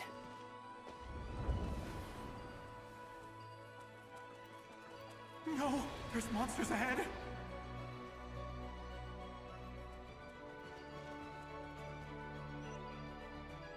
Wait, is that the barrier I saw earlier? Why is it appearing now? It's as if someone's controlling it.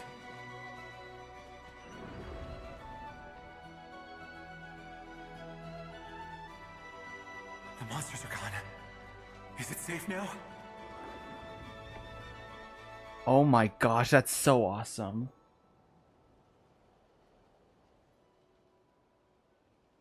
The barrier's gone too. How odd. Anyway, I guess I'll keep going. Quickly, let's keep up. That's so interesting.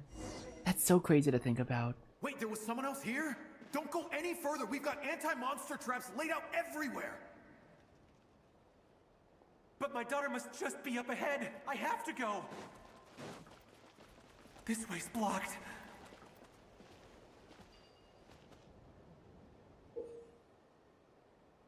Durin's abyssal power can also affect the Phantom explosive barrels, causing explosions that can clear obstacles and deal damage to monsters.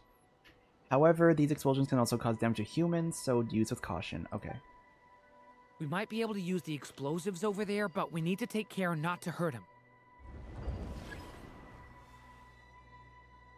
I'll use the barrier to keep him at a safe distance. This barrier seems to be helping me somehow. Dude, this is wild. Hey, wake up! Oh, no good. Gotta keep moving ahead.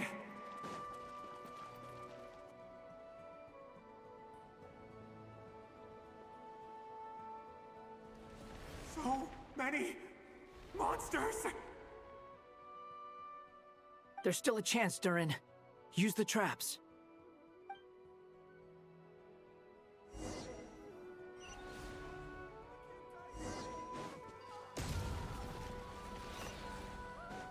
Oh no. Well. Rip him. Help me!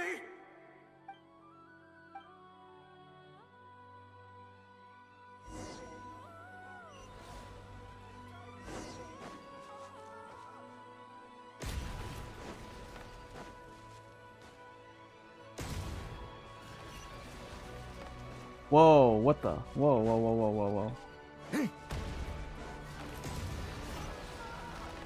Holy shit, wait, we actually have to kind of... No! No! No! Fuck.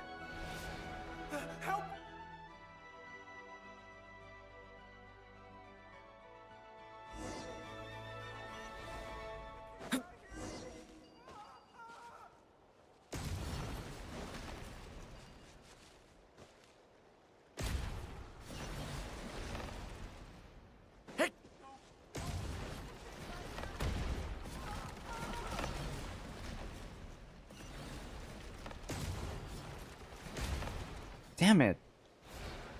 Dude. I don't know which one to blow up first is the issue. Unless I have to kind of like triple strike it like within like really quick succession.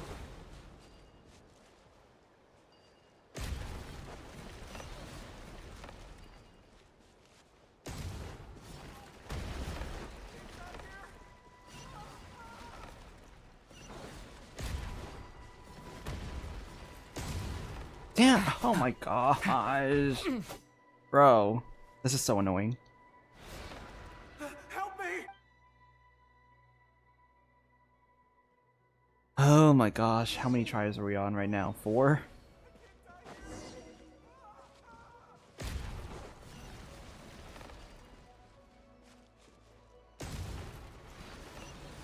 Look guys, I'm being canon to Durin's story. We're gonna go through 40 tries of this one.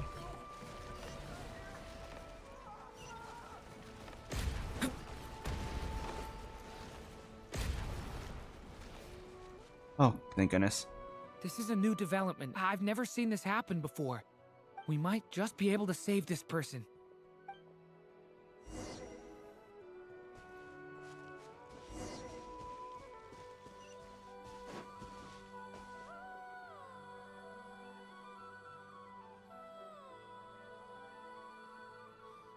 Hello there.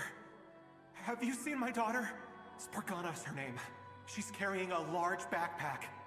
Get out while you still can, you fool. You won't find any survivors here. But I can't just leave her here. She must be so scared right now. Sorry. Wish I could help, but I haven't seen her. You'll just have to keep looking. Okay, thank you. If I do find her, I'll get her to shelter and come back for you. Don't bother. I've got nowhere left to go. What's that noise? Monster! No, if he goes inside, he'll be walking into a trap. Let's try this once more. This time, we have to stop him. The rescue has reached a dead end. All that can be done is wait for another chance.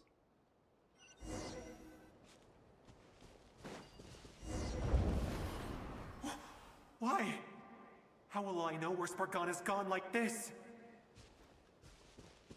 You know what? I'll trust this strange barrier. It's gotten me this far after all.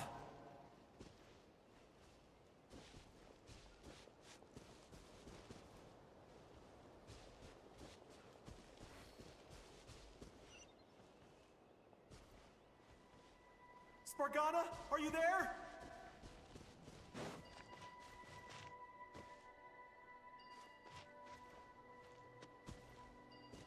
What? What's this? Hey! Let us out!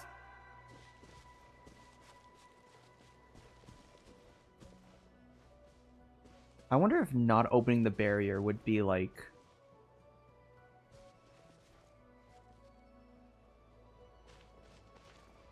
I wonder if you're supposed to open the barrier.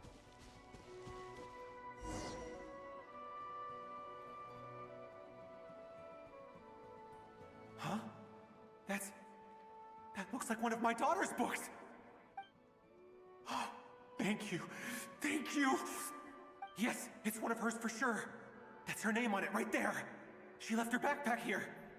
If he finds out that she's dead, oh my gosh, if she didn't survive this entire thing. Durin, just like last time. Use the explosives.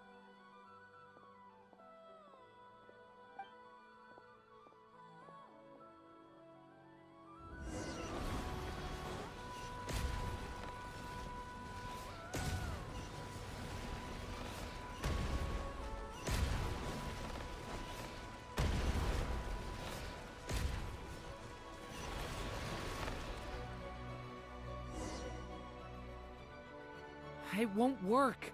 There's not enough left. If he makes it in, he'll die. But then, this clue could be the key to him finding his daughter. It might not be the only one. Better he misses that clue than loses his life. I guess so. Oh, this is so interesting. So... Stop him, Durin!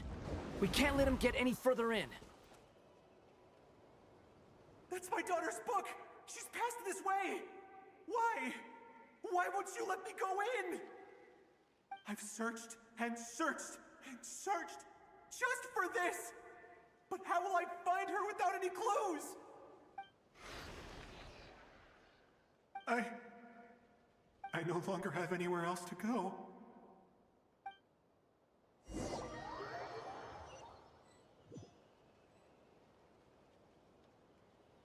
Wait. I'm sorry. I'm so sorry. He refuses to go anywhere else. Whether he opens this door or not, all that awaits him now is death. We couldn't change his fate. Albedo? Hat Guy?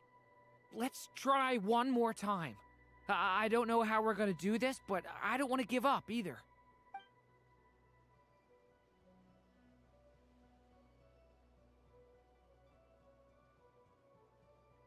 Why am I here? What's going on? All these scenes running through my head. Where are they from? Huh? What's going on? Oh, he's remembering everything. His reactions have changed. How many times have I... What's happening to me? Huh? Wait. Who are you? Holy shit! Holy shit! You can see us now? I feel like I always could, but that I only just realized you were there. I'm sorry, I don't know how to describe what I'm feeling. But you were the ones guiding me using that marked barrier, right? I haven't done anything yet, but those monsters, those deaths, they feel like memories. Like things I really did experience.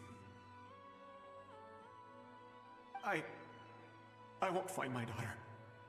In fact, I'll ultimately die trying to find her. Isn't that right? Well, no, it isn't. Yes, it is. Even so, we're trying to find a way out of this. You've not seen my daughter either, have you? It seems she really isn't here. I'm sorry we couldn't help you. I'm just tired. Maybe this is destiny. Maybe it doesn't matter how hard I search. How long do I have left? Experience says 15 to 20 minutes. Damn. Damn. He's so, like, mean. 15 to 20. Thank you for all your help. Let's rest a while. You look exhausted too. Now's not the time for you to start pitying us. It's not pity. I'm just realizing that I've only got 10 or so minutes left. You know?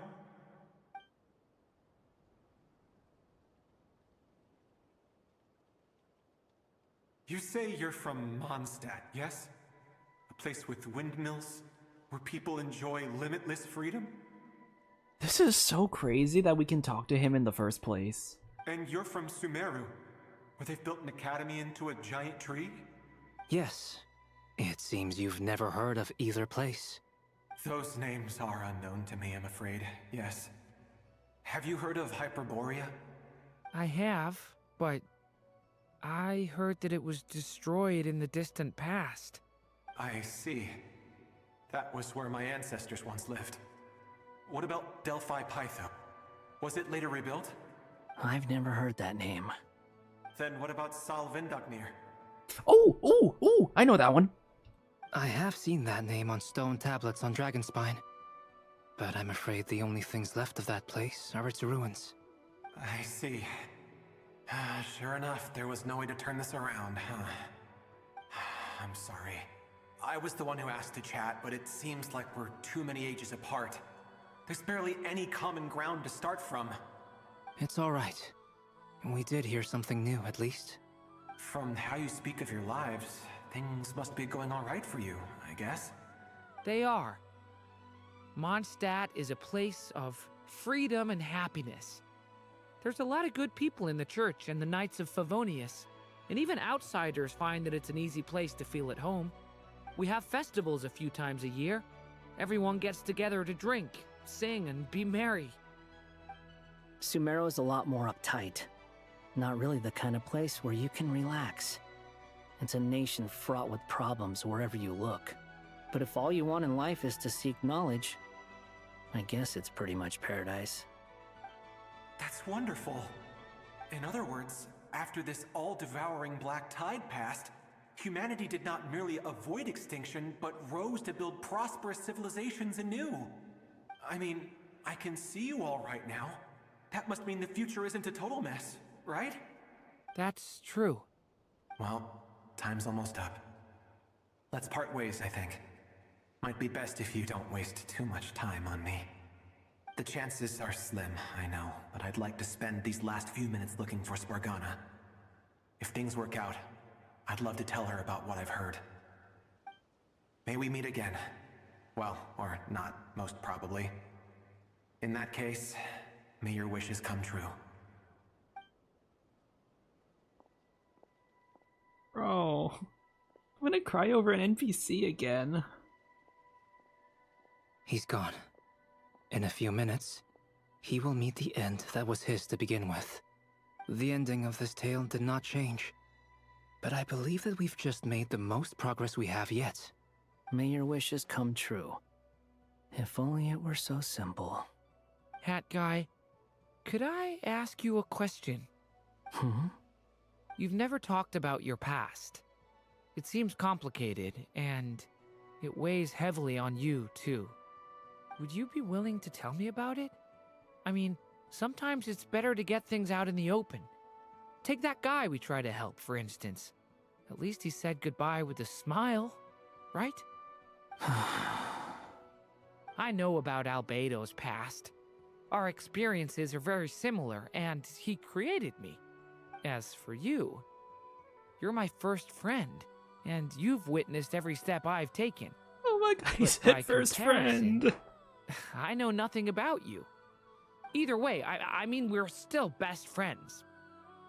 But if I knew more about you, I might understand your thoughts a bit better. Please, can we have the give us this moment on screen? I beg of you, Genshin, please. I've told you about myself. I'm a student at the academia. And what did you do before that? Prepared for the entrance exam? All right. If you really don't want to talk about it, I won't press you any further. I was a puppet built from the branches of a white tree, using technology left behind by the Conrian schools of mechanical engineering. A white tree? You mean an Irminsul tree? Yes, a branch of Irminsul that was once connected to the main tree. Holy shit. Holy shit. Hug. This is emotional. I love this. So you had a human creator too? Oh my gosh. Yeah, but my creator abandoned me after deciding that I was a failure. After that,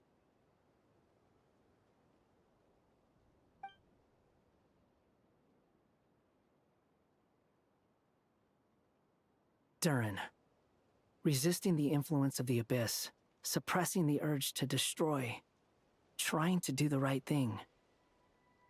None of these things are easy. But no matter how hard they are, trying to rewrite past wrongs is far harder. You asked me if you would create a new tragedy if you failed. I told you there was no point speculating about that. But the real answer is, yes, you absolutely will. Whoa. Whoa. Whoa.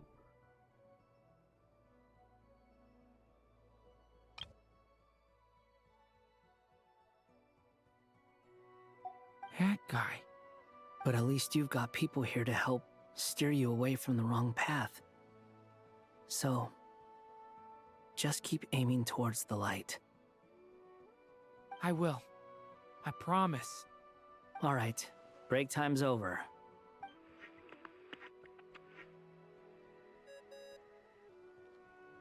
Bro. Hello? Durin speaking. Hello, friends, it's me.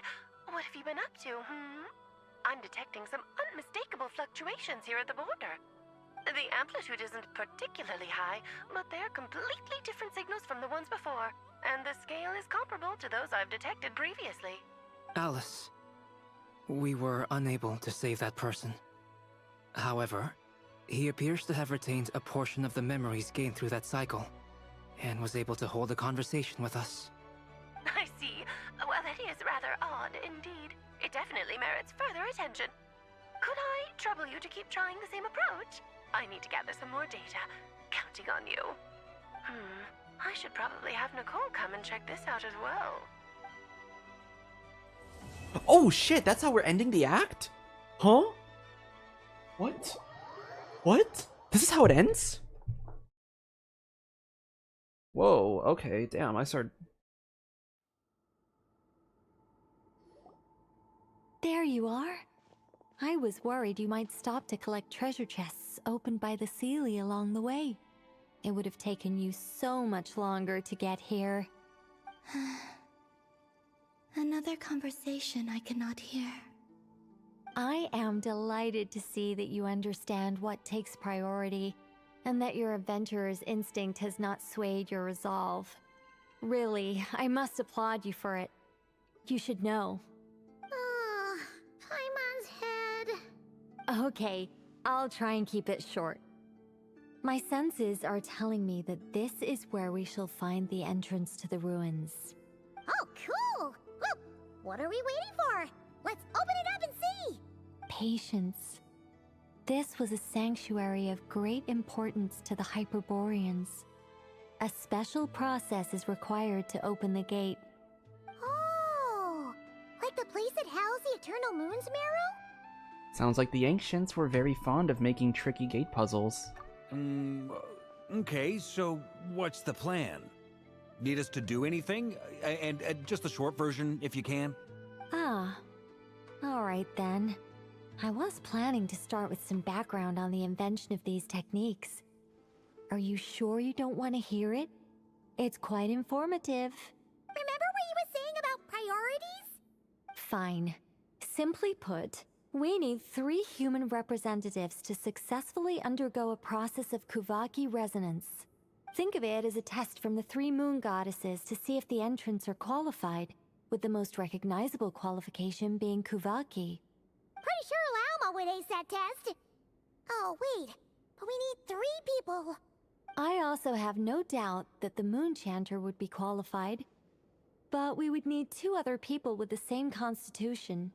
Therefore, the most feasible method is not so much to follow the rules, but to figure out how the test functions and find a workaround. I've done some research, and it turns out the mechanism is rather crude. We'll simply need humans to stand before it who have sufficient Kuvaki energy within them. I'm with you so far. How do we get the Kuvaki in them? The easiest way would be transfusion. Take some Kuvaki from Nod Krai's soil, put it into the bloodstream, and get it circulating in the body. Maybe something less invasive. So we're going to cheat on the test? Precisely. There are other methods, but this is the simplest one. Cheating the system is much easier than trying to hide from it. Huh? Ah! Sorry? Does the idea of cheating upset you, Miss Lauma?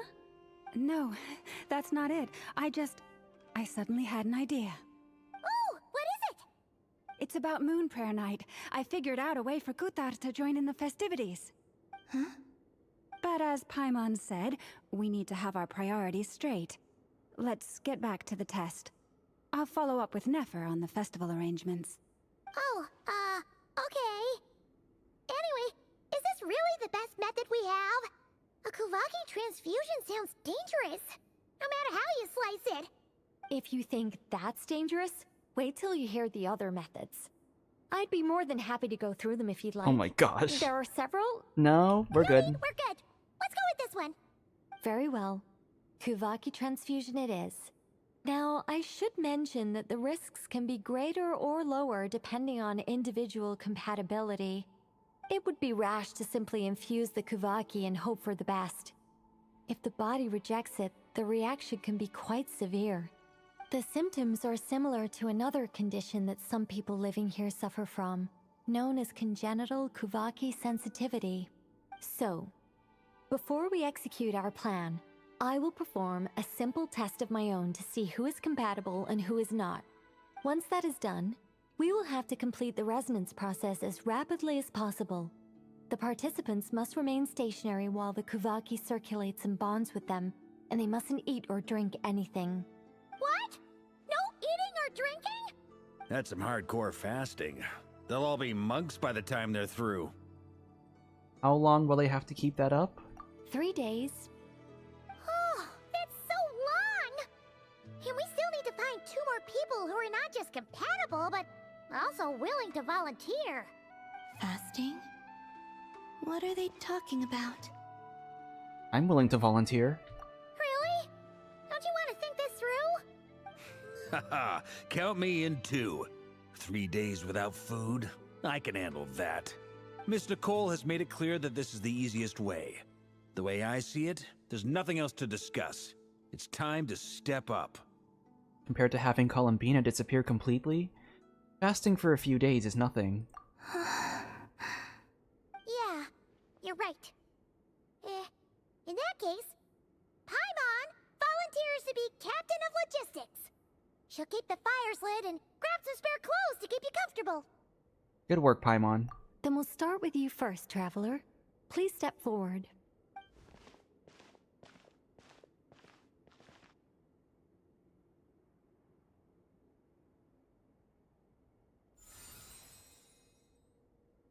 How's it going? Do you feel anything? No. How about now? No. And now? Still nothing.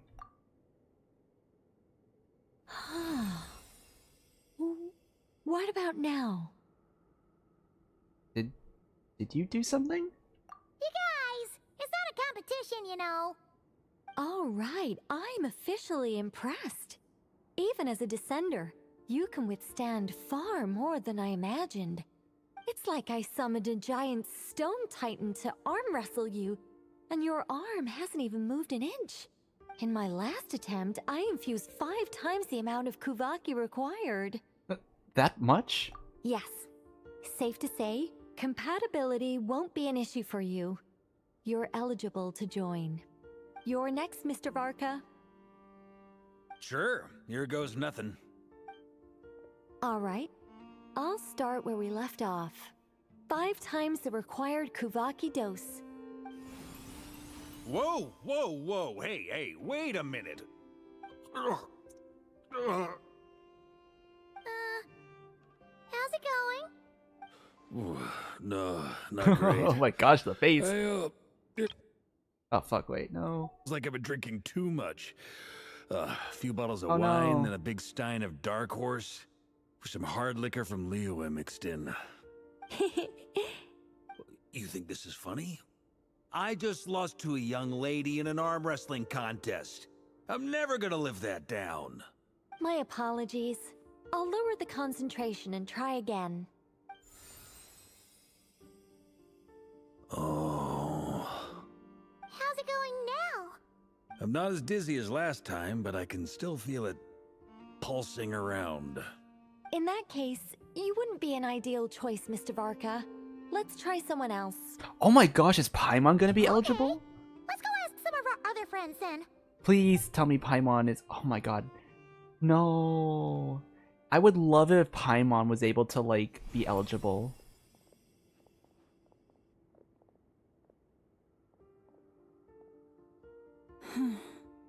No surprises here, Miss Moonchanter. You're perfectly compatible. You may join.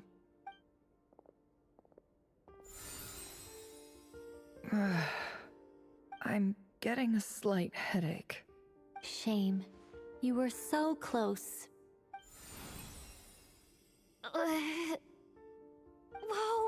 I'm itching all over! Allergic reaction. We can't have that. Huh? Well, are you gonna start a what? The Hexenzirkel is an organization that cares for and protects children. We will not have them do dangerous things. Not even tests. Oh, I wonder if Inefa could.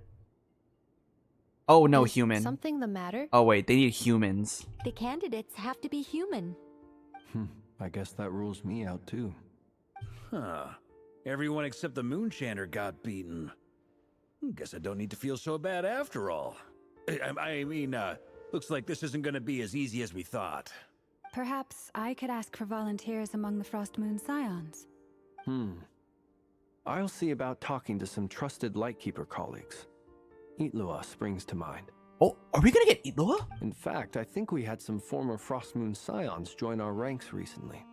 Can you give me the scientific explanation for how the test works? I can probably make some kind of test bot.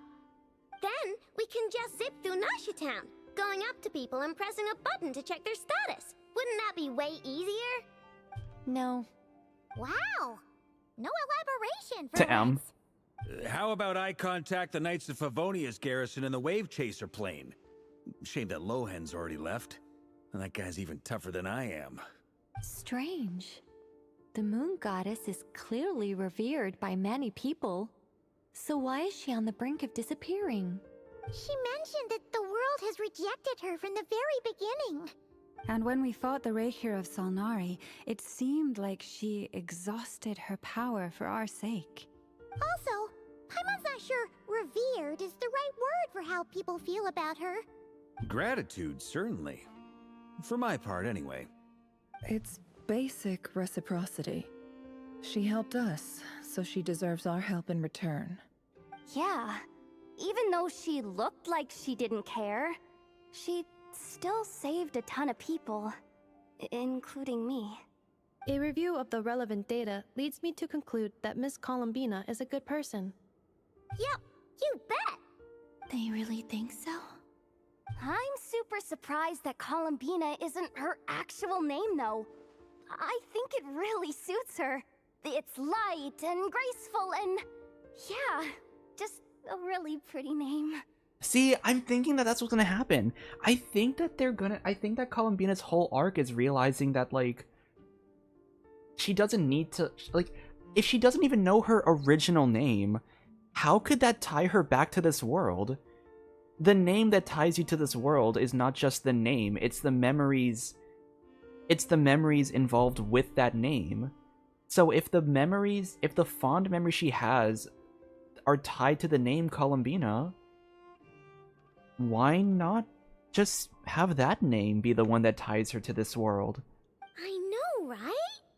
Unfortunately, that's not our decision to make. Columbina. That was the code name the Fatui gave me. But it also came up in the song I heard when I was born. But is that really all there is to it? What do I truly think of my own name? Is there anyone left who will still call me by that name? You told me to pick whichever name took my fancy. Why did I pick Columbina? Maybe because I felt that she never wanted to become Kutar and be worshipped as a god. Moon Prayer Night is getting closer by the day. We're running out of time. We need to look for other candidates. Then allow me to try. Huh? What are you doing here? Perfect. You contacted your friends via the Adventurers Guild. Sandrone has been keeping an eye out for something like that, so she informed me. Since I have the ability to accommodate a moon marrow, I should prove to be a suitable candidate. Arlecchino. When can we begin? I see. We can begin right away.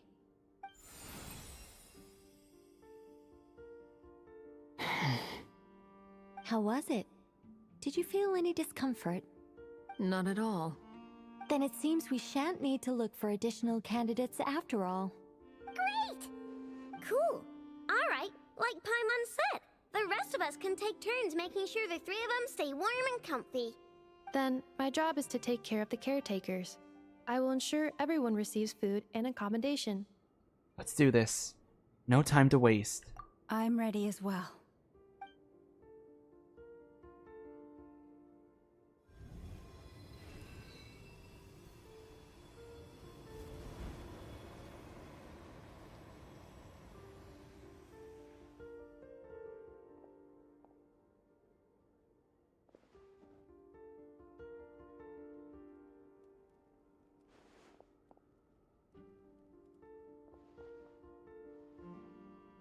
Oh, it's adorable.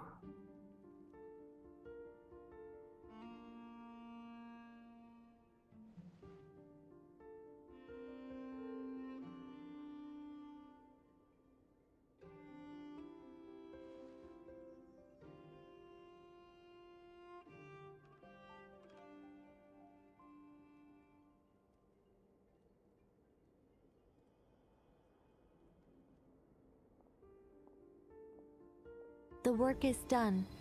The sacred scroll shut. The stars grow dim, the people silent. The white sun sets, the silver moon rises. O path to the temple, appear now before us.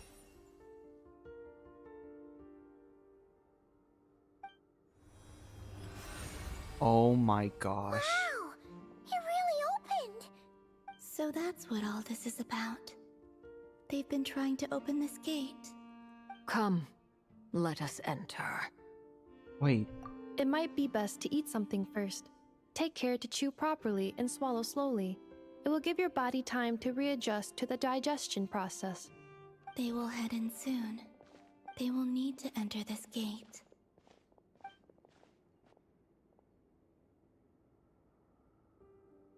Huh? I cannot pass through. Is it because I have no physical body?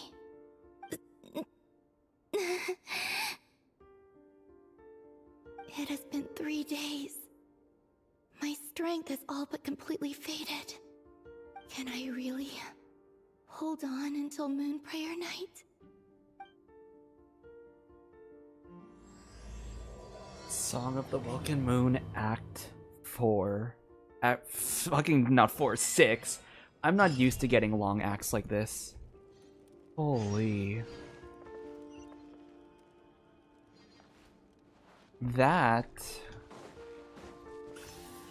is going to have to do it for the stream, though, because I do have an early day tomorrow. I can't stay awake for too late. And it's getting late now. So yeah. This was to be expected. I did say that I was gonna split up the stuff into 2 parts. But yeah, so honestly, considering how invested I am in the story, I think I work from like I work tomorrow for like 8 hours, but honestly, I don't have anything like super early on Thursday. So I can afford to sleep later. I can afford to stream later, end later, and then wake up later. Hopefully the quest doesn't take like 6 hours though. I think as long as it's not like a 6-hour quest, I should be fine. If the quest for the Act 6 is as long as this one is, this should be fine, like, for a stream. I can just end stream a bit. I can start later, end later, sleep later, wake up later, like, it should be fine. But I know for a fact I can't stream Friday. So I want to start doing the streams again on Saturday. And I don't know if I can do Sunday. Imagine if Nodcry is going to be a long time.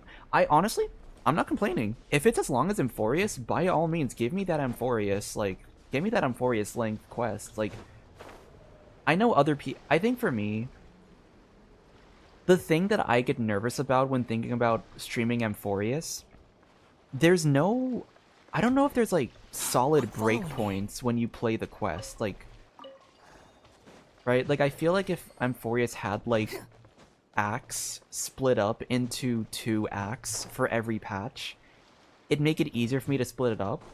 But because every quest is basically like 6 hours long, I'm like, oh shit, like how am I, like I gotta like really plan for those days. But yeah, I think I will, yeah, I think I'll end it here. Probably do some Miliastra stuff off stream, but I've had my window closed and only a fan to circulate, so I have a bit of a headache. I need to take the headset off now. But yeah, thank you everyone who is here chatting in chat. Thank you to everyone who is lurking on stream, and everyone who is watching the VOD. All of your support is very much appreciated. Probably not gonna have any new videos until maybe next week Friday. Honestly, it might even be a bit longer, but definitely no video this Friday. I do not have the time to make that. I'm gonna try squeeze in for maybe next week Friday production. Yeah. Thank you all again so much for watching, and I will see you all next time. Bye!